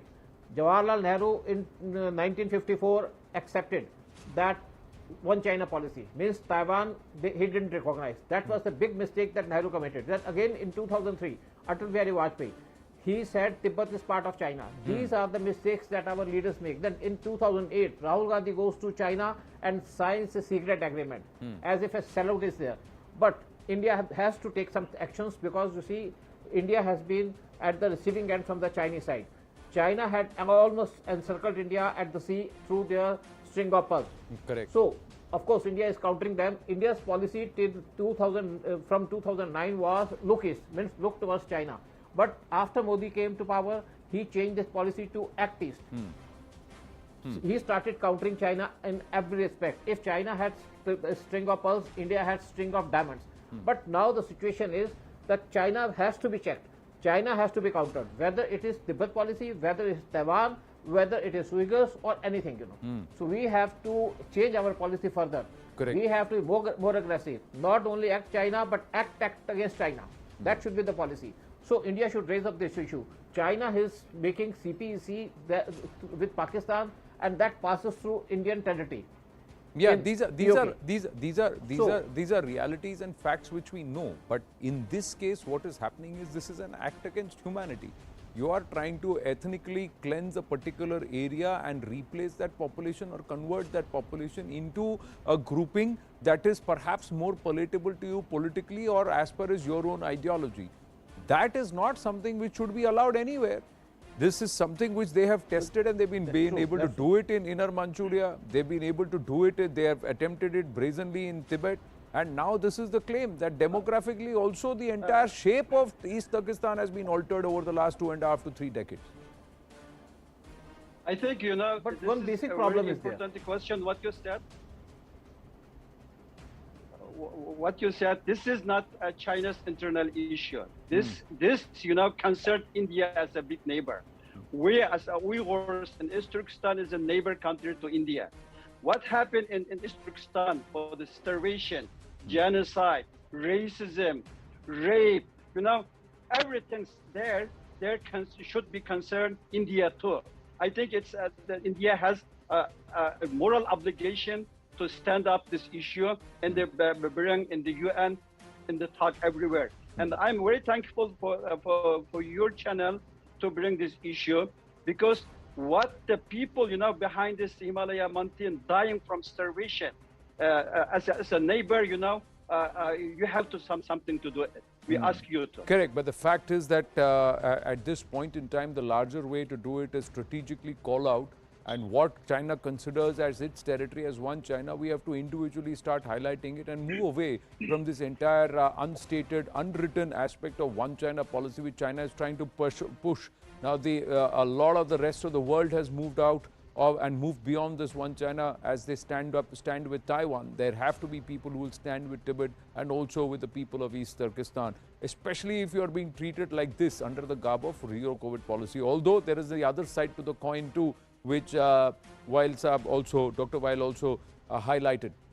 I have to thank our guests. Thank you very much. I have to move on. Paucity of time. I thank you. And this is our CNN News 18 exclusive news break. Ladies and gentlemen, you can get on to news18.com, watch this entire broadcast on YouTube, and of course, share the stories with your peers. Thank you very much to all our panelists on debate number 1. Setting up story number 2, debate number 2. And this is pure play politics, ladies and gentlemen. There is a leader who is walking around in the last remaining Congress bastions and comfortable areas and saying that he wants to unite Bharat. Under the garb of Bharat Jodo, the endeavor is to try and rally up and bring up a certain amount of support for Rahul Gandhi and, of course, more importantly, energize the Congress cadre to rally behind their leader. But what's happening is that every time he's walking out on the streets down somewhere in South, all across the rest of the country, people are walking out of the party. That's the Congress conundrum at this point, because on the one hand, they are saying Bharat Jodo, but what's reality? In reality, what's happening is Congress Chodo. So let's look at the problems and the questions that arise. The questions have been raised over Rahul Gandhi's leadership. More importantly, the Gandhi's leadership. Should they any longer be in control of the Congress party at all? Should the party revolve around this parivar? Problem number 2, without a regular president since 2019, there have been no elections also, and losing assembly polls one after the other. 39 of the 49 elections they have contested, they have lost. That's the statistic that was highlighted by a former Congress member itself. Problem number 3, this is losing. Problem number 4, exodus of top leaders from the party. They say, "Arey, unka time khatam ho gaya, bhav nahi mil raha hai, to abhi bahar ja rahe hain." But there are young leaders too who are moving out. There are others who are saying things are hopeless. There is no organization. There is no seriousness. Infighting between the state units is the biggest problem, where we are seeing from Assam all the way across to Goa, people are walking out. On this day, 8 of the 11 MLAs, including the leader of the opposition in Goa, has said bye-bye, Congress chodo, BJP se judo, Bharat ke saath judo. That's the story. So on the one hand, you're saying Bharat Jodo. On the other hand, the reality is Congress chodo.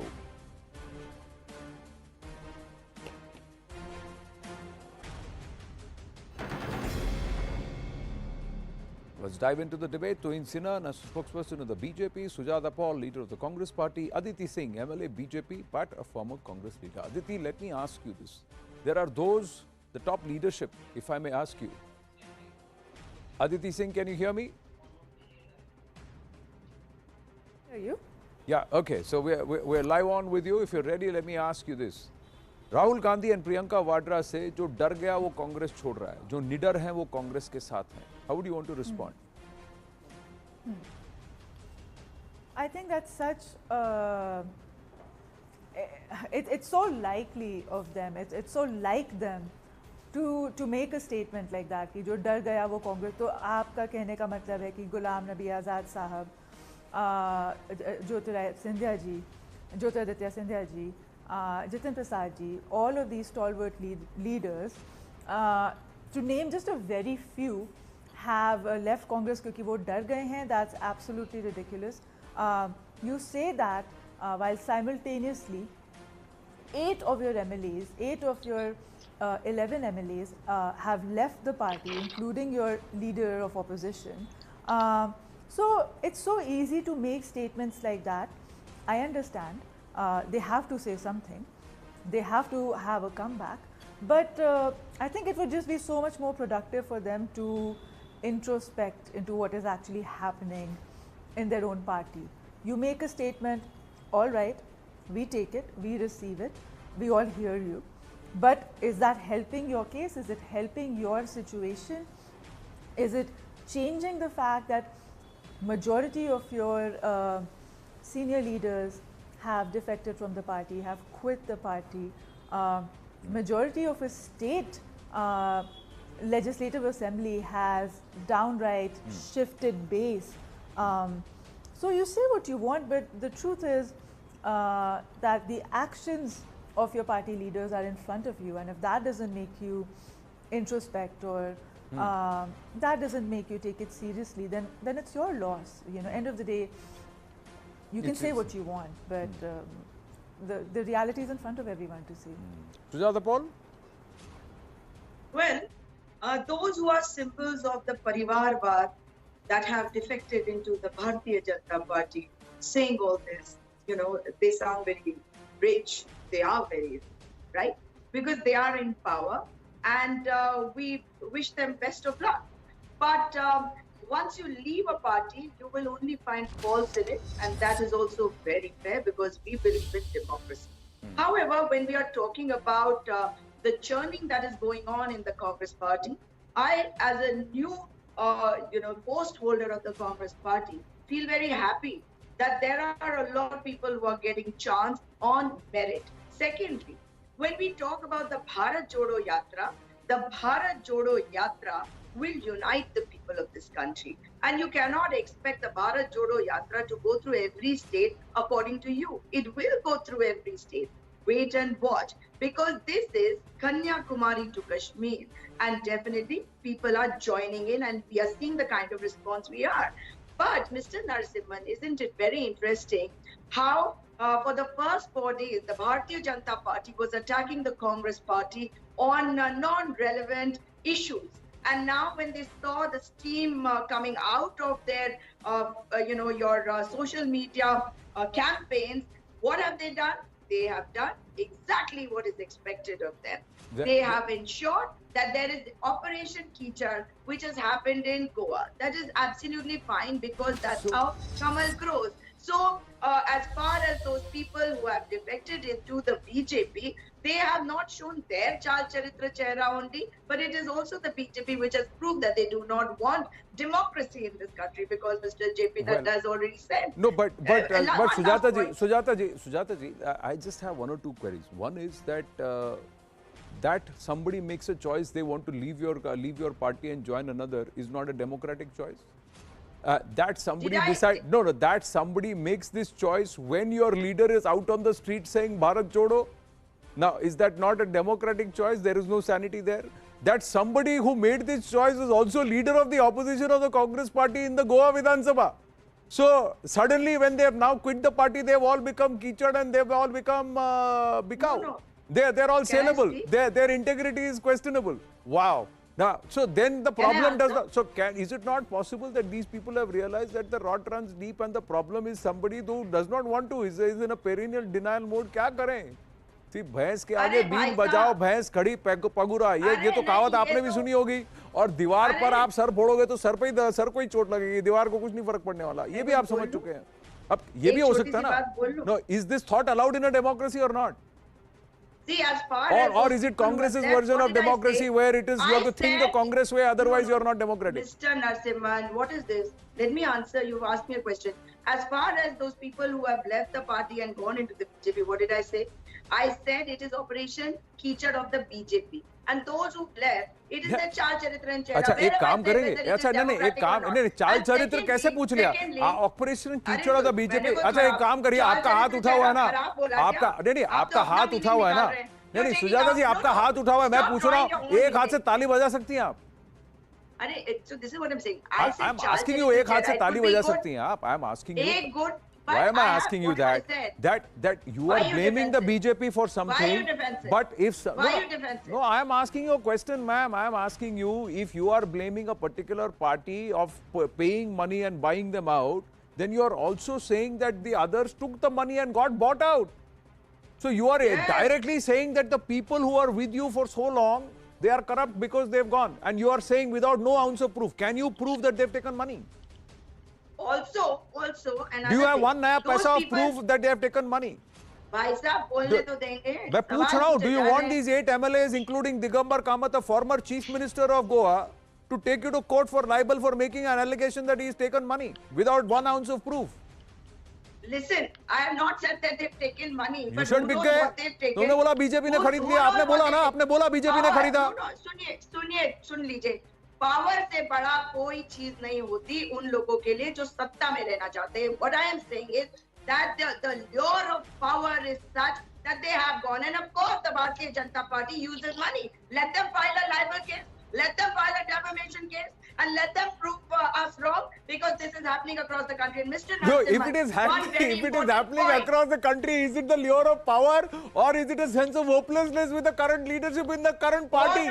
Sujata ji, क्या आप argue कर रहे हो और are you try to से एक और कहावत है, अपने पैर आप कुल्हाड़ी मार ली आपने। अच्छा तुहिन सिन्हा, अच्छा अच्छा, अब तुइन जी को बोलने दीजिए, तुइन को बोलने दीजिए, तुइन को बोलने दीजिए। गुड इवनिंग आनंद। आपने मुझे सवाल पूछे, जवाब मुझसे नहीं ले रहे। आप देंगी नहीं, आप घुमाती रहेंगी, मुझे पता है। आपने वो टैक्टिक अपना लिया, जहां आप फंसती हैं वहां आप घुमाना शुरू कर देती है Sujata ji. So that's why I am saying time out, let तुइन speak and then you respond to तुइन। या तुइन। Yeah, good evening, Anand. Anand, the way the situation stands today, there is greater likelihood of somebody asking for money to stay in the Congress than to quit the Congress. Let's face that. The Congress has been in a state of coma for a very long time, and this ill-conceived Bharat Jodo Yatra of... Please don't. Okay, see, acha, listen. No. 1 minute. Sujata ji, I have a request. See, I heckled you, I interrupted you, you heckled me back. He didn't speak at all. So at least don't. So don't do that to him. Let him speak. Yes, so please. Congress has been in a state of coma for a very long time, and this ill-fated Bharat Jodo Yatra of Rahul Gandhi is finally, only going to inflict the final blow towards the permanent end of the Congress. And I'll tell you why. Because there is a fundamental dichotomy between Rahul Gandhi and Bharat Jodo, because you can't embark on a Bharat Jodo Yatra when the only people you tend to hobnob with are those who have been inimical to Bharat Mata, those who have been inimical to the country. So forget there being a disconnect between the Congress and the general people, the general masses. There is also a disconnect between Rahul Gandhi and a large part of the Congress, which is why people are quitting. Are they trying to say that Jyotiraditya Scindia, Sushmita Sen, Sushmita Dev, Javid Sher, Ram Nabi Azad, all of them took money to quit? No, Pradyot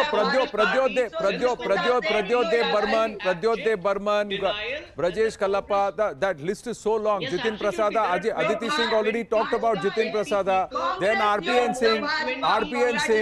It's a huge long list, and they are not going only to the BJP, ma'am. Sujata ji, they are leaving the Congress party to join the Aam Aadmi party, to join the Trinamool Congress. They are even fighting independent. They are joining Samajwadi party. They are joining every other party or every other alternative beyond the Congress, ma'am. That's a reality. Shouting over each other is not going to... Shouting over each other. 1 minute. Sujata ji, I don't want to. Sujata ji, you are in a position to stand and talk and ask questions and challenge the government only if you are the principal. Only if you are the principal opposition party. When you are opposing yourself and you are not even the principal opposition party, you have to first sort out your house. You have to put your house in order, and that's not happening. Tuin Sinha, let Tuin complete. Let Tuin complete. Sujata, let Tuin complete. People will take Rahul Gandhi's Bharat Jodo Yatra the day he starts talking about the burning and the... No, I'm going to move away from the BJP. No, Sujata ji, please don't heckle. I am going to again request you, please don't heckle. Please don't make it a shout factory. Please don't make it a shout factory. I have not muted you. I have not muted your audio, Sujata ji. Then you have to extend that civility, please. People will start taking Rahul Gandhi's Bharat Jodo Yatra the day he decides to speak for Ankita Singh. They will start taking him seriously the day he starts speaking for Kanhaiya Lal. The two states, Rajasthan and Jharkhand, the most mismanaged. Tuin Sinha, I'm going to pull away. Tuin Sinha, I'm going to pull away because this is now BJP's political jibe and political agenda. People will start staying with the Congress party the day Mr. Rahul Gandhi will start speaking to his own karyakartas and giving them meetings and giving them time when they come and seek time. So this seeking time and having to wait for more than 1 year to get a response, or a pet getting more time than an active karyakarta of a particular state, as stated by a former current Chief Minister of Assam. These are all aspects which are important within the party for the cadre. Aditi Singh, I'm going to come back to you and ask you this. Is it the lure of power? Yeah.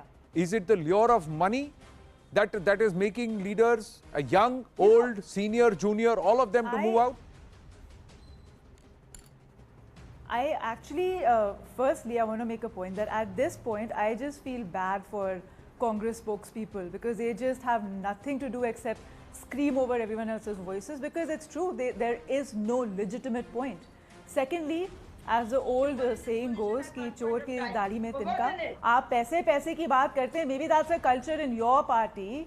Perhaps it is. But to sort of say that, like, do you think how many leaders have quit? आप खुद इस चीज़ की cognizance लीजिए. Take cognizance of the fact that literally at this point, I would say सैकड़ों की मात्रा में लोग छोड़ चुके हैं. If I'm talking about fairly senior leaders, हजारों लाखों की मात्रा में हजारों लाखों की वो. What do you mean people like me are left? I am a legislator, madam. I am a legislator. मैं जनता के चुनाव जीत के आई हूँ. I've been voted in by the government, by the people that helped me form the government. Really?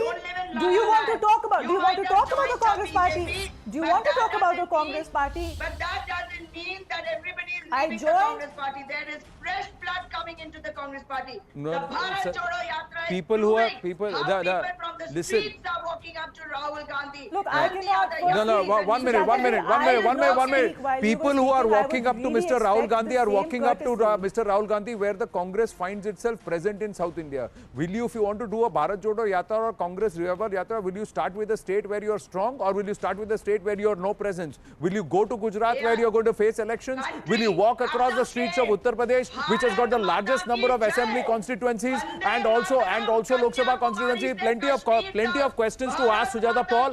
And the other part is, ma'am, with due respect, right now you have been disrespectful to an elected MLA, a legislator who was also elected when she was part of the Congress Party, a legislator who has come back and won the confidence of her people when she is now with the BJP, ma'am.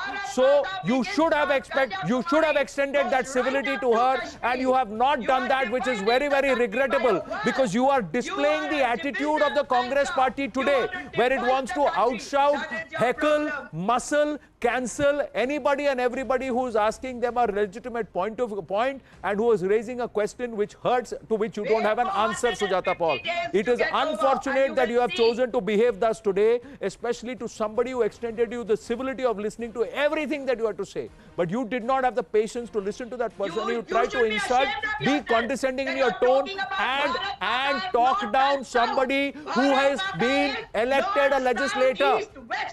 No, for you to adopt this tone with Miss Aditi Singh tonight, Sujata Paul, go win an election and come back and sit as an MLA and talk to her as an MLA. She has done that twice over. So she deserves that respect, and you have denied her that respect, Sujata Paul. She deserves that respect and you have denied it. चुभी ना मेरी बात आपको चुभी ना मेरी बात, तो आपका व्यवहार भी आज लोगों को चुभा है, आपकी अशिष्टता भी लोगों को चुभी है, and it is unfortunate that you have behaved thus. I am going to wind up, because if this is how you are going to behave and this is a reflection of your party, ma'am, then Congress Chodo will be far more amplified and active than Bharat Jodo. This is not the way to Jodo Bharat. I've got to wind up. Thank you to our panelists. We're going to take a very short break. When we come back, Kamrul Islam Chaudhary from Assam, Congress leader who's given 15 years to this party, has walked out, and he tells you why.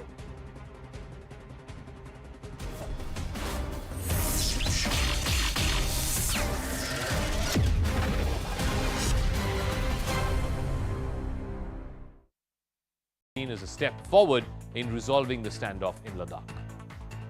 China has increased drone incursions into Taiwan's airspace, and the latest happens to be a Scorpion drone.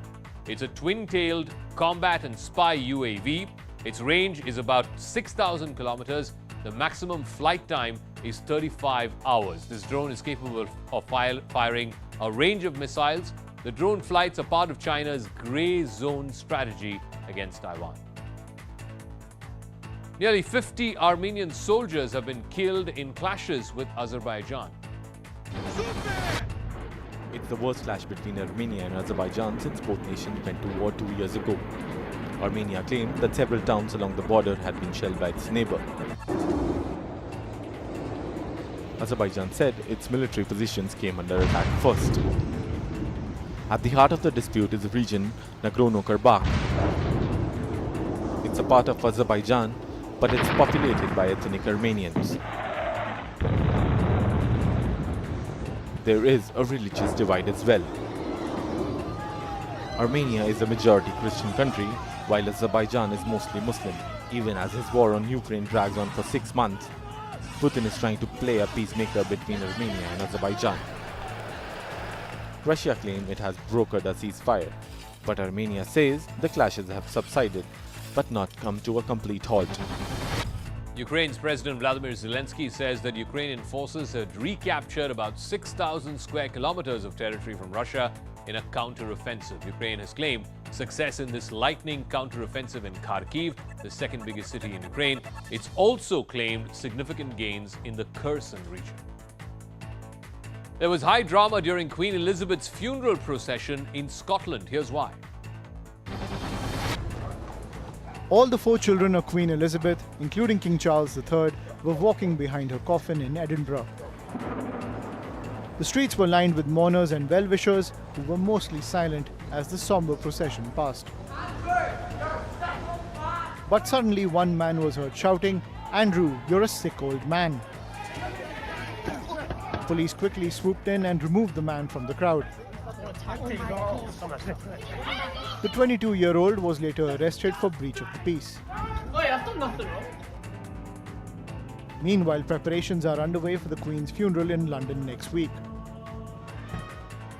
Outside Buckingham Palace, a full-scale rehearsal procession took place, complete with the coffin on a horse-drawn carriage. Where at least 8 people were killed in a massive fire that happened in Secunderabad in Telangana. A fire broke out in an e-bike showroom and quickly spread to the hotel located above. The hotel staff and guests noticed the fire and the smoke emanating from the showroom below. They alerted the fire department. There were 25 occupants in the hotel when the blaze engulfed the building. Some tried to climb down their room windows using the drain pipe. Firefighters used crane ladders to rescue guests who were trapped in the hotel. Most of the people who unfortunately died were suffocated to death. Prime Minister Modi announced a compensation of 2 lakh rupees for the families of the deceased. A high-level inquiry has been ordered into the matter. There was high drama in Hyderabad as police lathi-charged village revenue assistants who had gathered near the Telangana Assembly. They were demanding promotions and implementation of the Pay Revision Commission. Later, State IT Minister KTR met with the village revenue assistants and assured them of an early resolution to their issue. Heavy rains in Andhra Pradesh's Srikakulam left large parts of the district under water. Vast stretches of roads and highways were inundated. Cars were seen submerged as residential areas were flooded. People were seen wading through knee-deep water. The incessant rains have also led to a rise in water levels in rivers in and around Srikakulam. In Bihar's Begusarai, unidentified bike-borne assailants went on a rampage for at least 40 kilometers, opening fire and randomly shooting at people on the road. At least 10 people were injured and 1 was killed as a result. According to the police, the shooters were drunk and deranged. Cops are still on the lookout. A freak accident on a national highway in Punjab was captured on camera. A loaded 18-wheel trailer took a sudden turn without slowing down. The huge vehicle lost balance and its contents spilled onto the road. 3 cars were headed towards the trailer when it swerved and crashed. 1 car rammed into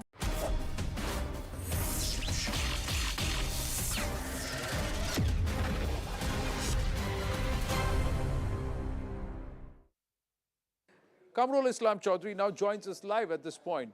Kamrul ji, namaste. Thank you for joining us. And let me first ask you, कि Rahul Gandhi तो भारत जोड़ो की बात कर रहे हैं. He's saying and Congress is claiming he's going to travel across the country. और आपने कांग्रेस ही छोड़ दिया.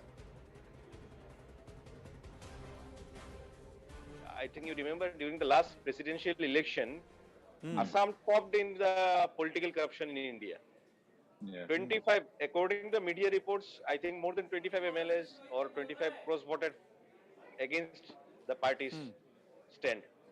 And to the surprise, even the PCC president himself declared that those who voted against party's wish were gaddars and some kulangars, and he said that there should be lie detector test. He again said that I am talking with the High Command, I am going with the list, I am giving the list to the High Command. But the irony is that there is no action. And another going to the fact is that, you see, after returning from the Bharat Jodo program at the starting point from Kanyakumari, PCC president posted a photo in Facebook in which only 4% were with him.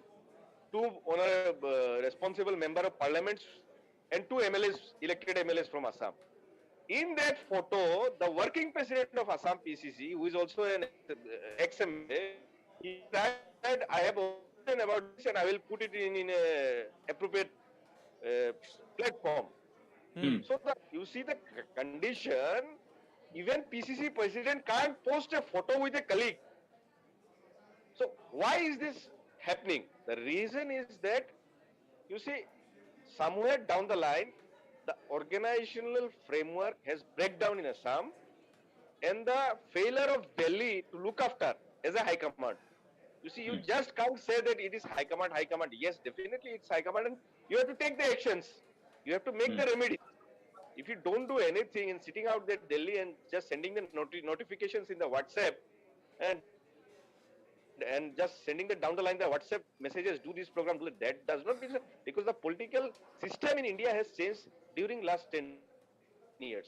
True, but there's also an interesting development. You decide to leave the Congress around the same time, all the way across the country. In Goa, 8 MLAs have decided to leave the Congress. So is this a trend which you are seeing? Ghulam Nabi Azad steps away not so long ago. So while there is this Congress Chodo kind of a atmosphere, the leadership is saying Bharat Jodo. So does it not matter to them, or do they not, or is there total discord? You know, Meghalaya is a neighboring state of Assam. Since last 50 years, most of the times Congress ruled there. And now BJP government is there. You know, Mukul Sangma went to TMC. On myself, I went to Delhi. I met Meghalaya in charge, AICC. I told him, gentlemen, that you see, there is a position, Sarkar banana to dur ki baat, will not be in the principal position in the next election. So please take the thing seriously. And I am telling responsibly, even few MLAs with the government, they were, some point of time, they were discomforted with this government. They wanted to talk with the leadership. They said that if there is something we want to talk, I tell him that guy, he said this and this. Meghalaya elections are just 6 months or 7 months, I think. Or correct. I think early 2023. Next year. No AICC functionary has spent more than 2 days in Meghalaya in last 3-4 years. You will be amazed to know. And the height of that, when I was talking to some seniors, because you see, it's a neighboring state. अगर हम वहाँ पे principal, I know we will not form the government, लेकिन हमें तो कम से कम TMC से ज़्यादा वोट लाना पड़ेगा. We should, नहीं तो इसका impact असम में भी पड़ेगा, because we are doing politics seriously. तो 3-4 person से मेरे बात, even with 2 AICC secretary, general secretaries I talked, even to a person who is very responsible in the organization, I don't just want to name him. बातचीत चल रहा था. 1-2 दिन बाद he called me up and he says, Kamrul, please you inquire, do we have a working president in Meghalaya or not? I was just shocked. AICC don't have the record if there is a working president.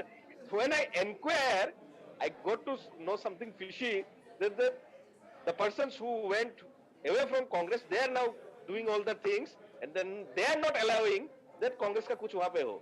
The attachment with the organization of Northeast with the Delhi, when there was government in the Northeastern state, and now it has been changed to huge extent. The top leadership, Rahul Gandhi, Priyanka Vadra, they say जो डर गए वो कांग्रेस छोड़ के चले गए, जो नहीं डरे वही रुके हुए हैं. तो आप भी क्या डर गए? I have been associated with Congress for more than 15 years.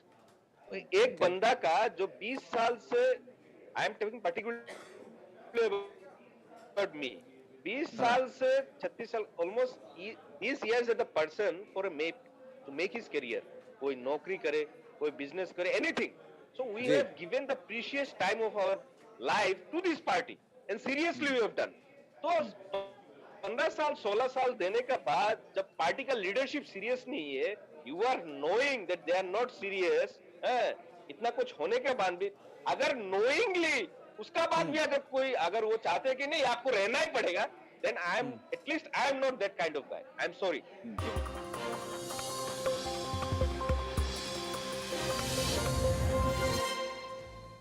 Good evening. Welcome to Brass Tacks. I'm Zaka Jacob. There is a massive outflow of the Congress party in Goa. Eight out of their 11 MLAs have switched sides and they've merged with the BJP. And since this happens to be more than 2/3 of the Congress legislature party, it will also not kick in the provisions of the anti-defection law. Now, this is happening at a time when Rahul Gandhi is in his Bharat Jodo Abhiyan, but in Goa, it seems to be Congress Chodo.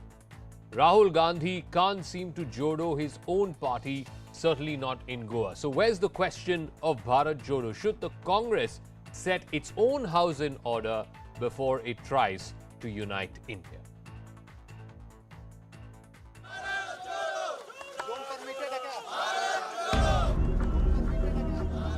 While Rahul Gandhi is busy walking across the length and breadth of the country for his Bharat Jodo Yatra, his party is crumbling with each passing day. The latest crisis comes from Goa.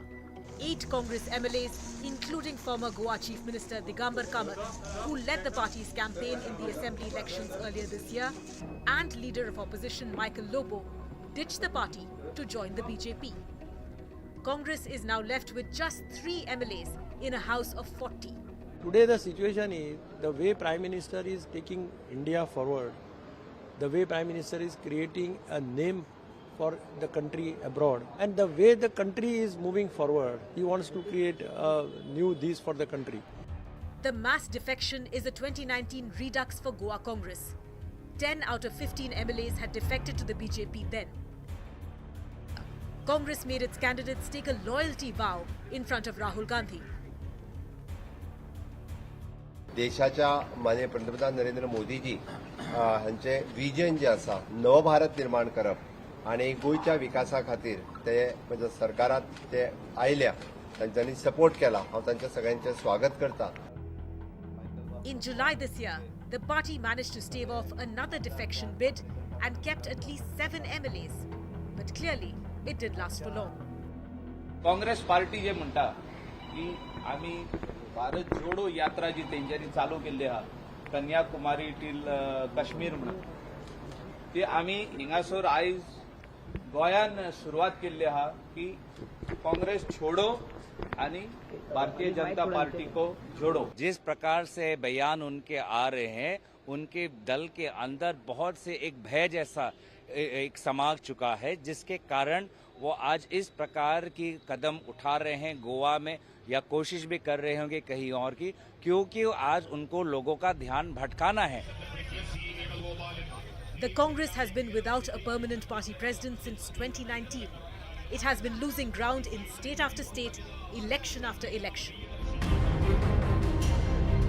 There is an exodus of senior party leaders as well as young dynamic faces, and not to mention infighting in state units. Yet, the party is focusing all its energy on a 3,570 kilometers long Padyatra. So are Congress's priorities simply misplaced? All right, on the talking point this evening on Brass Tacks, Syed Zafar Islam is spokesperson of the BJP, Dr. Shama Mohammed, spokesperson of the Congress Party, Neerja Chaudhary, senior journalist, Derek Almeida is a former editor of the Everyday Goan, and Smita Prakash, editor of ANI. Shama Mohammed, let me start with you first. Rahul Gandhi is on a Bharat Jodo Yatra in a way to connect with the common people. Your party believes that, Hindustan has been todoed, therefore you're trying to Jodo. But what about your own party? Today, if 8 out of 11 MLAs have left in Goa, including a former chief minister, a leader of the opposition, then surely you need to Congress Jodo first before you can do Bharat Jodo.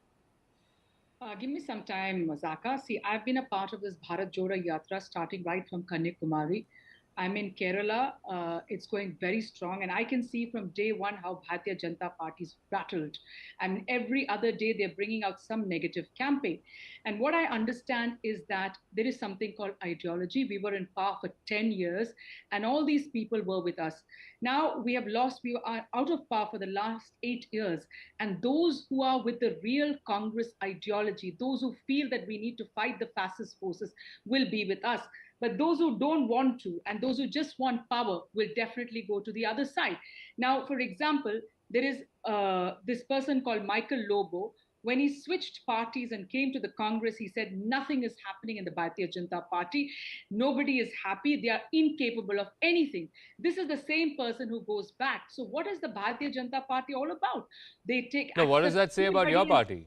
No, let me He talk was with about the Congress, other went to parts. the BJP, then came to the Congress, and now has gone back to the BJP. What does that say about your party? That is what I'm trying to say, that the Congress party is happy that we are straining everybody who does not want to be part of the Congress journey, does not want to be part of this great Congress churning which is happening under Rahul Gandhi. And I think you're missing the point, Dr. Shama Mohammed. The point is that within your own party, your house is so broken that you're blinded by this Bharat Jodo that you're not able to fix your own house. But let me come to Syed Zafar Islam. In January this year, just before the Goa elections happened, the Congress took 36 of its 40 candidates, first to the Mahalakshmi temple in Panaji and then to the Holy Cross shrine in Babalim, where they were made to swear in front of God as well as Rahul Gandhi that they will not switch sides. So basically, politics mein aur khaskar Goa ke politics mein anything goes. Matlab it's more than even Aya Ram Gaya Ram, it's Aya Lobo Gaya Lobo. Is that to me the question? To Zafar Islam.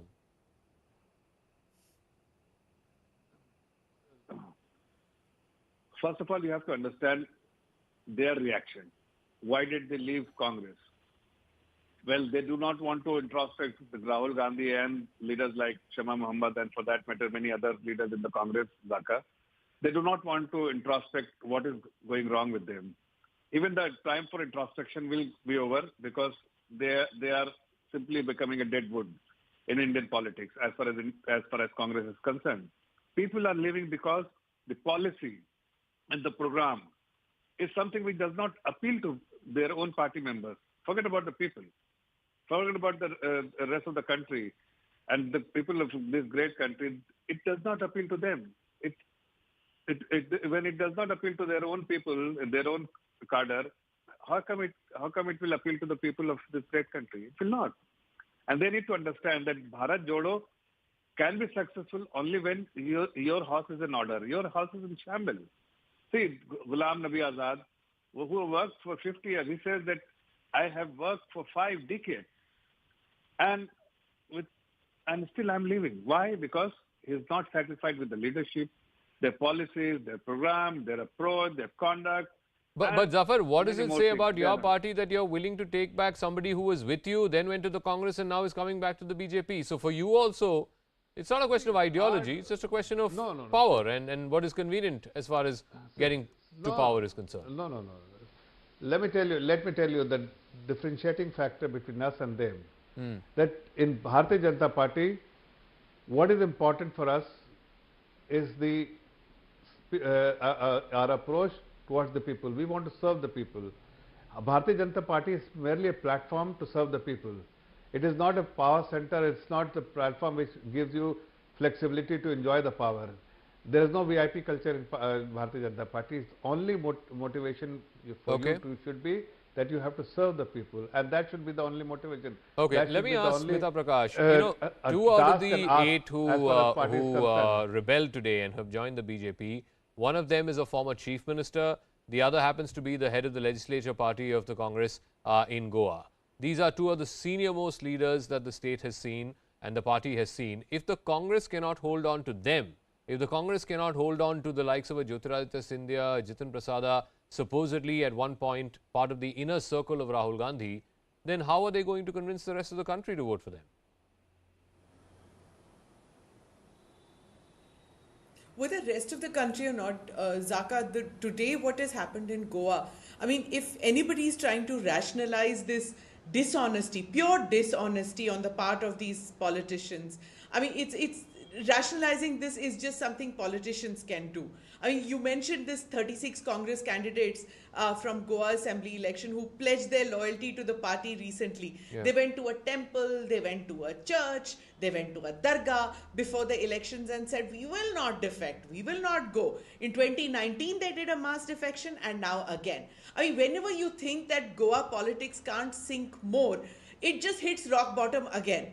I think BJP is celebrating that they have more than 80% majority in the assembly today. Metaphorically speaking, you can say that, it's like a lotus pond. And the Congress, their energies are on this Bharat Jodo Yatra. And clearly they have been caught napping, whether in Goa or also their energies are on this presidential polls, whether it's happening or not happening. But in Goa now they can neither swim nor can they sink, because with 3 MLAs after the 7 who have shifted, naturally they are furious because, you know, I mean, everybody is calling their defectors enemy of the people, enemy of God. No, they're not enemies. They're all opportunists. As far as there is no divinity in this, there's no work of gods in this. This is pure and simple greed for power that has moved people from one party to the other, nothing else. No, I want to ask Nirja Chaudhary, doesn't it also expose the limitations of the anti-defection law? If 8 out of 11 people, which is ostensibly 2/3, are moving out of one party and going to another, then surely doesn't it raise questions about the shortcomings of the anti-defection law? Because you know, and this we've seen this in Goa time and time again. Michael Lobo is a classic case. He was initially with the Congress, went to the BJP, I think in 2019, became a minister, and then just before the 2022 elections came back to the Congress, and now 6 months after that election, he's gone back to the BJP. What's the penalty? I mean, what's the punishment for this? In fact, it only seems incentivized, if anything. Look, there's a limit to what law can do. And if you have 2/3 of the legislators going, then it doesn't invite anti-defection law. Now, how do you better that one? If one side is going to break the other side, and the other side is going to be open and vulnerable to greed and whatever, or fear or whatever were the reasons why they've gone, what can you do? How much can the law actually do this? It has to go beyond law.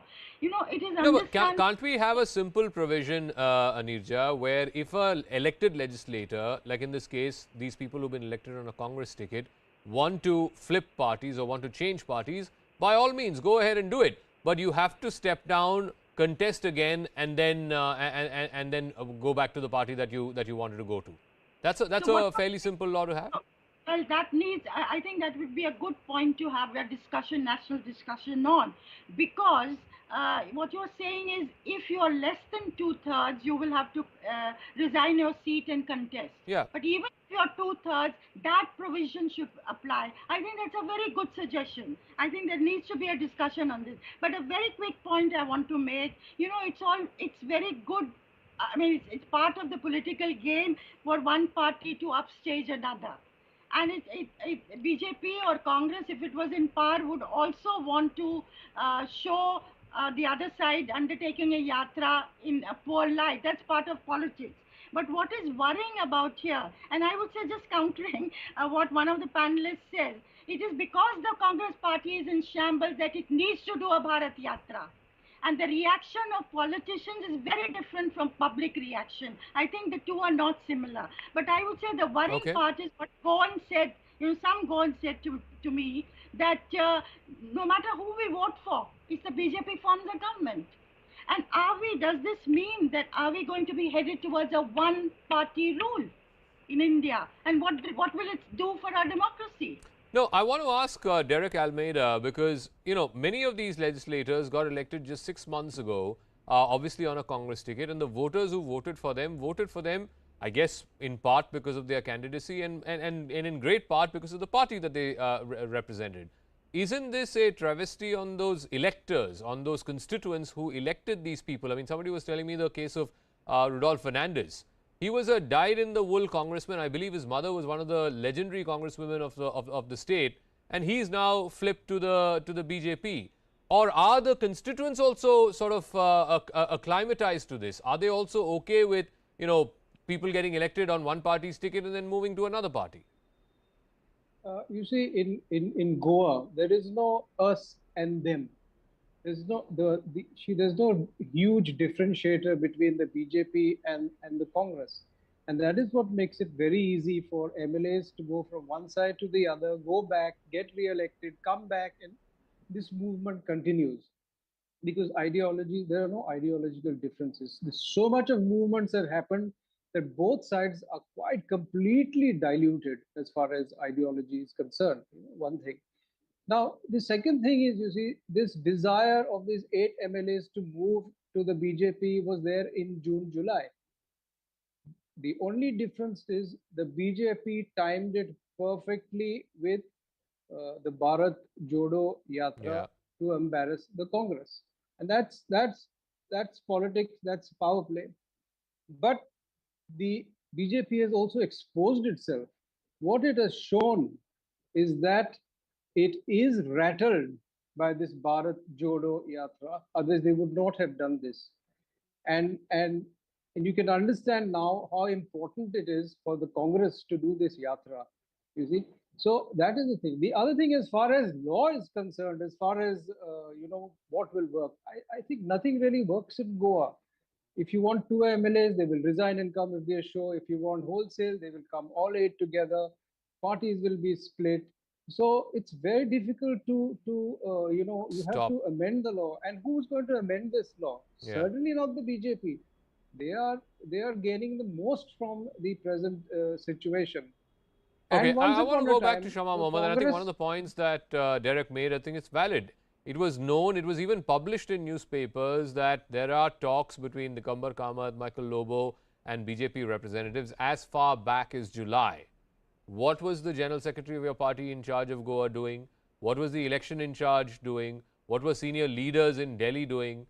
I mean, surely, if it was published in the newspapers, surely somebody in the Congress party would have known about it, and surely something needed to have been done about it from July. We're now in the middle of September. Can I ask you something? No, I'm asking you a question, ma'am. Yeah, that's how it works. I don't think you asking me a question serves any purpose. But Okay, yeah, go so on. I'm going to say Jay Mangal, a Jharkhand MLA, filed an FIR saying that Himanta Biswa Sarma is giving him around 10 crores to resign from the Congress party, join the Bharatiya Janata Party, and he said he was getting the health ministry. And we also caught, the Kolkata police caught 3 of our MLAs with 50 lakhs. A businessman was involved in Delhi with it. The Kolkata police came to Delhi to question him. The Delhi police did not allow. Now, who is stopping the Delhi police? Of course, it comes under the Home Minister, Mr. Amit Shah. My question today is, when there is an FIR against Himanta Biswa Sarma, why no ED? Why no CBI investigations against him? That is the problem. Shama, one second. One second. Can I ask you a simple question? 8 out of 11 guys today walked out in Goa. They held a press conference. All of them were there. Did any of them, even once, utter the word ED, CBI, IT? Tell me. No, there is always, they don't need to utter it because there are muscle power. We have told there have been muscle power and money power. We have proof. There were journalists, they were asked questions. It was an hour-long press conference. I didn't hear any of them. I didn't hear any of them say ED, CBI, IT. Why is the ED not investigating Himanta Biswa Sarma? Question that is not the answer to the question I'm asking. I'm talking about your MLAs in Goa, 8 of whom left today, had a press conference. They didn't give the impression that ED, CBI, IT was the reason why they left the Congress party. They have already, Zaka, there are multiple. AAP has accused of them getting, they said, remember when Operation Lotus happened in Karnataka? That time, JDS, Kumaraswamy said his MLAs were given 50 crores. So everybody accuses the Bharatiya Janata Party, but the Bharatiya Janata Party are saints. Look, I'm not sitting here to defend the Bharatiya Janata Party. I'm not sitting here to defend ED, IT, CBI. Maybe they have a role. Maybe they are being used as instruments of the state. But that's not the point. The moot point is this. One second. Let's be very, very clear about this. The moot point is this. The reason why people are leaving the Congress party is because they do not see a future for themselves in the Congress party. Neither do they see a future for the Congress party in the politics of this country, a relevant future for the Congress party in the politics of this country. They don't see hope in the Congress party. They don't see a chance for the Congress party to come back to power. That is why they are leaving.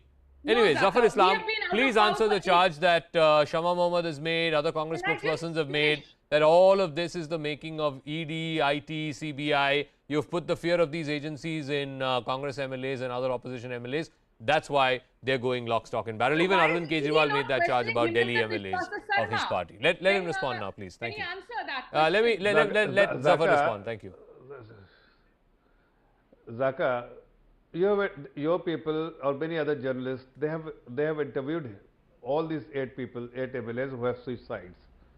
None of them said what Shama Muhammad is saying. I mean, it is time for them to understand Answer the question. what is going wrong why with are you the not Congress. questioning Himanta Do not, Biswa please do not disturb. I do not Let disturb him you. respond. He'll Your respond. point, He'll you respond. are never. Shama, you are please, never. Shama, come you on. are never We able can't to. have this cross-talk. We can't have this cross-talk. I'll be forced to take speak. you off the screen, please. Zafar, please answer the question on CBI, ED, IT, please. Yeah. She's never able to finish her point. Zafar, yeah. Listen, all I'm trying to tell you, response to your question, that Congress party needs to understand and that it is them who are actually making these MLAs uncomfortable. It is their leadership, it is their approach, it is their leadership's conduct, and more importantly, the corruption charges against them. These leaders, they want to serve the people.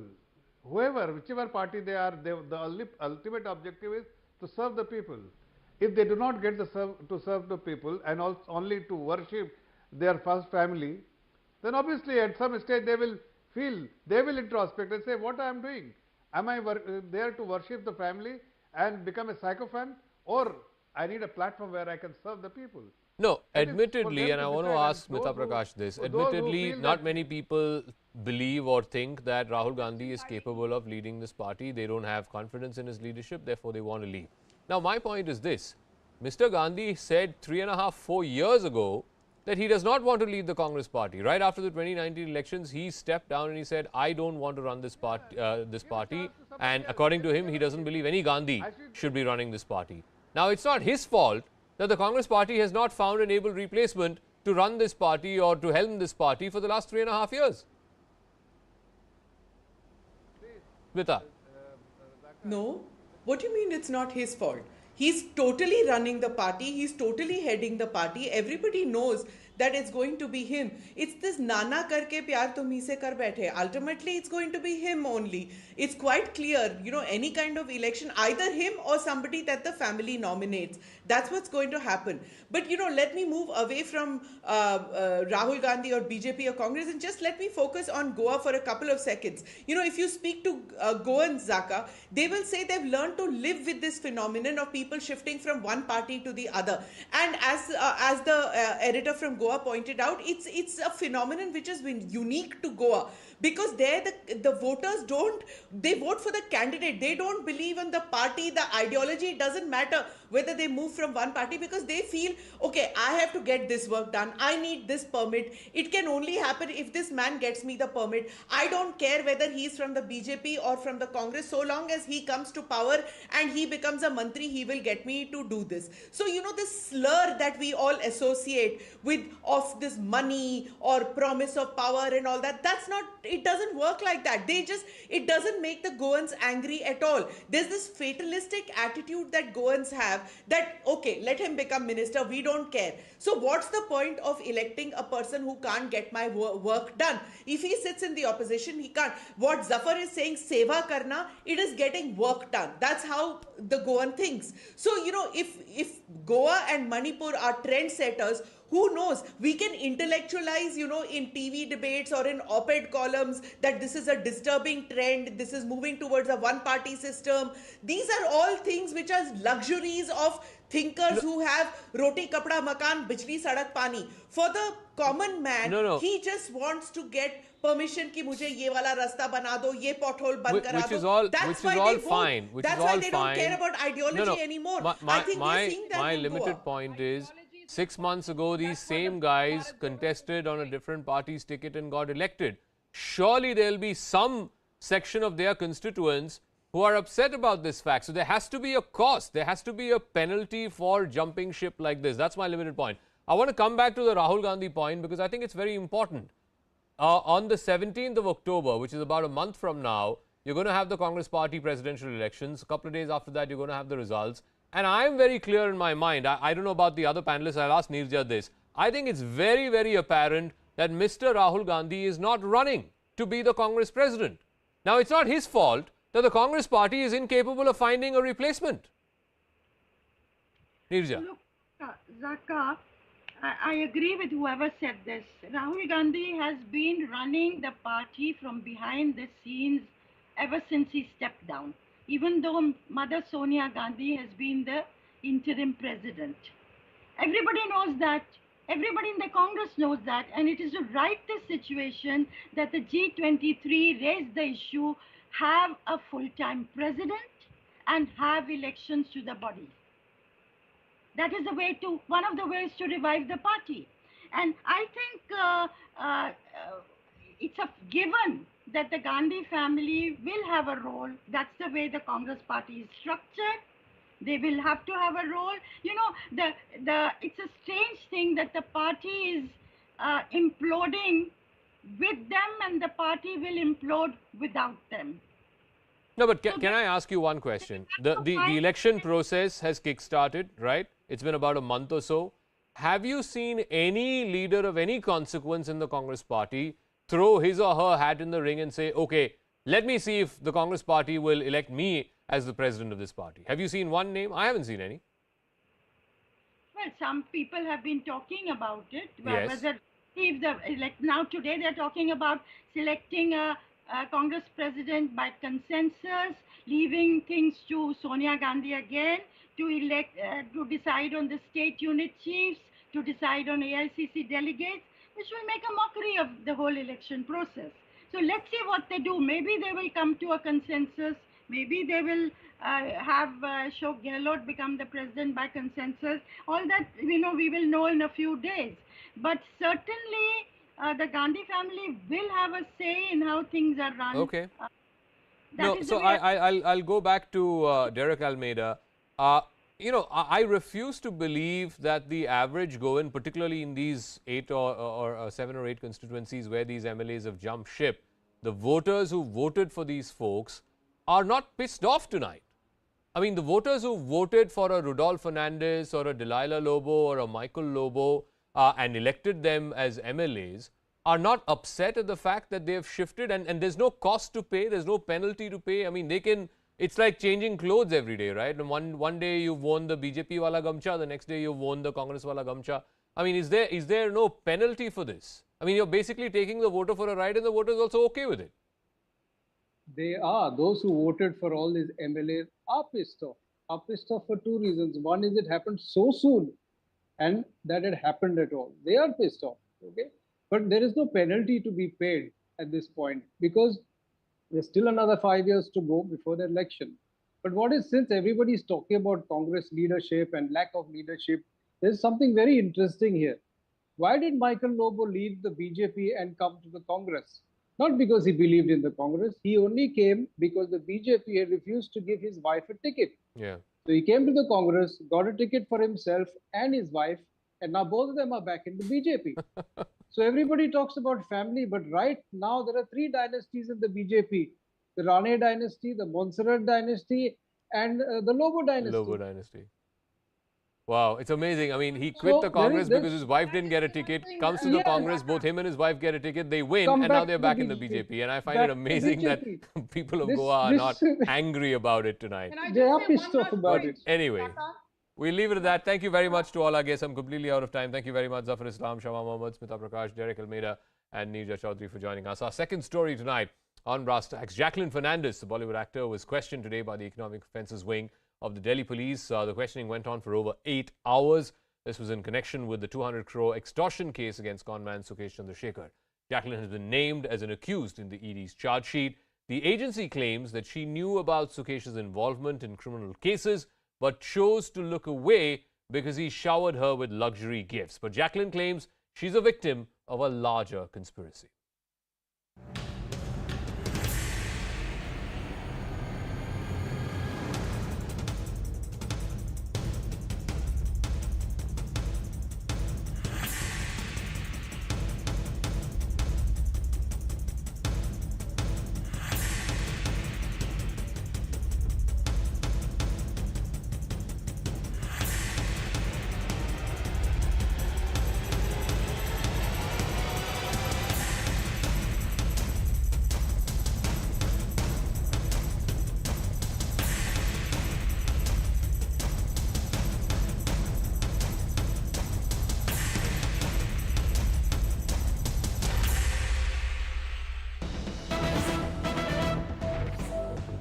All right, after Jacqueline Fernandez, now the Delhi Police Economic Offences Wing has summoned another Bollywood actor, Noura Fateh, for questioning tomorrow. Just like Jacqueline, Noura too will be confronted with Pinky Irani, who's a close associate of Sukesh Chandrasekhar and who introduced him to Bollywood stars. Siddhant has more details on this. What exactly is Noura's role supposed to be?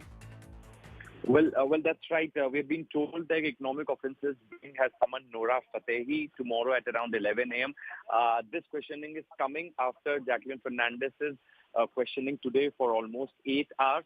And Zaka, we've been told that Jacqueline has not been summoned again by the police officers. Now they are going to analyze her statement and then they are going to decide when and if to call her again or not. Now, this particular investigation is going on regarding the criminal conspiracy. Now, how the criminal conspiracy was hatched and whether these actresses have any role to play in the criminal conspiracy. Now, Zaka, if I talk about criminal conspiracy, then that means that extorting 200 crore by sitting in the Tihar jail, were they a part of that syndicate, is something which cops want to know. And there are enough material evidences also before Delhi police now to corroborate. And in fact, today Jacqueline was also confronted with Pinky Irani, the woman who allegedly may introduce Jacqueline to Sukesh. So she was confronted, but now we're being told that tomorrow it's Noura Fateh's turn in Economic Offences Wing Office of Delhi Police. All right, Siddhant, we'll leave it at that. We'll see how the story plays out. Meanwhile, minutes after Jacqueline left the Economic Offences Wing Office of the Delhi Police, her lawyer spoke exclusively to CNN News 18. He says his client is innocent and her dignity will be restored by the courts. 7.5 hours of questioning. What was the conduct of your client? What did the police have to say at the end of the day today? See, my client was served with a summons under 41A CRPC. In a layman's language, this has been served to a person who's been arraigned as a witness to the investigation. She was called with certain documents and she was called to record certain statements for certain information that the Delhi police required. As a law-abiding person, it was her duty to attend the investigation. She has attended the investigation. She has cooperated with each and every question that was asked to her. She has answered every question. She has supplied all the documents to the satisfaction of the investigating agencies. But I don't know whether it's connected to Jacqueline or not, but maybe like the Delhi police wants to go to the root of the matter, that how accused number 1, the main accused, has conned so many celebrities sitting behind the bars. Maybe that's why she must be called. The Enforcement Directorate has retrieved certain WhatsApp messages between Pinky Irani and Jacqueline. The content of the WhatsApp messages, the prima facie evidence, goes on to establish that Jacqueline is innocent. In fact, Jacqueline has been telling Pinky Irani that she does not know this man, how can she accept gifts? That is the bird's eye view of the entire contents of the WhatsApp messages that were exchanged. So maybe that was the reason they wanted a confrontation on that particular messages. Maybe. That's just a probability. Having said that, because the matter is sub judice, I will not be able to put out the facts right now. But maybe in a week's or 2 weeks' time, we will put out the truth to the Honorable Court. And I'm sure that time, Jacqueline's dignity and respect will be restored. All right, I want to go across to our guest, Nasir Abdullah, actor, joining us. Yashwardhan Azad, former IPS officer, and Manvi Taneja, actor and model, will also be joining us. Nasir, let me start with you because, you know, actors are very protected people. You know, they have rings of personal assistants and assistants of assistants. I mean, to get through, and PR people and God knows what all. How is it that such a, you know, amid such a protected ring, a person like Jacqueline Fernandez, who is an A-lister in Bollywood, gets conned by a guy sitting inside Tihar jail? Yeah, you're asking me how and why. This is actually something that has to be brought out finally after the final entire investigation happens. But it's very, very simple. Jacqueline, like anybody else, was obviously involved with the gentleman, and when you're in love, it's another story. Anyway, she got the gift from a man. It is not a crime. Abu Salem, the underworld don who was arrested in Portugal, etc., his wife, Monica Bedi, she must have known much more than Jacqueline knew. She was living with this man. She was his wife for like a decade or less. But she got off scot-free. She must have known things. So even if Jacqueline knew some stuff here and there, she does not become a criminal. She's accepting gifts from someone who conned her into thinking he was very influential. No, but she was Nasser, not accepting no, a one gift second. from There are Dawood two Ibrahim. She was things not here. accepting. She was not accepting There are two guns things here. or contraband. It is gifts. Nasser, Why Nasser, are you so Nasser, freaking out about it? There are two things here. One, she can't be accepting these gifts at the same time saying, oh, I don't know him, I have nothing to do with him. I was urged by Pinky Irani to accept these gifts. You can't have it both ways, right? Okay, that's one part of it. That's one part of it. The second part of it, Nasser, is if a stranger, if a rank stranger came and gave you an expensive gift, in this case I'm told a 9 lakh rupee cat, wouldn't you be suspicious? Wouldn't your first instinct be, oh, what's he trying to do? I mean, who is this guy? Why is he trying to give me such an expensive gift? Now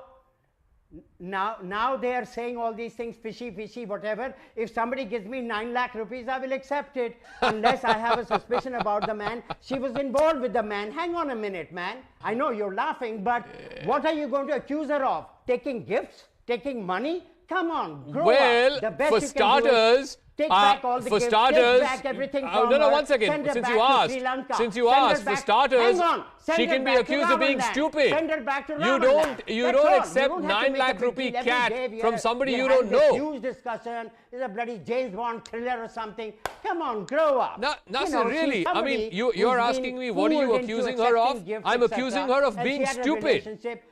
You take a 9 lakh rupee cat, a 36 lakh rupee watch from somebody you don't know, and no antennas go up, Yashwardhan Azad?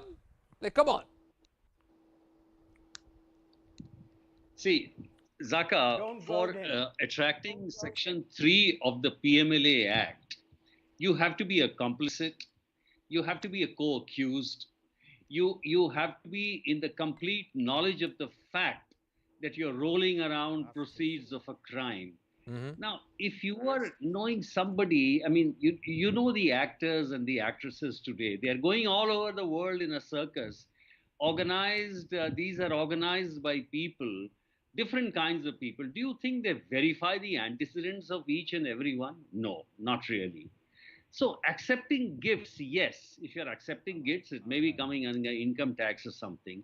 But to accuse by accepting these gifts that you are complicit in the crime, I think it's stretching it a little far. And therefore, you know, ED has already attached, I think, assets of 7 crores of Jacqueline Fernandez, and of course those 9 lakhs. And she got things like bags and other things. Yeah, watches, cars, cats, you name it. Yes, car was returned back. So if he's in love with her or she's in love, do you think he'll tell her that I'm a con man, I'm doing extorting? And would she be like to be with an extortionist as a lover? So, No. I mean, Yashwardhan Azad, all of these gifts are being given to her while this man is sitting inside Tihar jail. Surely it can't be that hard to figure where he is and what his antecedents are. No, I understand that. I mean, there are people in jail, Charles Sobraj and all, who've had lovers and they've even got married. But to make the other person complicit in that crime, that is a little difficult. That is a difficult. Okay, I want to ask Manvi Taneja because, you know, like I said, actors are a very protected species. You have secretaries that you have to go through, you have PR people you have to go through, agents that you have to go through. And I find it absolutely baffling that such an A-lister like Jacqueline or even a Nora Fateh who's being called for questioning tomorrow was, I mean, how easily they were conned by this guy sitting inside Tihar jail. See, initially she was a witness in Sukesh's case, but I believe now she's become a victim of conspiracy. Because as per the sources and as Nasser said, she was in a relationship with Sukesh. And I must say, if you're a wife or your girlfriend, you're the last person to know about your man's earning. He must have lied to her about his work. I would agree with Nasser's example that he gave regarding Monica Bedi. She was the wife of an underworld don, Abu Salim, and she was in a relationship and then she was married. That doesn't mean that she was involved in his criminal activities. That's not what Jacqueline is saying. Jacqueline is saying she doesn't know who this guy is. She's saying this guy is a rank stranger. And she got conned by a rank stranger. That's what she's saying. That's what I'm telling. That if you are a wife or a girl, they try to pretend that they are doing something else. They try to hide because see, living in a house or maybe you're a wife or a girlfriend, it is very difficult to analyze and difficult to relate at what kind of work he's doing. He must be hiding his work. Okay, so you're saying that she was very much hand in glove with him. Maybe she was in a relationship with him, but now she's sort of washing her hands off him. She is. I think she is not in the part. She is not being a part of his criminal background, and she must not be aware of his misdeeds. I think the case is under EOW, and inquiry is being set up. And I think we should literally wait for the supplementary charge sheet. We should not come to a conclusion. Nasir Abdullah, again, I come back to this. If somebody is going to give me and shower me with expensive gifts, my first instinct is naturally, and I think this is a basic human instinct, is why is he doing this? You know, what's his game here? What's he trying to achieve? Okay, lovely. Lovely. I will answer that. I won't think anything about it. I would say, my lucky day, I must have done some great karma, etc., and I got it. Why should I suspect everybody who gives me anything? What is the world actually coming to? Here is the deal. I want Mr. Yashovardhan to actually comment on this aspect. Having said whatever we know, that she took these gifts, a Mini Cooper and this, and shame, what is the punishment for this lady for having accepted gifts which are harmless, they are expensive, whatever, but she is not actually complicit in stealing them or through some hoodwinking way she got it? So Mr. Yashovardhan would be the right man to say, one sec. Before I hand it over to him, if these gifts were bought with money which are proceeds of a crime, then that makes her as much complicit as the principal accused. She's not a part of the crime. But Yashwa Azad, you can respond to that. No. If I gift you an expensive gift, which is basically money I have made from a crime, then you are as complicit as I am. Yashwa Azad. Yashwa Azad. Yes, if it is proved. Of course, if it is proved, then it's okay. Yeah, Yashwa Azad. Zaka, you know, our behavior or reactions are conditioned by the environment we exist in. You as a TV anchor, me as a retired police officer would be very careful if I get a very, very expensive gift. But you know, actors and actresses in general, they are fawned upon. They are object of, real fawning. It's like deity worship.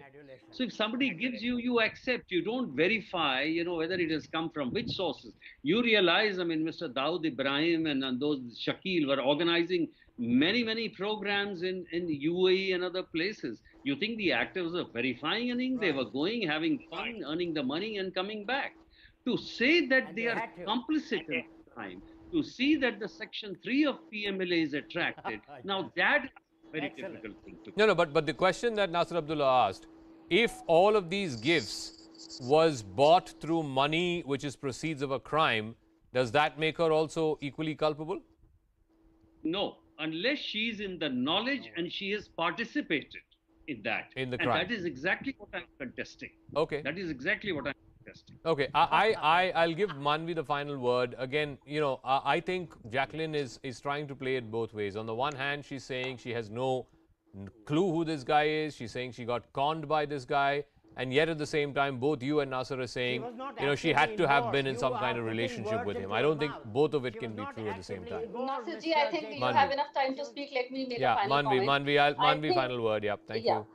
The final inquiry, as in it is said to establish the fact that if the Jacqueline is aware of Sukesh's criminal record. But I would like to add one more thing, that when you want to be in a relationship with a person, people tend to hide the real identity. Sukesh used to make multiple voice calls by using a creative software, a different kind of software, and make real calls pretending that the call is coming from the Home Minister or the Law Minister with no number flashing. Imagine how difficult it would be for him to manipulate Jacqueline or maybe any other person about his work or identity. I think that answers. All right, I'll leave it at that. All I'll leave our viewers with is some food for thought. And I keep going back to this. I think it's basic human instinct.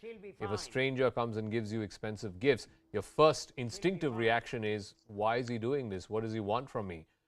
somehow, I just refuse to believe that actors who are protected by all these layers of security and assistance and PR agents and all of that will just randomly accept gifts from a stranger without their antennas going up. But we'll see how this story plays out. For the moment, I want to thank all our guests.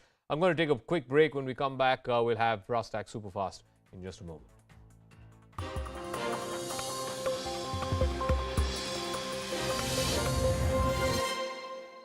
Cars were headed towards the trailer when it swerved and crashed.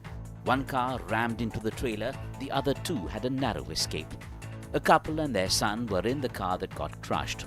All three died on the spot. The incident took place in Punjab's Behram on the national highway which connects Phagwara and Chandigarh. Police have registered a case against the trailer driver for rash driving. The National Commission for the Protection of Child Rights has written to the Chief Election Commissioner seeking action against Congress MP Rahul Gandhi. The child rights body has accused Rahul Gandhi and other Congress leaders of misusing children as political tools during the Bharat Jodo Yatra. The NCPCR claims that Congress's children's wing, Jawahar Bal Manch, is targeting kids with political intentions.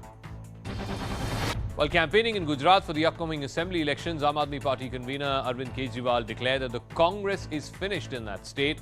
Kejriwal has pitched the AAP as the BJP's main rival in Gujarat instead of the Congress. He has urged voters not to waste their votes on the Congress, claiming that the party is not going anywhere.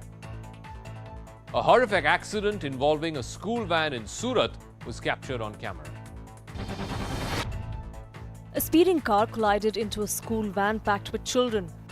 The school van took a right turn, but in the middle of the road, a speed car had a head-on collision with the van. The impact was so strong that the van overturned. The car driver, on the other hand, lost control and was pushed to the other side of the road. Bystanders ran towards the school van and rescued the terrified kids who were trapped inside. ISRO is developing an intelligent geostationary communications satellite. Let's break down what this exactly means. It can be reconfigured by changing frequencies. The bandwidth will allow the shaping of spot beams which are targeted. It will also permit the shaping of antennas receiving these beams. There is reduced risk of interference because of this with other transmissions. It will also be software driven through throughput satellites. Two separate incidents from Kerala of stray dogs attacking kids have been caught on camera. The first incident is from Kozhikode. A stray dog is seen lunging at a young boy who was riding by bicycle.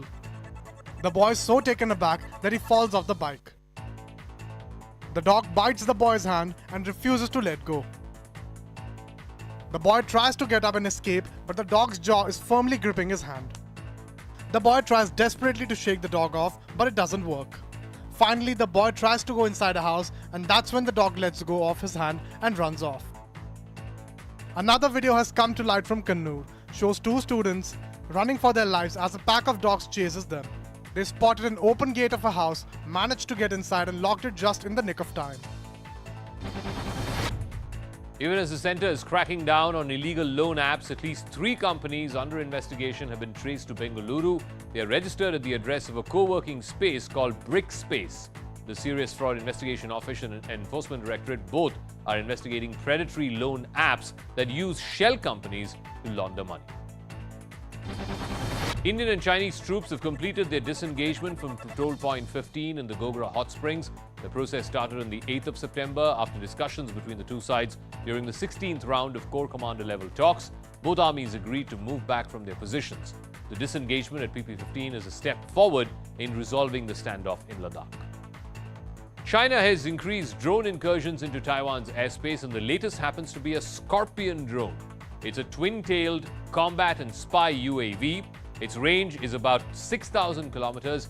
The maximum flight time is 35 hours. This drone is capable of firing a range of missiles. The drone flights are part of China's gray zone strategy against Taiwan. Nearly 50 Armenian soldiers have been killed in clashes with Azerbaijan.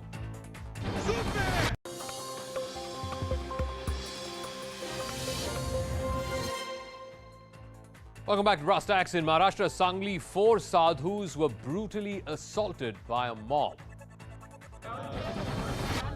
The sadhus who hailed from Uttar Pradesh were travelling in a car and heading towards the temple town of Pandharpur. They made a stop at Lavanga village in Sangli, according to the police. The men asked a boy for directions. The locals confronted the sadhus on the pretext of checking their Aadhaar card and then tried to drag one of them out of the car by grabbing his leg. They went on to assault him with a belt. The other 3 sadhus were also beaten black and blue. Finally, the police reached at the spot and took the sadhus to hospital. While the sadhus didn't file a complaint, 6 accused have been arrested for causing hurt and rioting.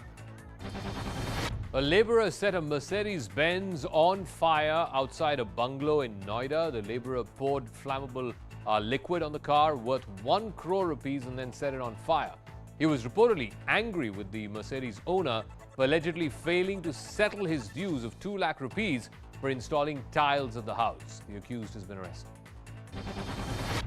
A minor altercation over collision of 2 bikes turned ugly when a youth, along with his accomplice, started firing bullets in the Joda Fatak area on Monday night. In fact, the incident was captured on CCTV. 1 person was reportedly injured after the clash. The accused has been identified and a case has been registered by the Punjab police. An emergency evacuation took place after smoke filled the cabin of an Air India Express flight that was preparing to take off from Oman. Smoke billowed from the plane, which had been taxiing for departure for Kochi. Slides were deployed and all 141 passengers and 6 crew were safely evacuated. Heavy rains in Akola in Maharashtra have put 1 biker's life at serious risk. The biker was trying to cross a completely inundated road, but the water was flowing with such force that the biker lost his balance. What followed was bone-chilling. The biker got swept away in the flood waters. He was dragged all the way to the edge of a drain. On seeing the biker's plight, some bystanders jumped into the flood waters. They pulled the biker to safety right in the nick of time. A man injured in a road accident had to be carried to hospital in a bulldozer in Katni in Madhya Pradesh. The locals claim that they had informed the authorities and waited more than an hour and a half for the ambulance, but it failed to arrive. After seeing the man who was losing too much blood, that's when they had to improvise. UP's power minister is facing power cuts in Barabanki district. The minister was conducting an inspection at an electrical substation when the power went off.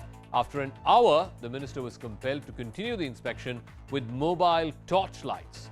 Later, he reprimanded the officials for interrupted power supply as the residents were facing a lot of flack there. 11 people were killed after a bus fell into a gorge in Jammu and Kashmir's Poonch district. The overcrowded minibus was on its way to Poonch from Gali Maidan where it met with an accident. The bus plunged deep into a gorge in Poonch, rolling down more than 250 feet and hitting the ground, which was strewn with boulders. A joint rescue operation was carried out by army, police and local villagers. 9 passengers died on the spot, while 2 more succumbed to the injuries at the hospital.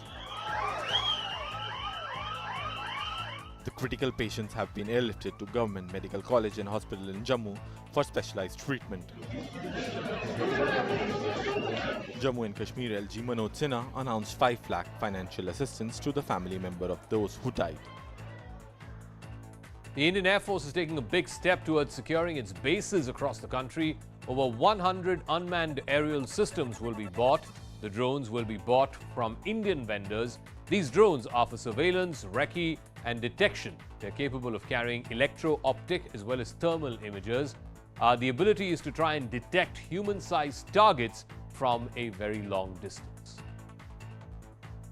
CCTV footage has emerged of 2 trigger-happy assailants who went on a shooting spree in Begusarai in Bihar. Fear has gripped Bihar's Begusarai district. For 40 kilometers, 2 men on a bike went on a rampage.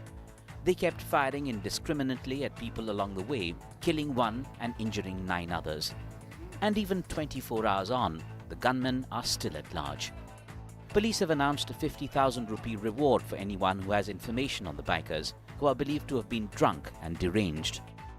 सभी जगह नाकेबंदी कर दी। Police की जो अलग team थी, investigation team, उनके द्वारा सीसीटीवी फुटेज प्राप्त किया गया। Meanwhile, BJP workers protested against the law and order situation in Bihar. Union Minister Giriraj Singh went to Begusarai to meet the injured. Law and order की स्थिति इतनी बिगड़ गई है कि आम लोगों का कहना है रोपे बबुल तो आम कहां से हुए. 7 police officers have been suspended for dereliction of duty. The Gujarat ATS seized a Pakistan boat which had 4 kilograms of heroin, which amounts to over 200 crore rupees. 6 Pakistani nationals were apprehended by the ATS. The consignment was reportedly ordered from a Nigerian origin man who is currently lodged at the Kapurthala jail. In fact, the Pakistani fishermen were about to hand over the entire consignment when they were arrested. The Enforcement Directorate has seized more than 90 kilograms of gold and almost 350 kilograms of silver, collectively valued at just a shade under 50 crore rupees. They concluded search operations at 4 premises in Mumbai. The raids were conducted in connection with a money laundering case where the company duped banks and took loans to the tune of over 2,000 crores, which was then siphoned off by layering through various shell companies. 8 laborers were killed after the elevator of an under-construction building in Ahmedabad came crashing down. The elevator was carrying the workers when it crashed to the ground from the 7th floor.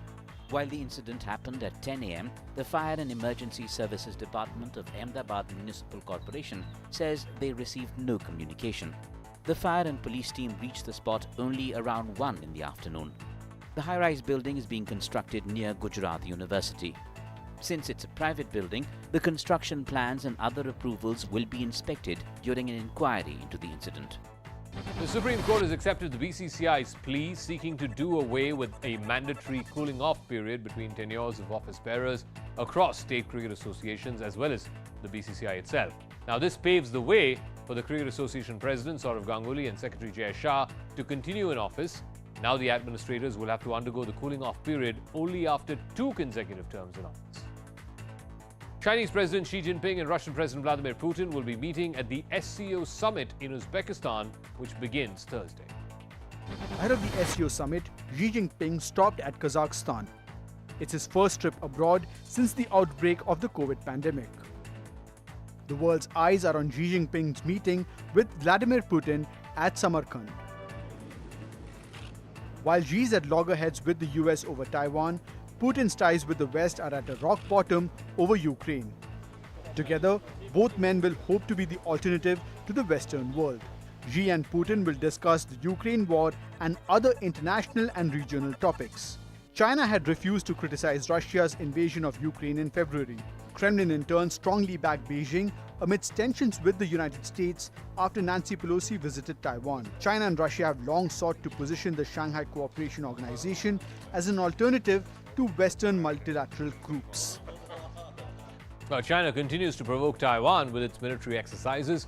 11 Chinese military aircraft tracked around Taiwan. In fact, 2 Chengdu J-10 fighter jets were across the median line. The Shanxi Y-8 anti-submarine warfare plane was also monitored in that area. Close to 250 PLA aircraft have crossed into Taiwan territory since September. Taiwan has responded by sending combat patrol aircraft in response to the Chinese aggression. Ukrainian President Vladimir Zelensky met with soldiers in the town of Baklya after it was recaptured from Russian forces. He thanked the military personnel and labeled them as heroic people.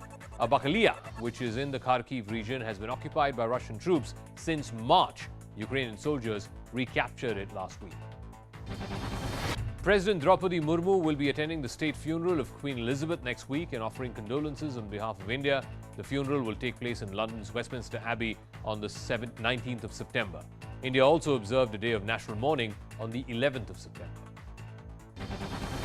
King Charles, his sons, Princes William and Harry, were part of a solemn procession today to take Queen Elizabeth's coffin from Buckingham Palace to Westminster Hall.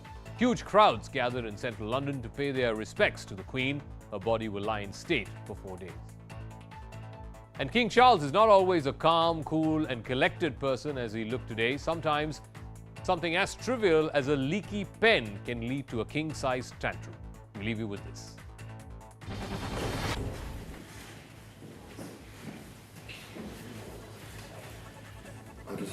Is it September 12th? 13th, sir.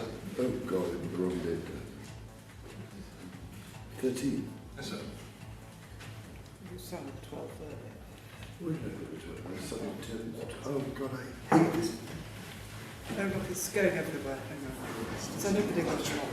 Where's the land? Oh look, it's everywhere. There, this bloody thing.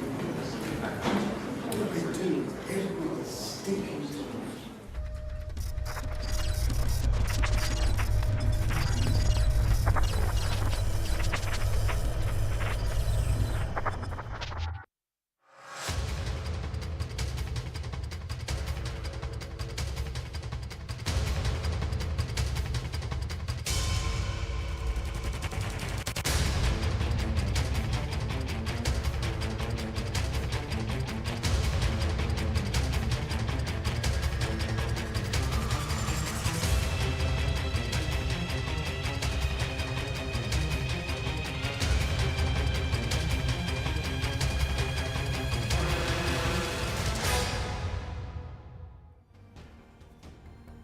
Everyone, you're watching News Epicenter with me, Maria Shakil.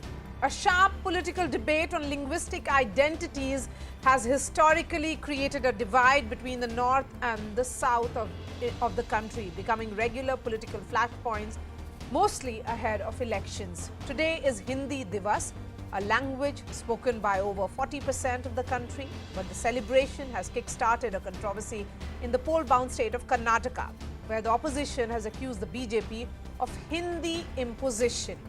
The JDS leader and former Karnataka Chief Minister H.D. Kumaraswamy wrote a letter to Karnataka Chief Minister Basavaraj Bommai on Monday urging the state government not to celebrate Hindi Diwas by utilizing taxpayer money. He said it holds no meaning for those whose mother tongue is not Hindi. The union government on multiple occasions has argued that the promotion of Hindi is not taking place at the cost of local languages. But the notion of linguistic pride has been central to the politics of many southern parties, where there is a regular pushback against Hindi. So is this outrage purely to make a political point? We'll pose a lot of questions to our guests who will be joining me shortly, but first, here's what happened today.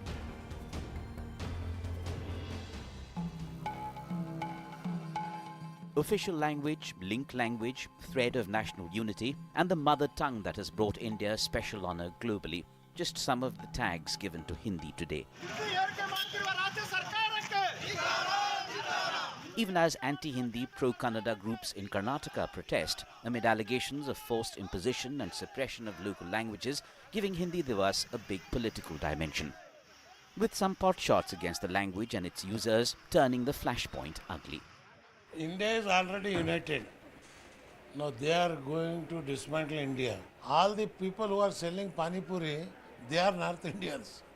Pani Puri and Pan Beda, it is their culture. You see, we are Karnataka people, self-pride people. We are here, we are earning, we are learning. Celebrating Hindi Diwas is nothing wrong. We should celebrate. We should encourage the usage of many more languages. That is the way forward, and at the same time, we should not compromise when it comes to our language. हम सब ने पूरे देशवासियों ने संकल्प लेने की जरूरत है. In his address at the All India Official Language Conference to celebrate Hindi Diwas, Home Minister Amit Shah focused on the importance of both Hindi and local languages in nation building and a new India. और हमारी हिंदी ये हमारे सांस्कृतिक धारा प्रवाह का प्राण है. हमारी संस्कृति को, हमारे इतिहास को और आने अनेक पीढ़ियों से हमारा जो साहित्य सर्जन हुआ है, इसकी आत्मा को अगर समझना है तो राजभाषा को सीखना ही पड़ेगा. Opposition to what's been termed Hindi imposition in non-Hindi speaking states dates back to the 1930s, with leaders over the years lashing out on alleged language chauvinism and Hindi hegemony. In Karnataka, the issue has assumed political proportions more over the last 5 years. Hindi versus non-Hindi, north versus south, and the like. Chief Minister Bommai today assured a Kannada language law soon. ಇವತ್ತು ಕನ್ನಡ ಬಳಕೆ ಹೆಚ್ಚು ಮಾಡೋದಕ್ಕೆ ಒಂದು ಕಾನೂನನ್ನೇ ತರ್ತಾ ಇದ್ದೀವಿ ನಾವು. ಇದೇ ಸೆಷನ್ನಲ್ಲಿ ವಿಧಾನಸಭೆಯಲ್ಲಿ ಕನ್ನಡವನ್ನ ಕಾನೂನಾತ್ಮಕವಾಗಿ ಕಡ್ಡಾಯ ಮಾಡುವಂತದ್ದು ಪ್ರಥಮ ಬಾರಿ ಈ ರಾಜ್ಯದಲ್ಲಿ ನಾವು ತರ್ತಾ ಇದ್ದೇವೆ. In the present political climate, Hindi Diwas turns into a polarization tool. Appreciating the brilliance of the language and its masters turns almost secondary. So is there imposition or a narrative which is being built that there is imposition without any such fear? Let me bring in the guests. Vivek Subbareddy is BJP Karnataka spokesperson. Abdul Razak Khan is a political analyst and also a JDS sympathizer. We also have Salem Dhanari-Dharan, who is the DMK spokesperson. Professor Badri Narayan is an author, historian. Professor Badri Narayan, I'm going to begin with you. India is one nation with many languages. There is no imposition visibly. Nobody is being coerced. No language forced. Then why is it becoming fashionable to make it about Hindi versus other languages? A debate which is kick-started by politicians almost regularly. Actually, you are very right. It's a very political issue. Hindi is expanding not because of the power, not because of the state. It's expanding because of the case. It's expanding because of the various kinds of interactions which are happening in India. So it's spreading because of the film, it's the Bollywood, and not only here, all over the world. Hindi is expanding or developing because of Bollywood also, even in Northeast, everywhere. So power is not main issue, and because of not because of the power, Hindi is expanding and disseminating. No, but now we are seeing, if you look at the kind of cinema that has been generated and created by the Tamil cinema or the Telugu cinema, the stars are much bigger than Bollywood right now. They are much more popular on multiple OTT platforms. So I think this entire debate is almost like a forced debate, more political in nature rather than any truth around it. I would say it's manufactured. Mr. Razak, what is this Pani Puri language of a JDS leader? Why demean Hindi speakers and those from Hindi speaking states? There is nothing demeaning here, Maria. It is the way how you understand it. The union government is not here to unite the country on language, but instead they are dividing the north from the south. Kannada is not just a language for us, it is a way of life. Kannada, we only, not only just read, write, speak, but we breathe Kannada. Yes. We feel proud calling ourselves a Kannadiga. We cannot let any other language. So you will demean others by saying that they are Pani Puri sellers and hence they are trying to, trying to impose on, Kannadigas. How is it? If they are earning their livelihood, how is there a cultural push? Mr. Ibrahim's words are not to demean or discourage the Pani Puri or Panbida sellers. It is a direction towards the central government. What is it up to? It is actually a question to the government. These people are the ones who said Ek Nishan, Ek Pradhan, Ek Desh, Ek Nishan. So these are the ones who don't unite on the national flag. These are the people, the same Karnataka cabinet minister who said he wants to raise a saffron flag on Red Fort. These are the people who do not unite on the national flag. Today you are speaking about uniting India on a language. I am saying these are just election propaganda. These are just, the jumlas of the BJP. They are not trying to unite on language, but they are dividing us. Who started this entire debate this time? It has been started by HD Kumaraswamy. See, it all started from Ajay Devgan and Kicha Sudeep. Yes. From then it went on and on and on. The BJP wants to pick up things from where they can do some election propaganda. These are the people I am telling you who are famous for jumlas. I am really shocked and surprised by the manner in which a political party is reacting. I think Abdul Razak must understand that none of the languages are threatened here. The issue is that there is a Hindi Diwas which is being celebrated in North India. Now the ethos of Karnataka is all embracing. It has the spirit. Karnataka is unique in the whole nation. It has the spirit to embrace every language. every ethnicity, every religion, and every region of India. Bangalore has representatives from the whole of India. It captures the best part of India, Okay, the whole of India. then Mr. Reddy, But did having Mr. regard to Bommai, did your Chief Minister make today's Bangalore has announcement representation for for the whole law world. to make Kannada legally mandatory in the State Assembly as a reaction to the JDS and Congress party's Not at all. criticism? Not at all. Look at the national education policy. Forget Karnataka's policy towards Kannada. Look at the national education policy. It retains the nativity of language as the utmost priority in the policy of the nation, in the education policy of the nation. The nativity of the language, its rich culture, and the richness of language is one of the highlights of the national education policy. Therefore, it is the policy of the central government and it is the policy of the state government to conserve our native language Kannada in its richest and purest form. And that is what the state government is doing. There is no reaction. The problem here is Janata Dal is prone to flogging dead horses during the election because the election is coming. For 4 years, they were never bothered about Hindi Diwas.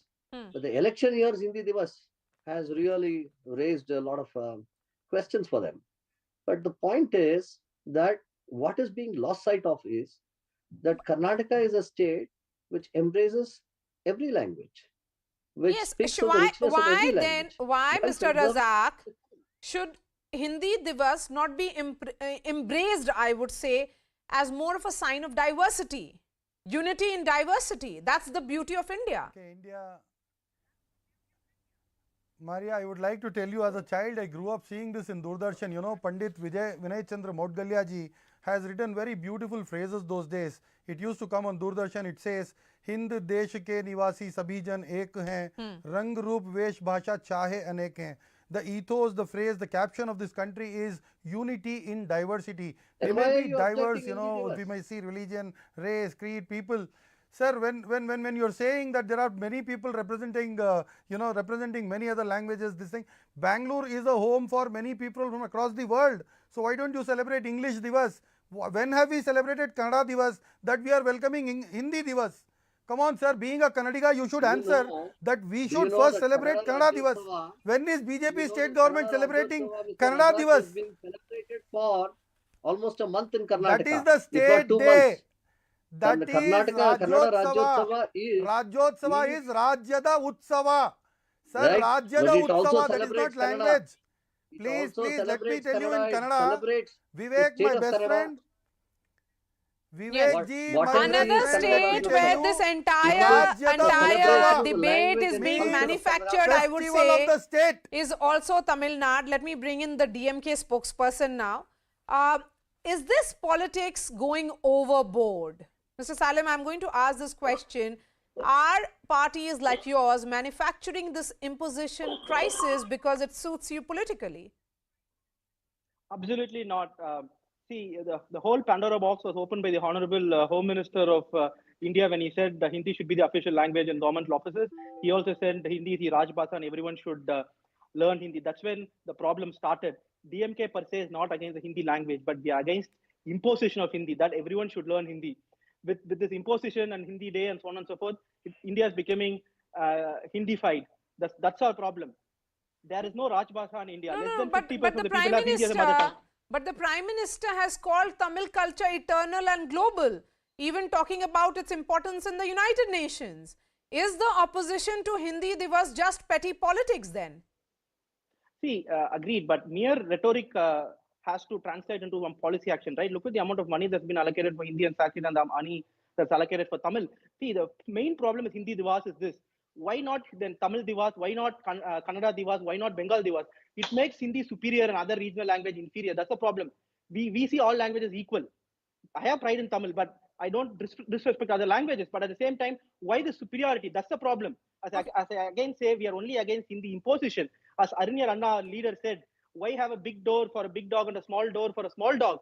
When English can be the link language, and everyone will learn their mother tongue and have English to communicate with other parts of India or the world, then what is the problem? So you are of the opinion that English should continue to be the link language. You don't have issues with English being the dominant language, but you think there is hegemony of Hindi? Yes, because see, when see 40% of the people have, less than 40% of people have Hindi as a mother tongue, but when you impose Hindi, what happens is people who have Hindi as a native language will start dominating. That's the problem. This was also recorded in the parliament by Arnir Anna, right? So for us, Hindi is same as English, as simple as that. Okay. Then, Mr. Reddy, given that the BJP is aiming to expand its base in the south, is setting a Diwas aside for Hindi almost counterproductive now? I think the sort of narrow-mindedness with which the other political parties are looking at this problem or trying to create ghosts out of nothing, I think people will see through. It's so apparent. The DS spokesperson was eloquently talking about the problem of Hindi imposition. But the DMK politicians, including their chief minister, has schools which run on CBSE Hindi syllabus. And Hindi is the primary language in CBSE syllabus. And they happily commercially exploit education. Commercially exploit education, so long as whether it is Hindi or whatever, and they don't talk about imposition when they are commercially exploiting and squeezing money out of educational institutions. But the problem comes they cannot preach when they cannot follow what they preach. That's the problem here. So long as it is commercially exploitative, they have fun and make money. But so long as it is politically inexpedient, they have these two faces. That's the sort of politics that we are seeing here with respect to Hindi Diwas. The richness of Tamil is being celebrated throughout the world and in Tamil Nadu specifically. The richness of Kannada is being celebrated in Karnataka and throughout the world. Basava's statue is erected in London, one of the greatest poets and saints of Karnataka. So even the great saints of Tamil Nadu, their statues are being erected in various parts of the world. Why do people celebrate philosophers or saints of a certain region? Because of the richness of culture and the greatness of these souls. Well, let us look at this spirit. This is the spirit Karnataka has, Tamil Nadu has. And let me get a reaction on that from both Salim and Abdul Razak. Abdul Razak, first to you.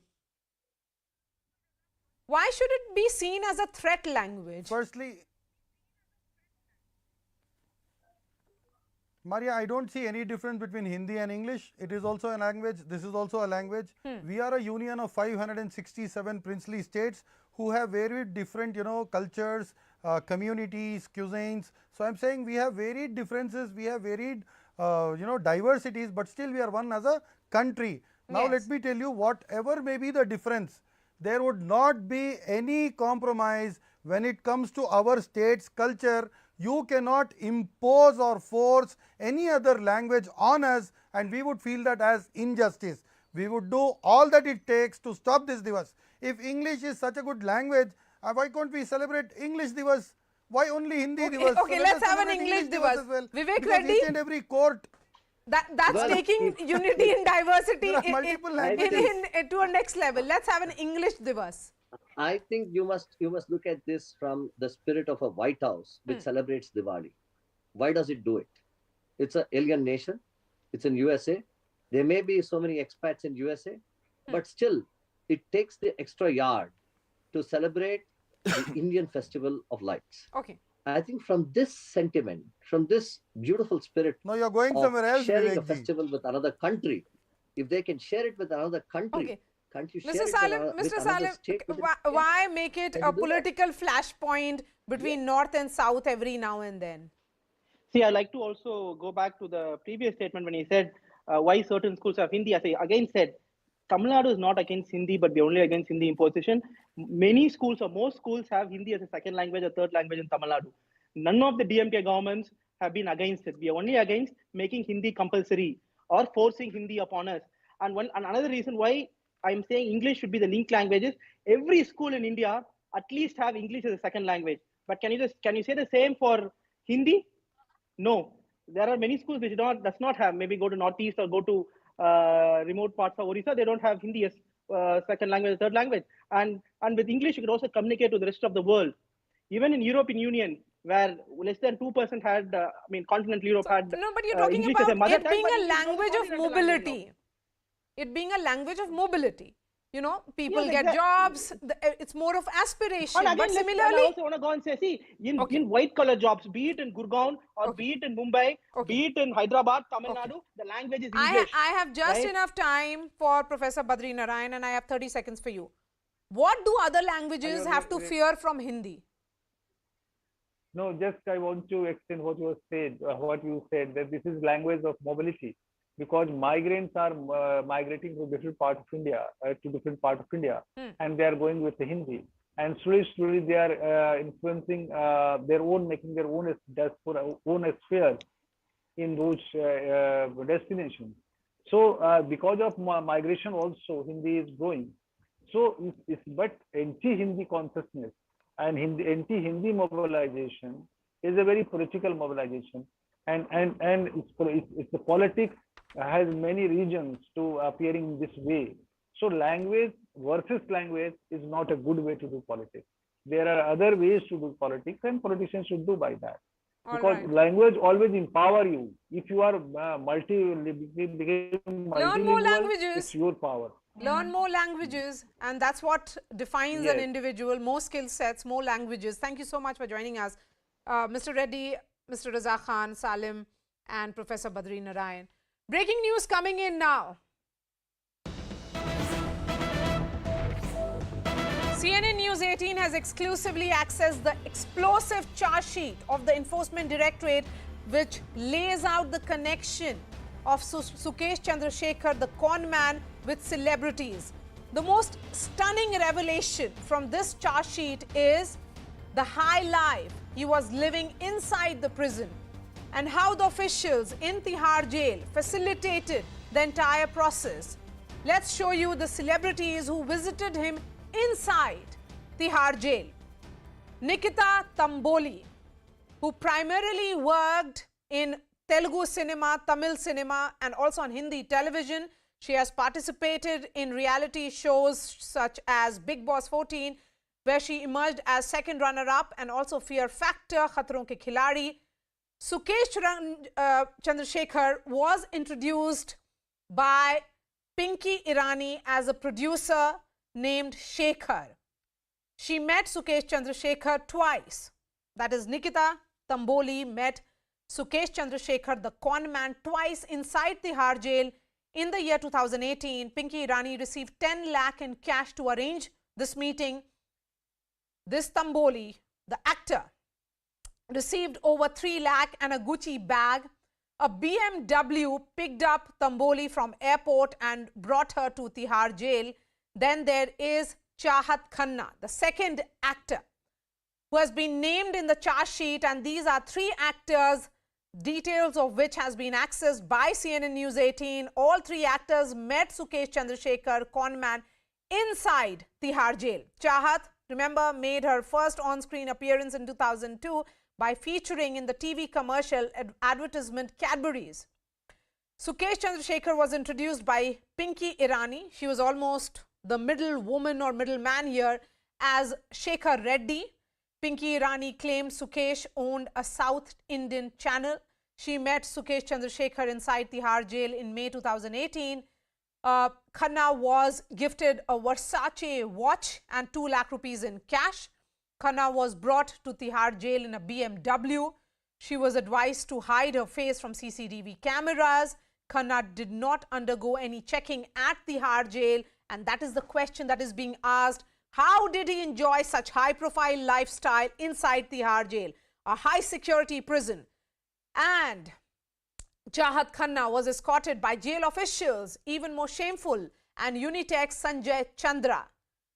Then the third actor, Sophia Singh, who came to limelight through her shows Ae Kaash Ke Hum and 22 Days in 2018 and 2020.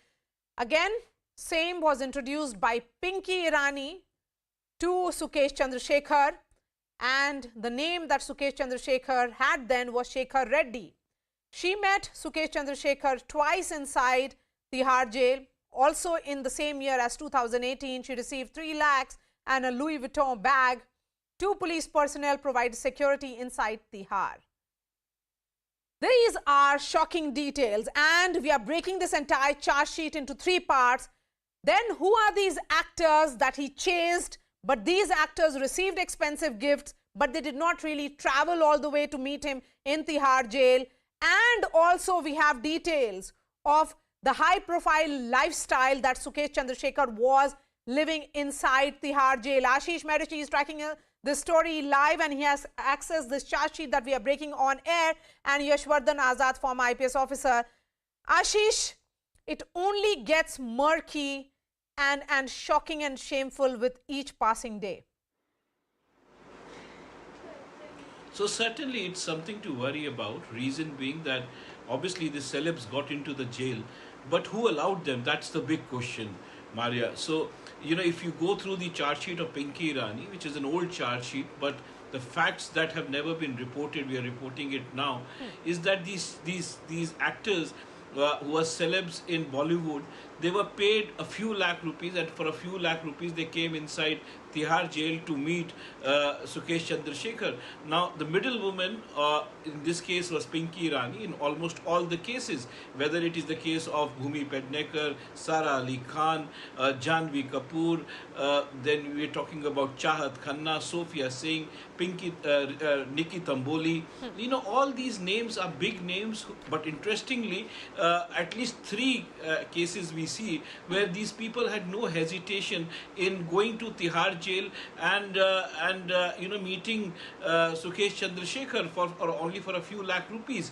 And what is most worrying is that a BMW used to pick them from the airport. When they went to the gate number 3 of Tihar jail, they were escorted inside into an Innova, which was usually Innova of the owner of the Unitech, Sanjay Chandra. Now, interestingly, what leaves everybody perplexed is that inside the Tihar jail, a BMW 5 Series was also kept, a white color BMW, which was basically owned by Sukesh Chandrasekhar, and he used to use it for ferry guests that used to come and meet him. And high-profile guests. If you look at the room in which these... Yes, we'll be breaking those details. Yeah, Ashish, just hold on to your thoughts. Hold on to your thoughts. Now, the second part of this charge sheet that we have accessed.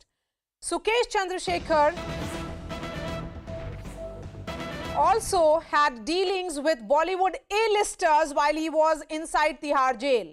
The ED charge sheet lists 3 main Bollywood A-listers. First, there is Bhumi Pednekar. Pinky Irani introduced herself as the Vice President of New Express Post. As per the charge sheet, Irani claimed Sukesh was chairman of this particular company, New Express Post. Irani said Sukesh Chandrasekhar wanted to gift her a car. What is the reason? She did not say, just he was a rich man wanting to gift her a car. Pinky Irani tried to offer Pednekar a bigger project. Sukesh tried to approach her directly by sending her messages. Bhumi Pednekar did not meet him personally and did not receive any gifts. Then there is another A-lister, Sara Ali Khan. Sukesh approached her directly and offered her a car. The charge sheet says that Sukesh Chandrasekhar introduced himself as Suraj Reddy. She accepted a Frank Muller watch, a very expensive one, and a box of chocolates. The third actor who was approached by Sukesh Chandrasekhar directly is Janvi Kapoor. She was contacted by Sukesh's wife, Leena Maria Paul. She was contacted through a talent management company. She was paid over 18 lakh for inaugurating a salon in Bengaluru. Janvi Kapoor was gifted a Christian Dior bag, and these are actors who were approached by him. Many of them received gifts, but they did not really go and meet him inside that Tihar prison. Yashwardhan Azad, the questions will be asked purely and purely as to what was really happening in this high-profile, high-security prison where this con man spends lakhs and crores and gets all the facilities, including women, actors inside his prison. Well, it's most unfortunate that the prison security has perhaps the worst record in terms of allowing all illegal things. And Tihar is, of course, extremely famous for all this. And unfortunately, the prison administration across the country has nothing to speak good about. And I can only say that it's very, very unfortunate that the people who are at the top, who are managing these prisons, just don't give any attention to these things. Now, unfortunately, as far as the actors are concerned, you see the actors and the actresses of Bollywood, I mean, promoting any brand of anybody, going across the world under these various shell companies or various dubious producers, and they have no qualms in accepting presents. My only issue is, Maria, that some of the actresses we are trying to arraign as accused in the PMLA case, that is a wrong thing, because it's wrong to say that they would be complicit in the extortion case which Sukesh was involved in. Yes. Yes. So far, only the accused in this case is Jacqueline Fernandez, who has been questioned already. And let's break the third part of this charge sheet, and I'll give the final words to Ashish Merishi then. The third part is another shocker from this ED charge sheet which we have accessed, which shows the high life of Sukesh Chandrasekhar inside Tihar jail. Sukesh kept a BMW 5 Series inside the Tihar jail for personal use. BMW 5 Series was used to ferry guests who visited him. Sukesh's high-profile room had a high-end TV set, a laptop, and also a PlayStation. His jail cell had an AC, Apple Bluetooth speaker as well. His room had a sofa, recliner, fridge. He had multiple phones, Rolex watches, and expensive bags which he gifted to all those actors who visited him. Ashish, Jacqueline Fernandez questioned for 8 hours today, and tomorrow it's Nora Fateh. But so far it's only Jacqueline who's been seen as an accused in this case, who perhaps benefited from the proceeds of crime. All these actors who received gifts from him without visiting the cell of Sukesh Chandrasekhar, have their statements been recorded as well?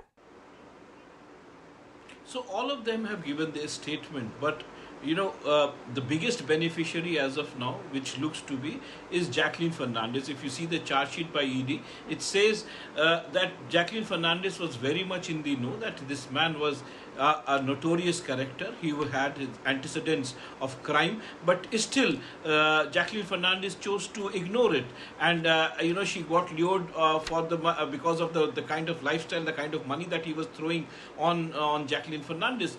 But ultimately, today's arguments, what I have heard from my sources in Delhi police, also in the economic offences wing, they tell us that that was the argument that Jacqueline Fernandez was giving, that why is she only being named as an accused? Why special treatment is being given to people like Noora Fatehi, who also took a BMW car for an event? But again, then there is an argument by Noora Fatehi that she did not know that when she was being gifted this BMW car through a talent management company, then the company that was in the front was basically a shell company, so she had no idea. That is what her argument is. But here we are seeing not only Jacqueline Fernandez's case, there are so many cases like Jacqueline Fernandez where women have been paid and they visited Tihar jail, they visited inside the Tihar jail. So because they are also ultimately beneficiary of proceeds of crime. But yes, ultimately the biggest beneficiary in this case is Jacqueline Fernandez for more than 7.25 crores, and that is why her assets have been attached. All right, Ashish Merishi, Yashwardhan Azad, thank you so much for your time. And tomorrow is when Noora Fateh will be questioned by the Economic Offences Wing of the Delhi Police. Shifting focus to another story now, and it is another day and another jolt to the Congress party, this time from the state of Goa. 8 Congress MLAs, including former Chief Minister Digambar Kamath, joined the ruling BJP in a body blow to the opposition party, which is now left with just 3 MLAs in the 40-member assembly.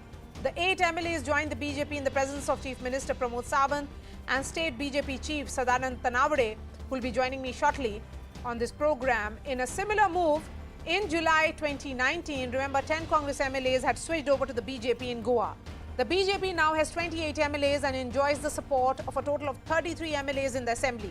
The Congress has accused the Saffron Party of using deception and manipulation to maintain power, claiming that MLAs allowed themselves to be purchased like cattle.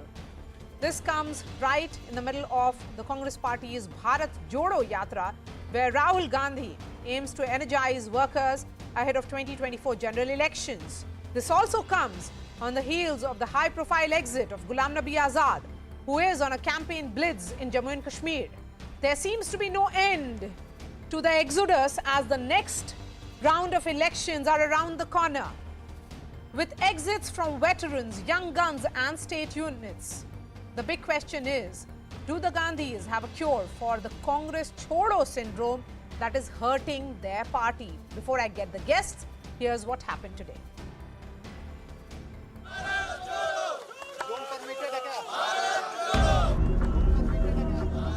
While Rahul Gandhi is busy walking across the length and breadth of the country for his Bharat Jodo Yatra, his party is crumbling with each passing day.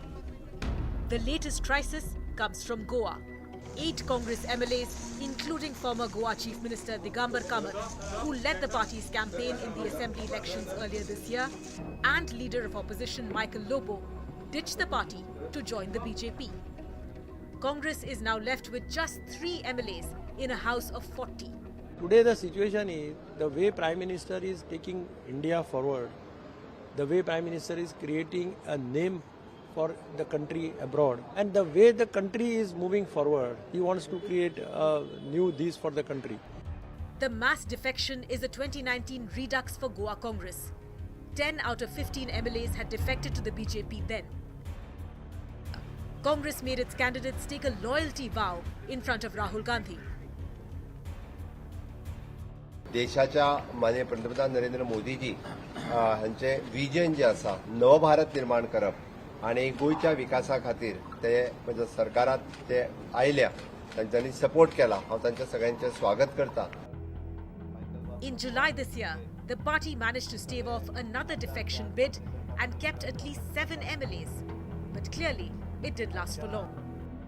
Congress party जे म्हणटा की आम्ही भारत जोडो यात्रा जी तेंच्यांनी चालू केल्ली आहा Kanyakumari till Kashmir म्हणून ती आम्ही हिंगासर आयज गोंयान सुरवात केल्ली आहा की काँग्रेस छोडो आणि भारतीय जनता पार्टी को जोड़ो. जिस प्रकार से बयान उनके आ रहे हैं, उनके दल के अंदर बहुत से एक भय जैसा एक समा चुका है, जिसके कारण वो आज इस प्रकार की कदम उठा रहे हैं गोवा में, या कोशिश भी कर रहे होंगे कहीं और की, क्योंकि आज उनको लोगों का ध्यान भटकाना है. The Congress has been without a permanent party president since 2019. It has been losing ground in state after state, election after election. There is an exodus of senior party leaders as well as young dynamic faces, and not to mention infighting in state units. Yet, the party is focusing all its energy on a 3,570 kilometers long Padyatra. So are Congress's priorities simply misplaced? And let me take that question straight to the panelists. Sanju Verma, Mahima Singh, Pramod Acharya joining us. Mahima Singh, is the Congress party's priorities misplaced? You do not have your house in order. Not at all. Our priorities are very clear. We are out on the roads of this beautiful country, re-engineering the society that the BJP has harmed in the past 8 years. And it's not any small amount of harm that the BJP has affected upon this country. There is inflation, there is unemployment, and it is at the peak of it. Yes. Like it has never been before. And the BJP is busy. Why haven't you managed to communicate this, your sincerity of issues, to your own party men? Why are your own party leaders leaving you and joining your political opponents, understanding fully well that they might be doing something right which you are not? Maria, integrity is a personal choice that each one of us makes every single day of our lives. these MLAs that have defected to the BJP, insulting the public mandate in Goa, had vowed before their respective gods during and have vowed on affidavits to the party that they remain with the party during filing their nominations also and otherwise. Yet if they choose to fail the voter who voted for them because they were Congress party candidates, it is their personal choice. Integrity has to come from, if their soul is not shaken by what the BJP is doing to the country, then God save them. Because here we are on the roads, and I'm connecting with you today when I'm at Kerala, where the Bharat Jodo Yatra is crossing from, and it is enthralling to see the numbers that come out on the streets. To when one leaves, hundreds of them come. And Sanju Verma, the point being made by the Congress party is that you are so rattled with their Bharat Jodo Yatra that you are carrying out Operation Lotus. Maria, I have a new name for Rahul Gandhi, the proverbial ostrich, who still has his head deep under the sand and refuses to have a reality check. I will, without getting into semantics of Bharat Jodo or whether the Congress is, engaging in, Bharat Todo, that's not the moot point of the debate today. I'll quickly come to Goa. Let's be very clear, even in the last assembly elections, I have to concede the Congress had won 17 seats and we had only 13 seats, Maria.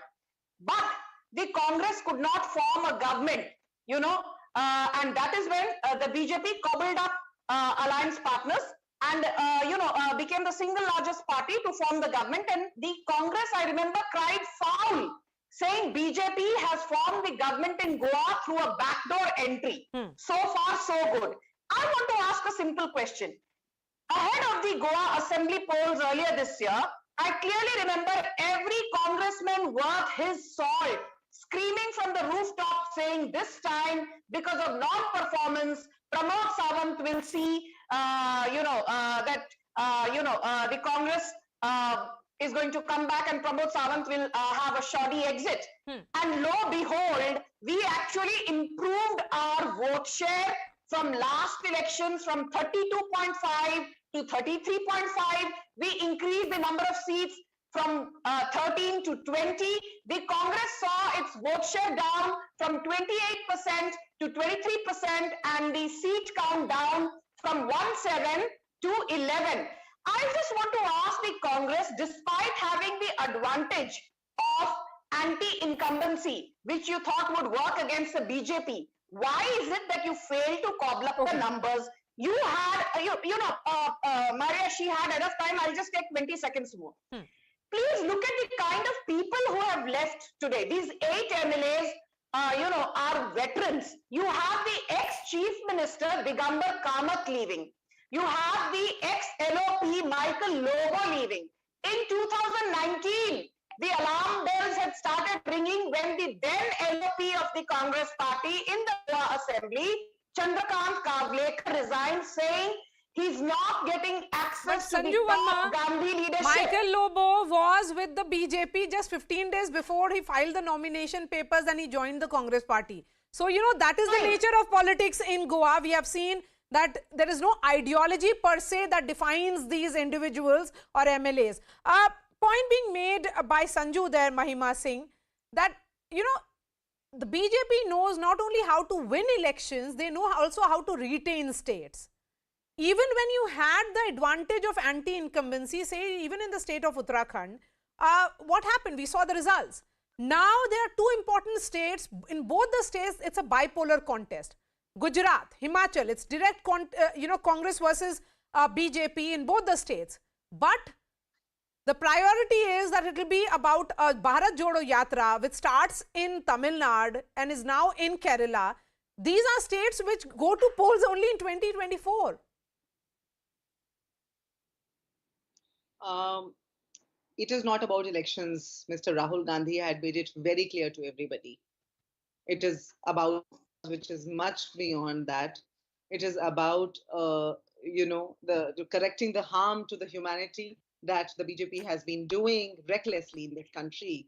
It was frivolous listening to the BJP spokesperson right now, because she is speaking about numbers and she is speaking about everything that the BJP is not. Remember in 2019, the BJP has done the same thing. The BJP, there's a case still pending in the Supreme Court. Everybody knows that. From 2019, because the BJP actually did the same. It is a pattern that the BJP follows. The BJP, 10 MLAs had defected to the BJP in 2019 in a very similar fashion. Because the BJP, the money it is looting out of the people of this country, this is their way of approaching. Maria, now she spoke. Can I rebut, please? I don't want to interrupt her. May I please? I don't want to heckle her. May I make my point? Maria, may I rebut? Okay, go ahead. May I rebut? Thank you. I don't wish to heckle her. I'm sure she'll extend the courtesy to me. You know, the reason why I was laughing is because I actually am amused that Congress panelists have to defend the indefensible. And, you know, when you come on national television, on Maria Shakil's program and say that you're worried about humanity, you're not worried about numbers. If you're not worried about numbers, if you're not in politics to be in power, then Rahul Gandhi should actually make a safe exit. Because let's be very clear, if you are not going to be in power, how are you even going to implement the big humanitarian changes that you supposedly want to carry out, madam? And let me be very honest, just like Maria mentioned, prior to the assembly elections in Goa, 67% of the MLAs on either side, be it BJP or be it Congress, saw an exchange from here to there and from here to there. That's not the point. Okay. Today, when the BJP is in power, 1 minute, Maria, look at the recent exits. Be it Hardik Patel, be it Jitin Prasada, be it Jyotiraditya Scindia, even be it Sushmita Dev, for instance. What is common to all the exits? They said that the top leadership was incommunicado. The top leadership was not accessible. Okay. Rahul Gandhi is living in an ivory tower in a la-la land of his own. And panelists from the Congress come here and give a bhashan to the BJP. Pramod Acharya is the editor of Prudent Media. He's joining me from Panaji. Pramod Acharya, it did not really come as much of a surprise, I would say, because it was, I mean, that 8 MLAs will be leaving the party and joining the BJP was, you know, almost in the works, and we had heard about it since Sunday. I mean, we were hearing about it. Isn't it true? We were hearing about it from last 2 months, to be very precise, and the surprising part was there was nothing done from the Congress leadership to avert the situation. Last time when they attempted it, Dinesh Gundu Rao, the desk in charge of the Congress party, came to Goa, held a mega press conference, and he himself declared that his MLAs want to defect. And it all started with that press conference 2 months ago. The point here is, as a Goan, as a citizen, this is very disgusting and nauseating what is happening here. This is happening for the second time in last 3 years, where leader of opposition and 2/3 of the party is split and joining BJP. That's right. Moreover, it is very disturbing because BJP is not short of numbers. They have a comfortable majority, and yet these attempts are being made. So it's very, very sad. Okay, it's Mahima, very, very irritating. Mahima, when Dinesh Gundu Rao can say so, almost predict it in his press conference, then why weren't efforts made by Rahul Gandhi, I would say, to ensure that his MLAs stay with the Congress? I mean, he, instead of going to Tamil Nadu, he could have also gone to Goa to ensure that that Jodo aspect could have been about his own party. Congress Jodo. Very initially, Maria, I talked about integrity, and it is a personal choice. And those who are within them, who are thinking of betraying their people, their subjects, their party, their leaders, I don't think that, there's any way to help them. However, I was reminded of 2 things when I was listening to the BJP spokesperson. The first thing, look at the bafflement. Look at the bafflement that shows in the BJP person's laughter. You know, this here is what oh my God. Oh my God. Anyway. You refuse to see the reality staring at you. You're being booted out from one state after another. Your MLAs are leaving you. Your MLAs are leaving you, madam. You have been booted out from one state after another, and yet you come here and do this Rahul Gandhi ka bhajan. Rahul Gandhi ka bhajan is not going elections. Priyanka Vadra ka bhajan is not going to win you elections.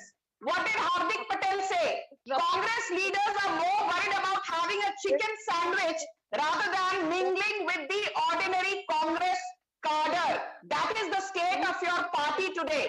Hardik Patel has exposed you thoroughly. Sushmita Dev exposed you thoroughly. All right, Sanju Verma, Mahima Singh, Pramod Acharya, really thank your time. Thank you so much. Sadanand Tanavade is the BJP state president of Goa. He is joining me now. Mr. Tanavade, thank you so much. Many would see this almost like some kind of, coup that has happened.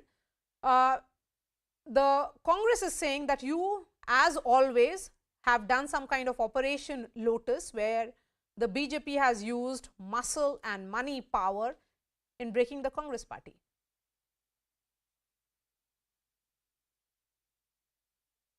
ये जो 8 out of 11 MLA from Congress, they joined BJP. Right. We are not use any muscle or money power. They willingly joined Bharatiya Janata Party because that MLA don't have faith in Congress central leadership as well as local leadership.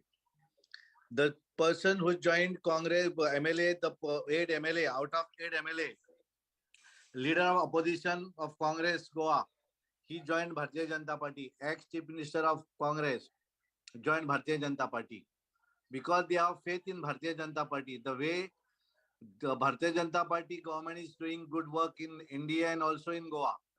So that's why they joined Bharatiya Janata Party.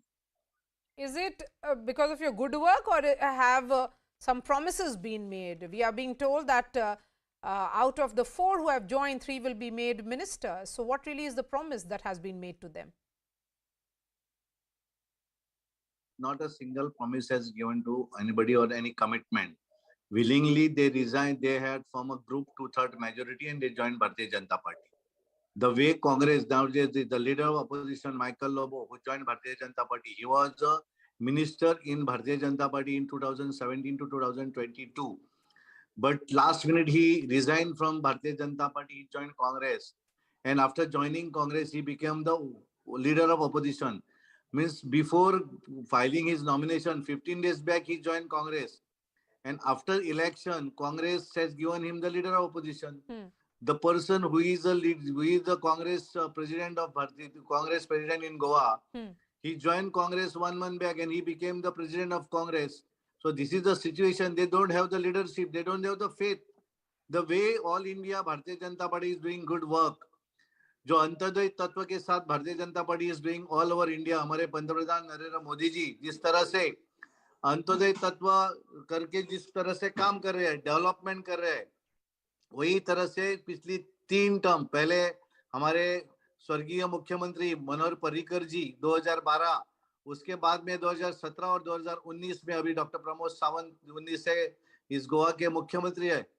जिस तरह centre से गोवा को जिस तरह से मदद मिल रही है डेवलपमेंट के लिए, वो इसके लिए इधर बहुत जो डेवलपमेंट है, इसके लिए ये लोगों ने सोच दिया कि there is no future in Congress, so they decided to join Congress, join BJP, because उनका लीडर जो है राहुल गांधी जी, वो भारत जोड़ो कर रहा है, वो तो खुद की पार्टी जोड़ नहीं पा रहा है, वो क्या जोड़ेगा Bharat?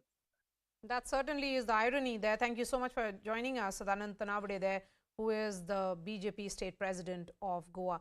We are slipping into a short break. Up next, Britain continues to mourn the passing of Queen Elizabeth II. Hundreds pay their respects in London. We'll be getting you live visuals from there, so stay with us.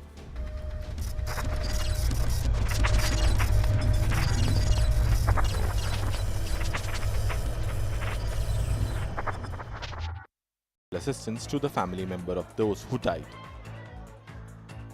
The Indian Air Force is taking a big step towards securing its bases across the country. Over 100 unmanned aerial systems will be bought. The drones will be bought from Indian vendors. These drones are for surveillance, recce and detection. They're capable of carrying electro-optic as well as thermal images. The ability is to try and detect human-sized targets from a very long distance.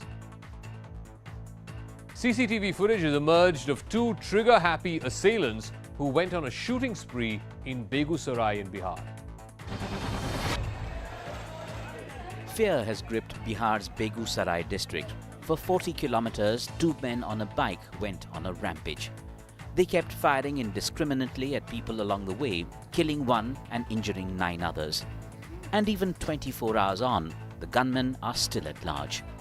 Police have announced a 50,000 rupee reward for anyone who has information on the bikers, who are believed to have been drunk and deranged. सभी जगह नाकेबंदी कर दी। Police की जो अलग team थी, investigation team, उनके द्वारा सीसीटीवी फुटेज प्राप्त किया गया। Meanwhile, BJP workers protested against the law and order situation in Bihar. Union Minister Giriraj Singh went to Begusarai to meet the injured. Law and order की स्थिति इतनी बिगड़ गई है कि आम लोगों का कहना है रोपे बबुल तो आम कहां से हुए। 7 police officers have been suspended for dereliction of duty.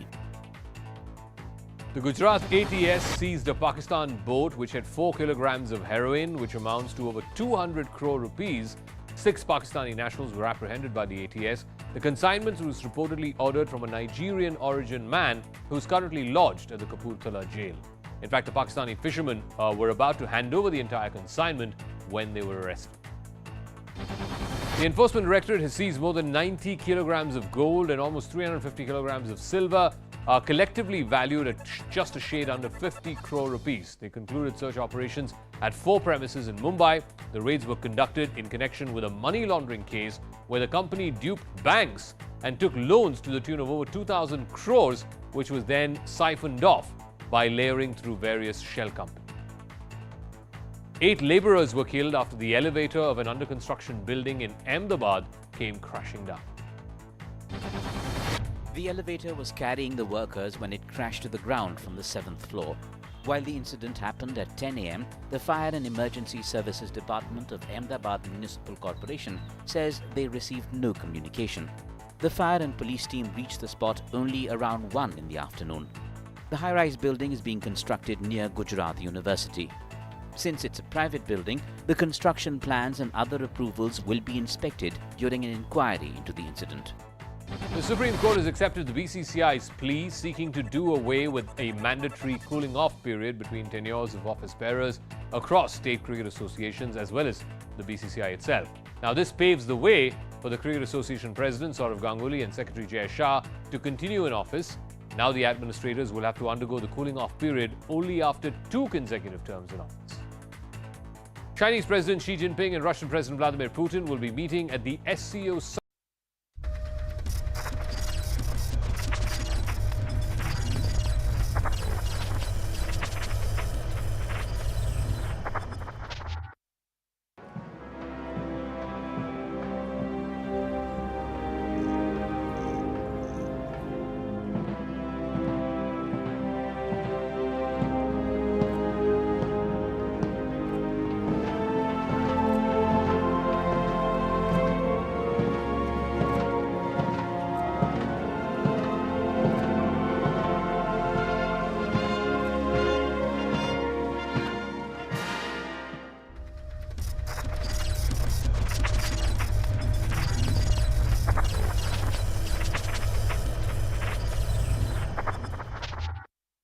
Alternative to Western multilateral groups. In Maharashtra, Sangli, 4 sadhus were brutally assaulted by a mob. The sadhus who hailed from Uttar Pradesh were traveling in a car and heading towards the temple town of Pandharpur. They made a stop at Lavanga village in Sangli, according to the police. The men asked a boy for directions. The locals confronted the sadhus on the pretext of checking their Aadhaar card and then tried to drag one of them out of the car by grabbing his leg. They went on to assault him with a belt. The other 3 sadhus were also beaten black and blue.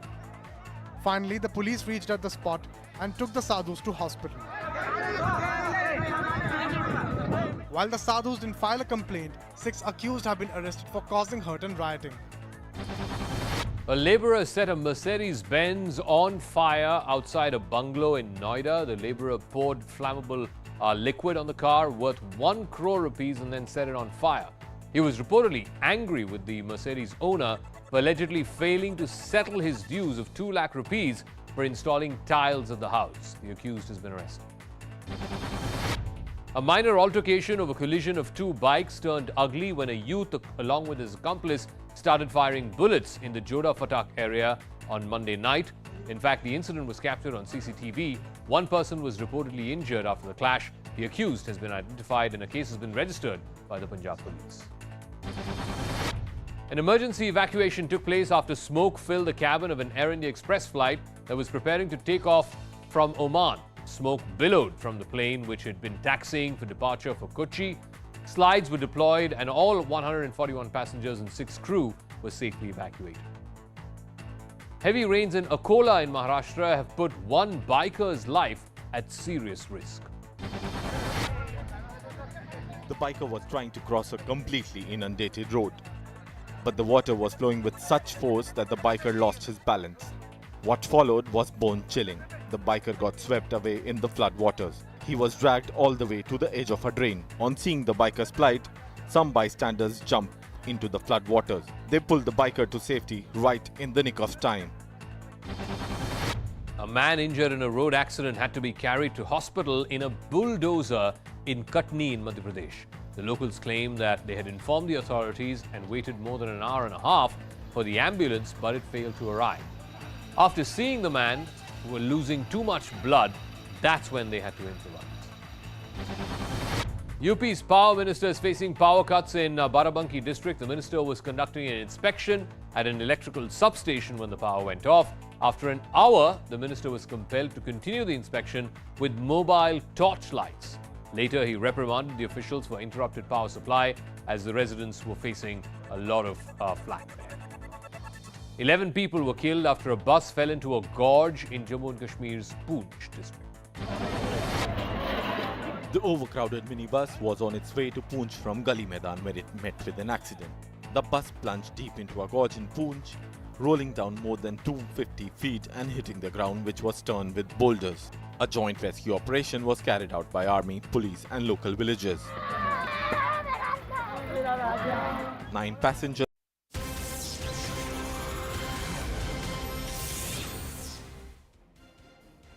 Hello and welcome to CNN News 18 with me, Ayushman Singh Jamwal. This is the late night edition and today we focus on Bollywood actor Jacqueline Fernandez and her grilling by the Economic Offences Wing of the Delhi Police. Now, she was grilled for over 8 hours by the Delhi Police today in the alleged 200 crore extortion case linked to con man Sukesh Chandrasekhar. Now, as per reports, she was given a long questionnaire including 100 questions pertaining to her relationship with Sukesh Chandrasekhar and the gifts she received. The officials are likely to summon Fernandez again. Another Bollywood actor, Nora Fatehi, along with Pinky Irani, have been called for questioning as well.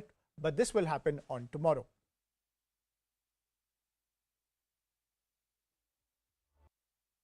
देखो, Jacqueline का ED ने कई बार उसको सम्मन किया हुआ था और कई बार पूछताछ हो चुकी थी।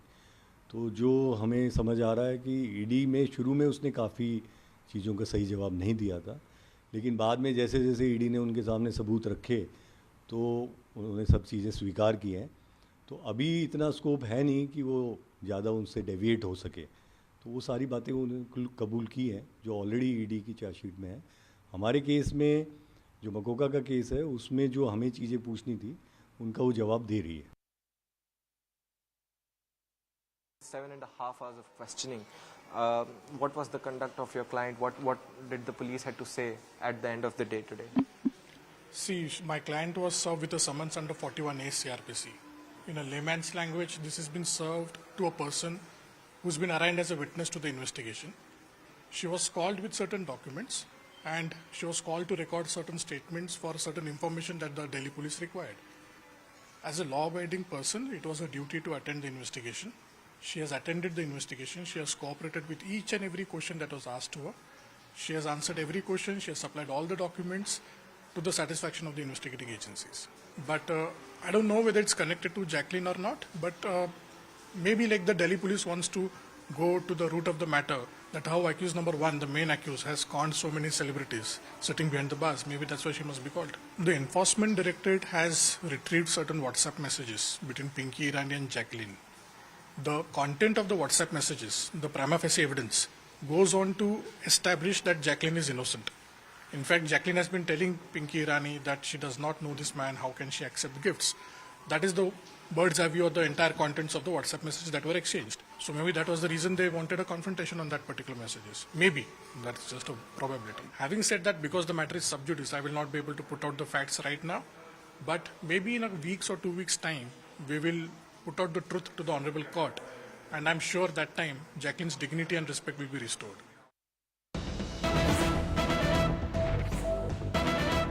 And we're getting some breaking news where we get you the inside scoop of Jacqueline Fernandez's questioning by the Delhi police. Now, these are details only on CNN News 18. What we have accessed is a Q&A that she had with the police officials. Now, one question that Jacqueline Fernandez was asked, why did you think Pinky Irani, the supposed middleman over here, convinced you to do a patch-up with Sukesh Chandrasekhar? Now, Jacqueline Fernandez says that Pinky Irani took 2 crore from Sukesh Chandrasekhar to convince her not to break up with him after she came to know about his real identity. Also, the cops asked her why didn't she use Google to find out what is Sukesh Chandrasekhar's real identity. Now, this is what Jacqueline Fernandez said. She said she is not a Google person. Also, she never thought that this can ever happen to anyone. Also, since 2 top bureaucrats, who Sukesh was impersonating, called her and she got impressed. So that's the pitch also coming in when it comes to the grilling that Jacqueline Fernandez went through. Also, what we are learning is that more questions were asked. Questions like, why did you agree to meet Sukesh Chandrasekhar? Why have you trusted Pinky Irani? Now, Jacqueline Fernandez has told the cops that since Sukesh called her hairstylist by impersonating a senior bureaucrat from the state of Tamil Nadu, as well as from the Home Ministry, she agreed to speak to her, and that is how the friendship started. She said it was a friendly relationship. Also, she was asked, were you aware about his criminal antecedents? That's the pitch coming in. That's the question that was asked by the Delhi police. Were you aware of Sukesh Chandrasekhar's criminal past? Now, this is what Jacqueline Fernandez told the police. She said she never had any idea that he was in Tihar jail. He always used to call Jacqueline wearing suits and said, and he used to say that this was his office and network only comes from this area. So imagine this, that he was calling Jacqueline Fernandez from Tihar jail wearing suits, and he was posing his cell, what's supposed to be a cell, as his office. So these stunning details coming in as Jacqueline Fernandez is being questioned, was questioned by the Delhi police when it comes to her links with Sukesh Chandrasekhar. I'm joined by my colleague Siddhant to do a deep dive into the grilling that was done of Jacqueline Fernandez by the Delhi police when it comes to the 200 crore extortion racket, where it seems Jacqueline Fernandez, all the gifts that she received were proceeds of the crime. Siddhant, some explosive information. The most glaring detail coming out is that Sukesh Chandrasekhar used his Tihar cell as an office to make these dealings with these Bollywood stars. Well, that's right. And in fact, in today's questioning, the onus was on Jacqueline Fernandez to prove this before the investigating officer that she was not involved in the larger conspiracy. She was not part of a plan to extort money from the family. And in fact, there were multiple questions which were asked to Jacqueline Fernandez, and she denied having any involvement with the extortion racket. And in fact, she said whatever happened because Sukesh impersonated 2 bureaucrats, one from Tamil Nadu cadre and one from Home Ministry, and those calls were made to Jacqueline Fernandez's hairstylist Shanu Sharma. And because of that only, she agreed to speak to Sukesh. There was a friendly relationship between the two. And since Pinky Irani was persuasive, Pinky Irani took 2 crore for Sukesh for a patch-up with Jacqueline Fernandez, and Pinky did even lie to Jacqueline Fernandez that she knows Sukesh and he doesn't have any criminal antecedents. She decided to continue the relationship with Sukesh Chandrasekhar. Also, Jacqueline said that 7 crore is the total gift properties that she received from Sukesh Chandrasekhar, to which she has to say that this is just an amount she charges for one movie. So the relationship with Sukesh was not for money. Jacqueline also says that she is not a Google person, and as 2 bureaucrats called her to meet Sukesh Chandrasekhar, so she never even thought in the wildest dreams of getting conned or being by Sukesh Chandrasekhar, so she agreed. Later on, when she got to know about his criminal antecedent, after her hairstylist told her that there are some articles on him which establishes that he has a criminal background, after which he decided to break up. But then Pinky Irani convinced her to continue the relationship and had proved that article wrong before Jacqueline Fernandez. Jacqueline also blamed Pinky for whatever happened. And she also made it very clear that she never visited Delhi in that particular year because that was a lockdown year, and even she insisted cops to check her flying details from the airports, Bombay airports, or wherever possible they can do. She also said that she has never visited Tihar jail, and she wasn't aware that Sukesh Chandrasekhar is in Tihar jail, lodged in Tihar jail, because Sukesh used to pose as someone speaking from his office, wearing suit, and he always used to tell Jacqueline during video calls that this corner only has a network. So he always speaks from one corner. And that's stunning. That was Jacqueline Fernandez's statement to Delhi police today. Absolutely, and those are the stunning revelations coming in from the questioning. Two things stand out. Number one, Jacqueline Fernandez saying that she's not a Google person. She never thought that she should Google who Sukesh Chandrasekhar actually is. And at the same time, how Sukesh Chandrasekhar was using a Tihar jail cell like an office. While he was having video calls with Jacqueline Fernandez, he'd be wearing suits and saying, "This is my office." So stunning details coming in from that questioning of Jacqueline Fernandez by the Economic Offences Wing of the Delhi Police. But it doesn't stop there, ladies and gentlemen. More details coming in. It's not just Jacqueline Fernandez, it's other Bollywood A-listers. Sukesh Chandrasekhar also had dealings with other Bollywood A-listers while he was in Tihar jail. The explosive ED charge sheet accessed by CNN News 18 lists 3 main Bollywood A-listers. First, there is Bhumi Pednekar. Now, Pinky Irani introduced herself as the VP of an organization called New Express Post. Irani claimed that Sukesh was the chairman of New Express Post. Irani said Sukesh Chandrasekhar wanted to gift her a car. Pinky Irani tried to offer Pednekar a big project as well. Sukesh tried to approach her directly by sending messages. Pednekar did not meet him personally and did not receive any gifts. Then there is Sara Ali Khan. Sukesh approached her directly and offered her a car. Sukesh introduced himself as Suraj Reddy. She accepted a Frank Muller watch and a box of chocolates. Then there is Janhvi Kapoor as well. She was contacted by Sukesh's wife, Lena Maria Paul. She was contacted through a talent management agent company.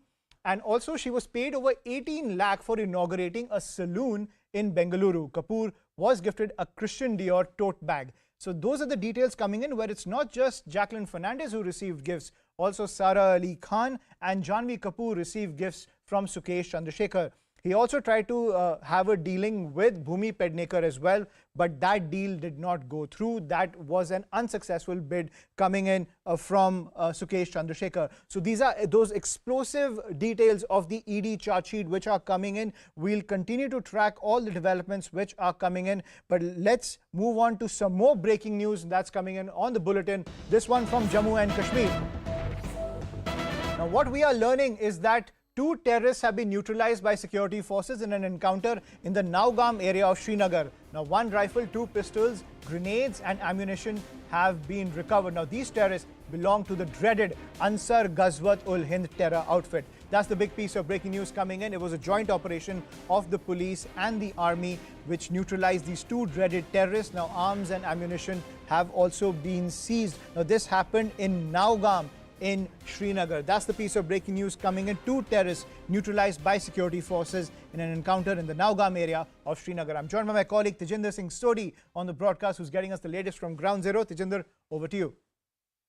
Yes, Ashman, this was a joint operation of the Jammu and Kashmir Police and the 50 RR of the Indian Army when they got the inputs about the presence of terrorists in the Naugam area, which is in the outskirts of Srinagar city, but within Srinagar district. So after that, a coordinated search operation was launched. These terrorists, they were asked to surrender. However, they started firing towards the security forces, and in the retaliation, 2 terrorists belonging to the Ansar Ghazwatul-Hind have been eliminated.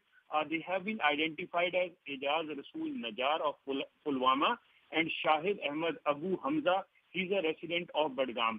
Both these terrorists, they were categorized terrorists and they were linked with Ansar Ghazwatul Hind, a dreaded terror outfit, large quantity of arms and ammunition have been recovered, which include one AK rifle, two pistols, one grenade, and large quantity of ammunition has been recovered from the site of the encounter. These terrorists, they were responsible for attacks on civilians. They were also involved in the recent attack on an outside laborer who was identified as Munirul Islam, a resident of West Bengal, who was targeted by these terrorists on the 2nd of September this year only. So these terrorists, the elimination of these two dreaded terrorists is a big success for the security forces and a major blow to the terror outfits in Kashmir Valley and especially in Srinagar city. You see, these terror outfits, they have been trying their level best to revive terrorism in Srinagar, because you see, last time the Jammu and Kashmir police had said that most of the wanted terrorists from Srinagar city have been eliminated. So these terrorists from other parts of Kashmir Valley are being sent into Srinagar so as to carry out terror strikes within the limits of Srinagar city, so as to send a message to the global community that all is not well within Srinagar, which is the capital. So any terror act in Srinagar gets attention from every quarter. So these terrorists, they always try to carry out a major terror strike in the Srinagar city, but with their elimination, this is a major success, and a big terror plot has been foiled, because the sources within the police are telling us that these two terrorists, one a resident of Pulwama, which is in South Kashmir, and the other one a resident of Badgam, Central Kashmir. So they were planning to carry out a major terror strike within Srinagar city or to carry out selected assassination in Srinagar. So their attempts have been foiled. Security forces, they got the information about them, and these two terrorists, they were eliminated. Yes. Right. Thank you, Tejendra, for getting us that piece of breaking news. So the crackdown on terror continues in Jammu and Kashmir. We're going to take a short break. More news and updates on the other side.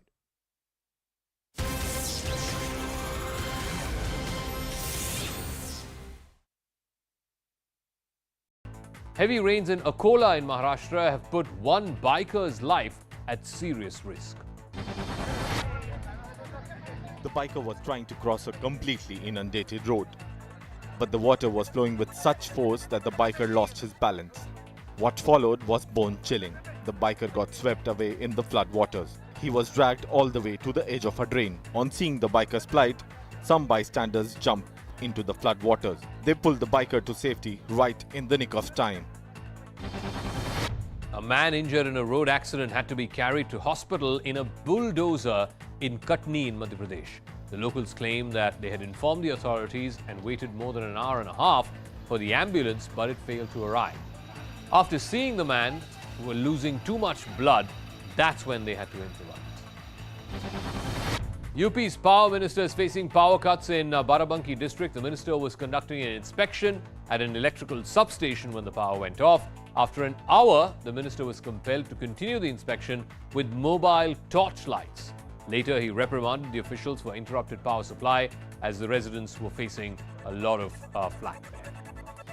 11 people were killed after a bus fell into a gorge in Jammu and Kashmir's Poonch district. The overcrowded minibus was on its way to Poonch from Gali Maidan when it met with an accident. The bus plunged deep into a gorge in Poonch, rolling down more than 250 feet and hitting the ground, which was strewn with boulders. A joint rescue operation was carried out by army, police and local villagers. 9 passengers died on the spot, while 2 more succumbed to the injuries at the hospital. The critical patients have been airlifted to Government Medical College and Hospital in Jammu for specialized treatment. Jammu and Kashmir LG Manoj Sinha announced 5 lakh financial assistance to the family member of those who died. The Indian Air Force is taking a big step towards securing its bases across the country. Over 100 unmanned aerial systems will be bought. The drones will be bought from Indian vendors. These drones are for surveillance, recce and detection. They're capable of carrying electro-optic as well as thermal images. The ability is to try and detect human-sized targets from a very long distance. CCTV footage has emerged of 2 trigger-happy assailants who went on a shooting spree in Begusarai in Bihar. Fear has gripped Bihar's Begusarai district. For 40 kilometers, 2 men on a bike went on a rampage. They kept firing indiscriminately at people along the way, killing 1 and injuring 9 others. And even 24 hours on, the gunmen are still at large. Police have announced a 50,000 rupee reward for anyone who has information on the bikers, who are believed to have been drunk and deranged. सभी जगह नाकेबंदी कर दी। Police की जो अलग team थी, investigation team, उनके द्वारा सीसीटीवी फुटेज प्राप्त किया गया। Meanwhile, BJP workers protested against the law and order situation in Bihar. Union Minister Giriraj Singh went to Begusarai to meet the injured. Law and order की स्थिति इतनी बिगड़ गई है कि आम लोगों का कहना है रोपे बबुल तो आम कहां से हुए। 7 police officers have been suspended for dereliction of duty. The Gujarat ATS seized a Pakistan boat which had 4 kilograms of heroin, which amounts to over 200 crore rupees.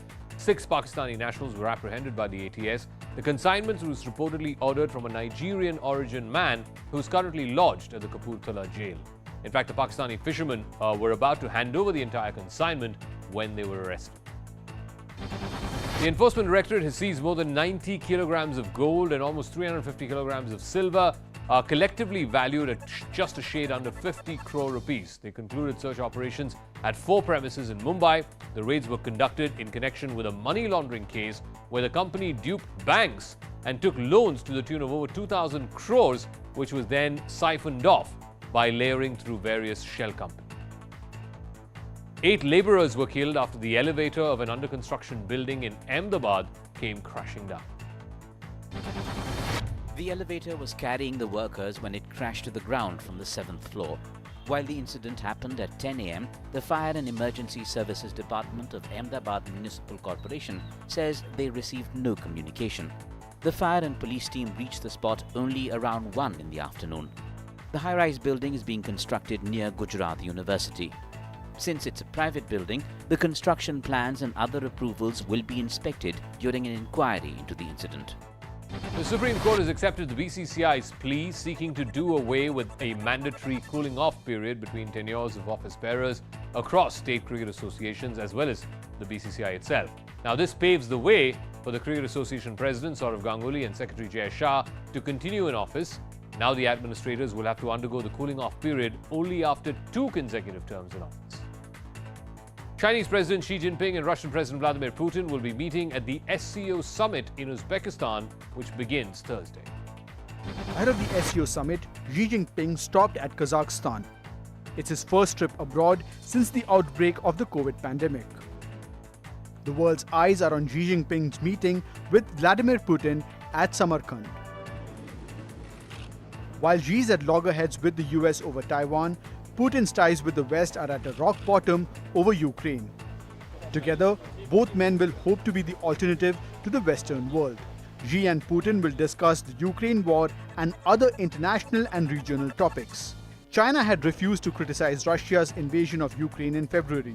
Kremlin in turn strongly backed Beijing amidst tensions with the United States after Nancy Pelosi visited Taiwan. China and Russia have long sought to position the Shanghai Cooperation Organization .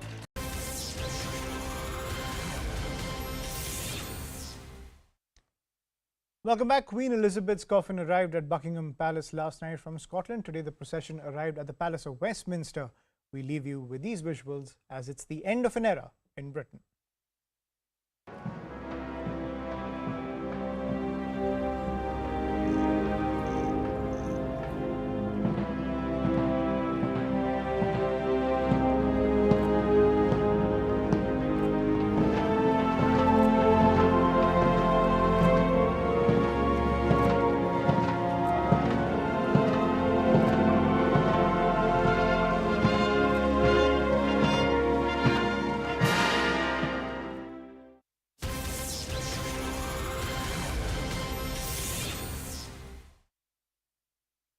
Mercedes-Benz on fire outside a bungalow in Noida. The laborer poured flammable liquid on the car worth 1 crore rupees and then set it on fire.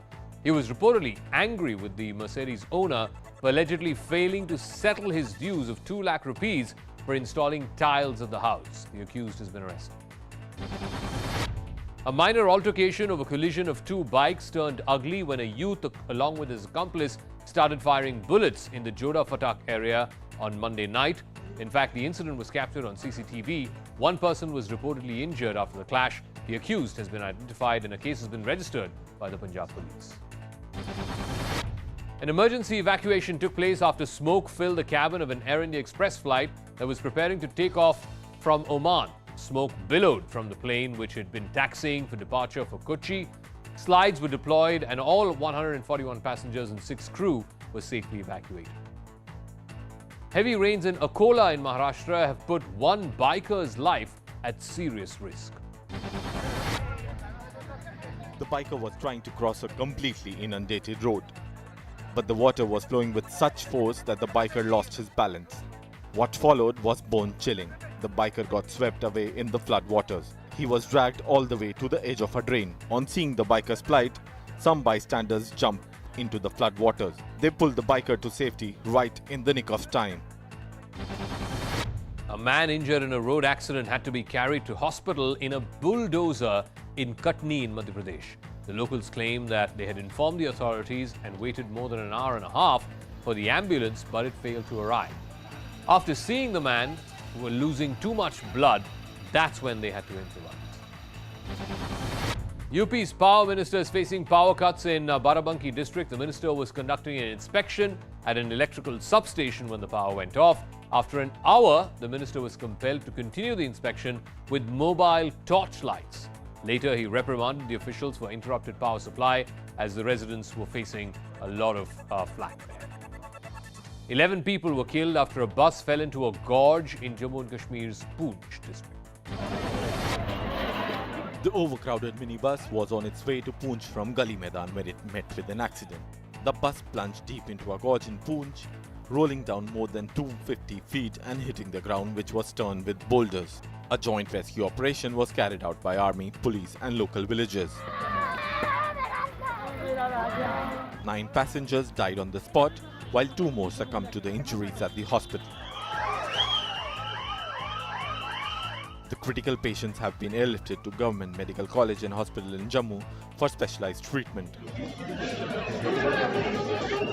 Jammu and Kashmir LG Manoj Sinha announced 5 lakh financial assistance to the family member of those who died. The Indian Air Force is taking a big step towards securing its bases across the country. Over 100 unmanned aerial systems will be bought. The drones will be bought from Indian vendors. These drones are for surveillance, recce and detection. They're capable of carrying electro-optic as well as thermal images. The ability is to try and detect human-sized targets from a very long distance. CCTV footage has emerged of 2 trigger-happy assailants who went on a shooting spree in Begusarai in Bihar. Fear has gripped Bihar's Begusarai district. For 40 kilometers, 2 men on a bike went on a rampage. They kept firing indiscriminately at people along the way, killing 1 and injuring 9 others. And even 24 hours on, the gunmen are still at large. Police have announced a 50,000 rupee reward for anyone who has information on the bikers, who are believed to have been drunk and deranged. सभी जगह नाकेबंदी कर दी। Police की जो अलग team थी, investigation team, उनके द्वारा सीसीटीवी फुटेज प्राप्त किया गया। Meanwhile, BJP workers protested against the law and order situation in Bihar. Union Minister Giriraj Singh went to Begusarai to meet the injured. Law and order की स्थिति इतनी बिगड़ गई है कि आम लोगों का कहना है रोपे बबुल तो आम कहां से हुए। 7 police officers have been suspended for dereliction of duty. The Gujarat ATS seized a Pakistan boat which had 4 kilograms of heroin, which amounts to over 200 crore rupees. 6 Pakistani nationals were apprehended by the ATS. The consignment was reportedly ordered from a Nigerian origin man who is currently lodged at the Kapurthala jail. In fact, the Pakistani fishermen were about to hand over the entire consignment when they were arrested. The Enforcement Directorate has seized more than 90 kilograms of gold and almost 350 kilograms of silver are collectively valued at just a shade under 50 crore rupees. They concluded search operations at 4 premises in Mumbai. The raids were conducted in connection with a money laundering case where the company duped banks and took loans to the tune of over 2,000 crores, which was then siphoned off by layering through various shell companies.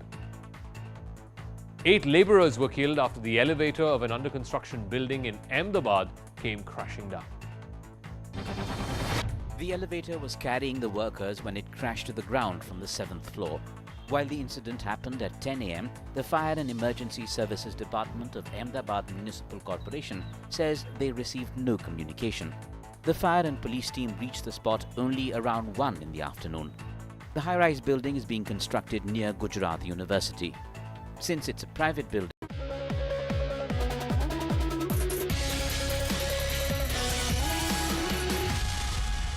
well, there is a massive outflow of the Congress party in Goa. Out of the 11 MLAs which the Congress party has, 8 of them have switched sides, and now this new grouping is saying that they will merge with the BJP. And in that group, there is a former chief minister in Digambar Kamath, there is Michael Lobo, the leader of the opposition, and since more than 2/3 of the legislature party, which is 8 out of 11, have defected, it will not bring in provisions of the anti-defection law. And this is happening at a time, ladies and gentlemen, when Rahul Gandhi is in the midst of his Bharat Jodo Abhiyan. Forget about Bharat and Bharat Jodo. Rahul Gandhi can't seem to be even Jodifying his own party, at least certainly not in Goa, where a bulk of his legislature party has now quit en masse and joined the other side. So where's the question of Bharat Jodo before he can do Party Jodo?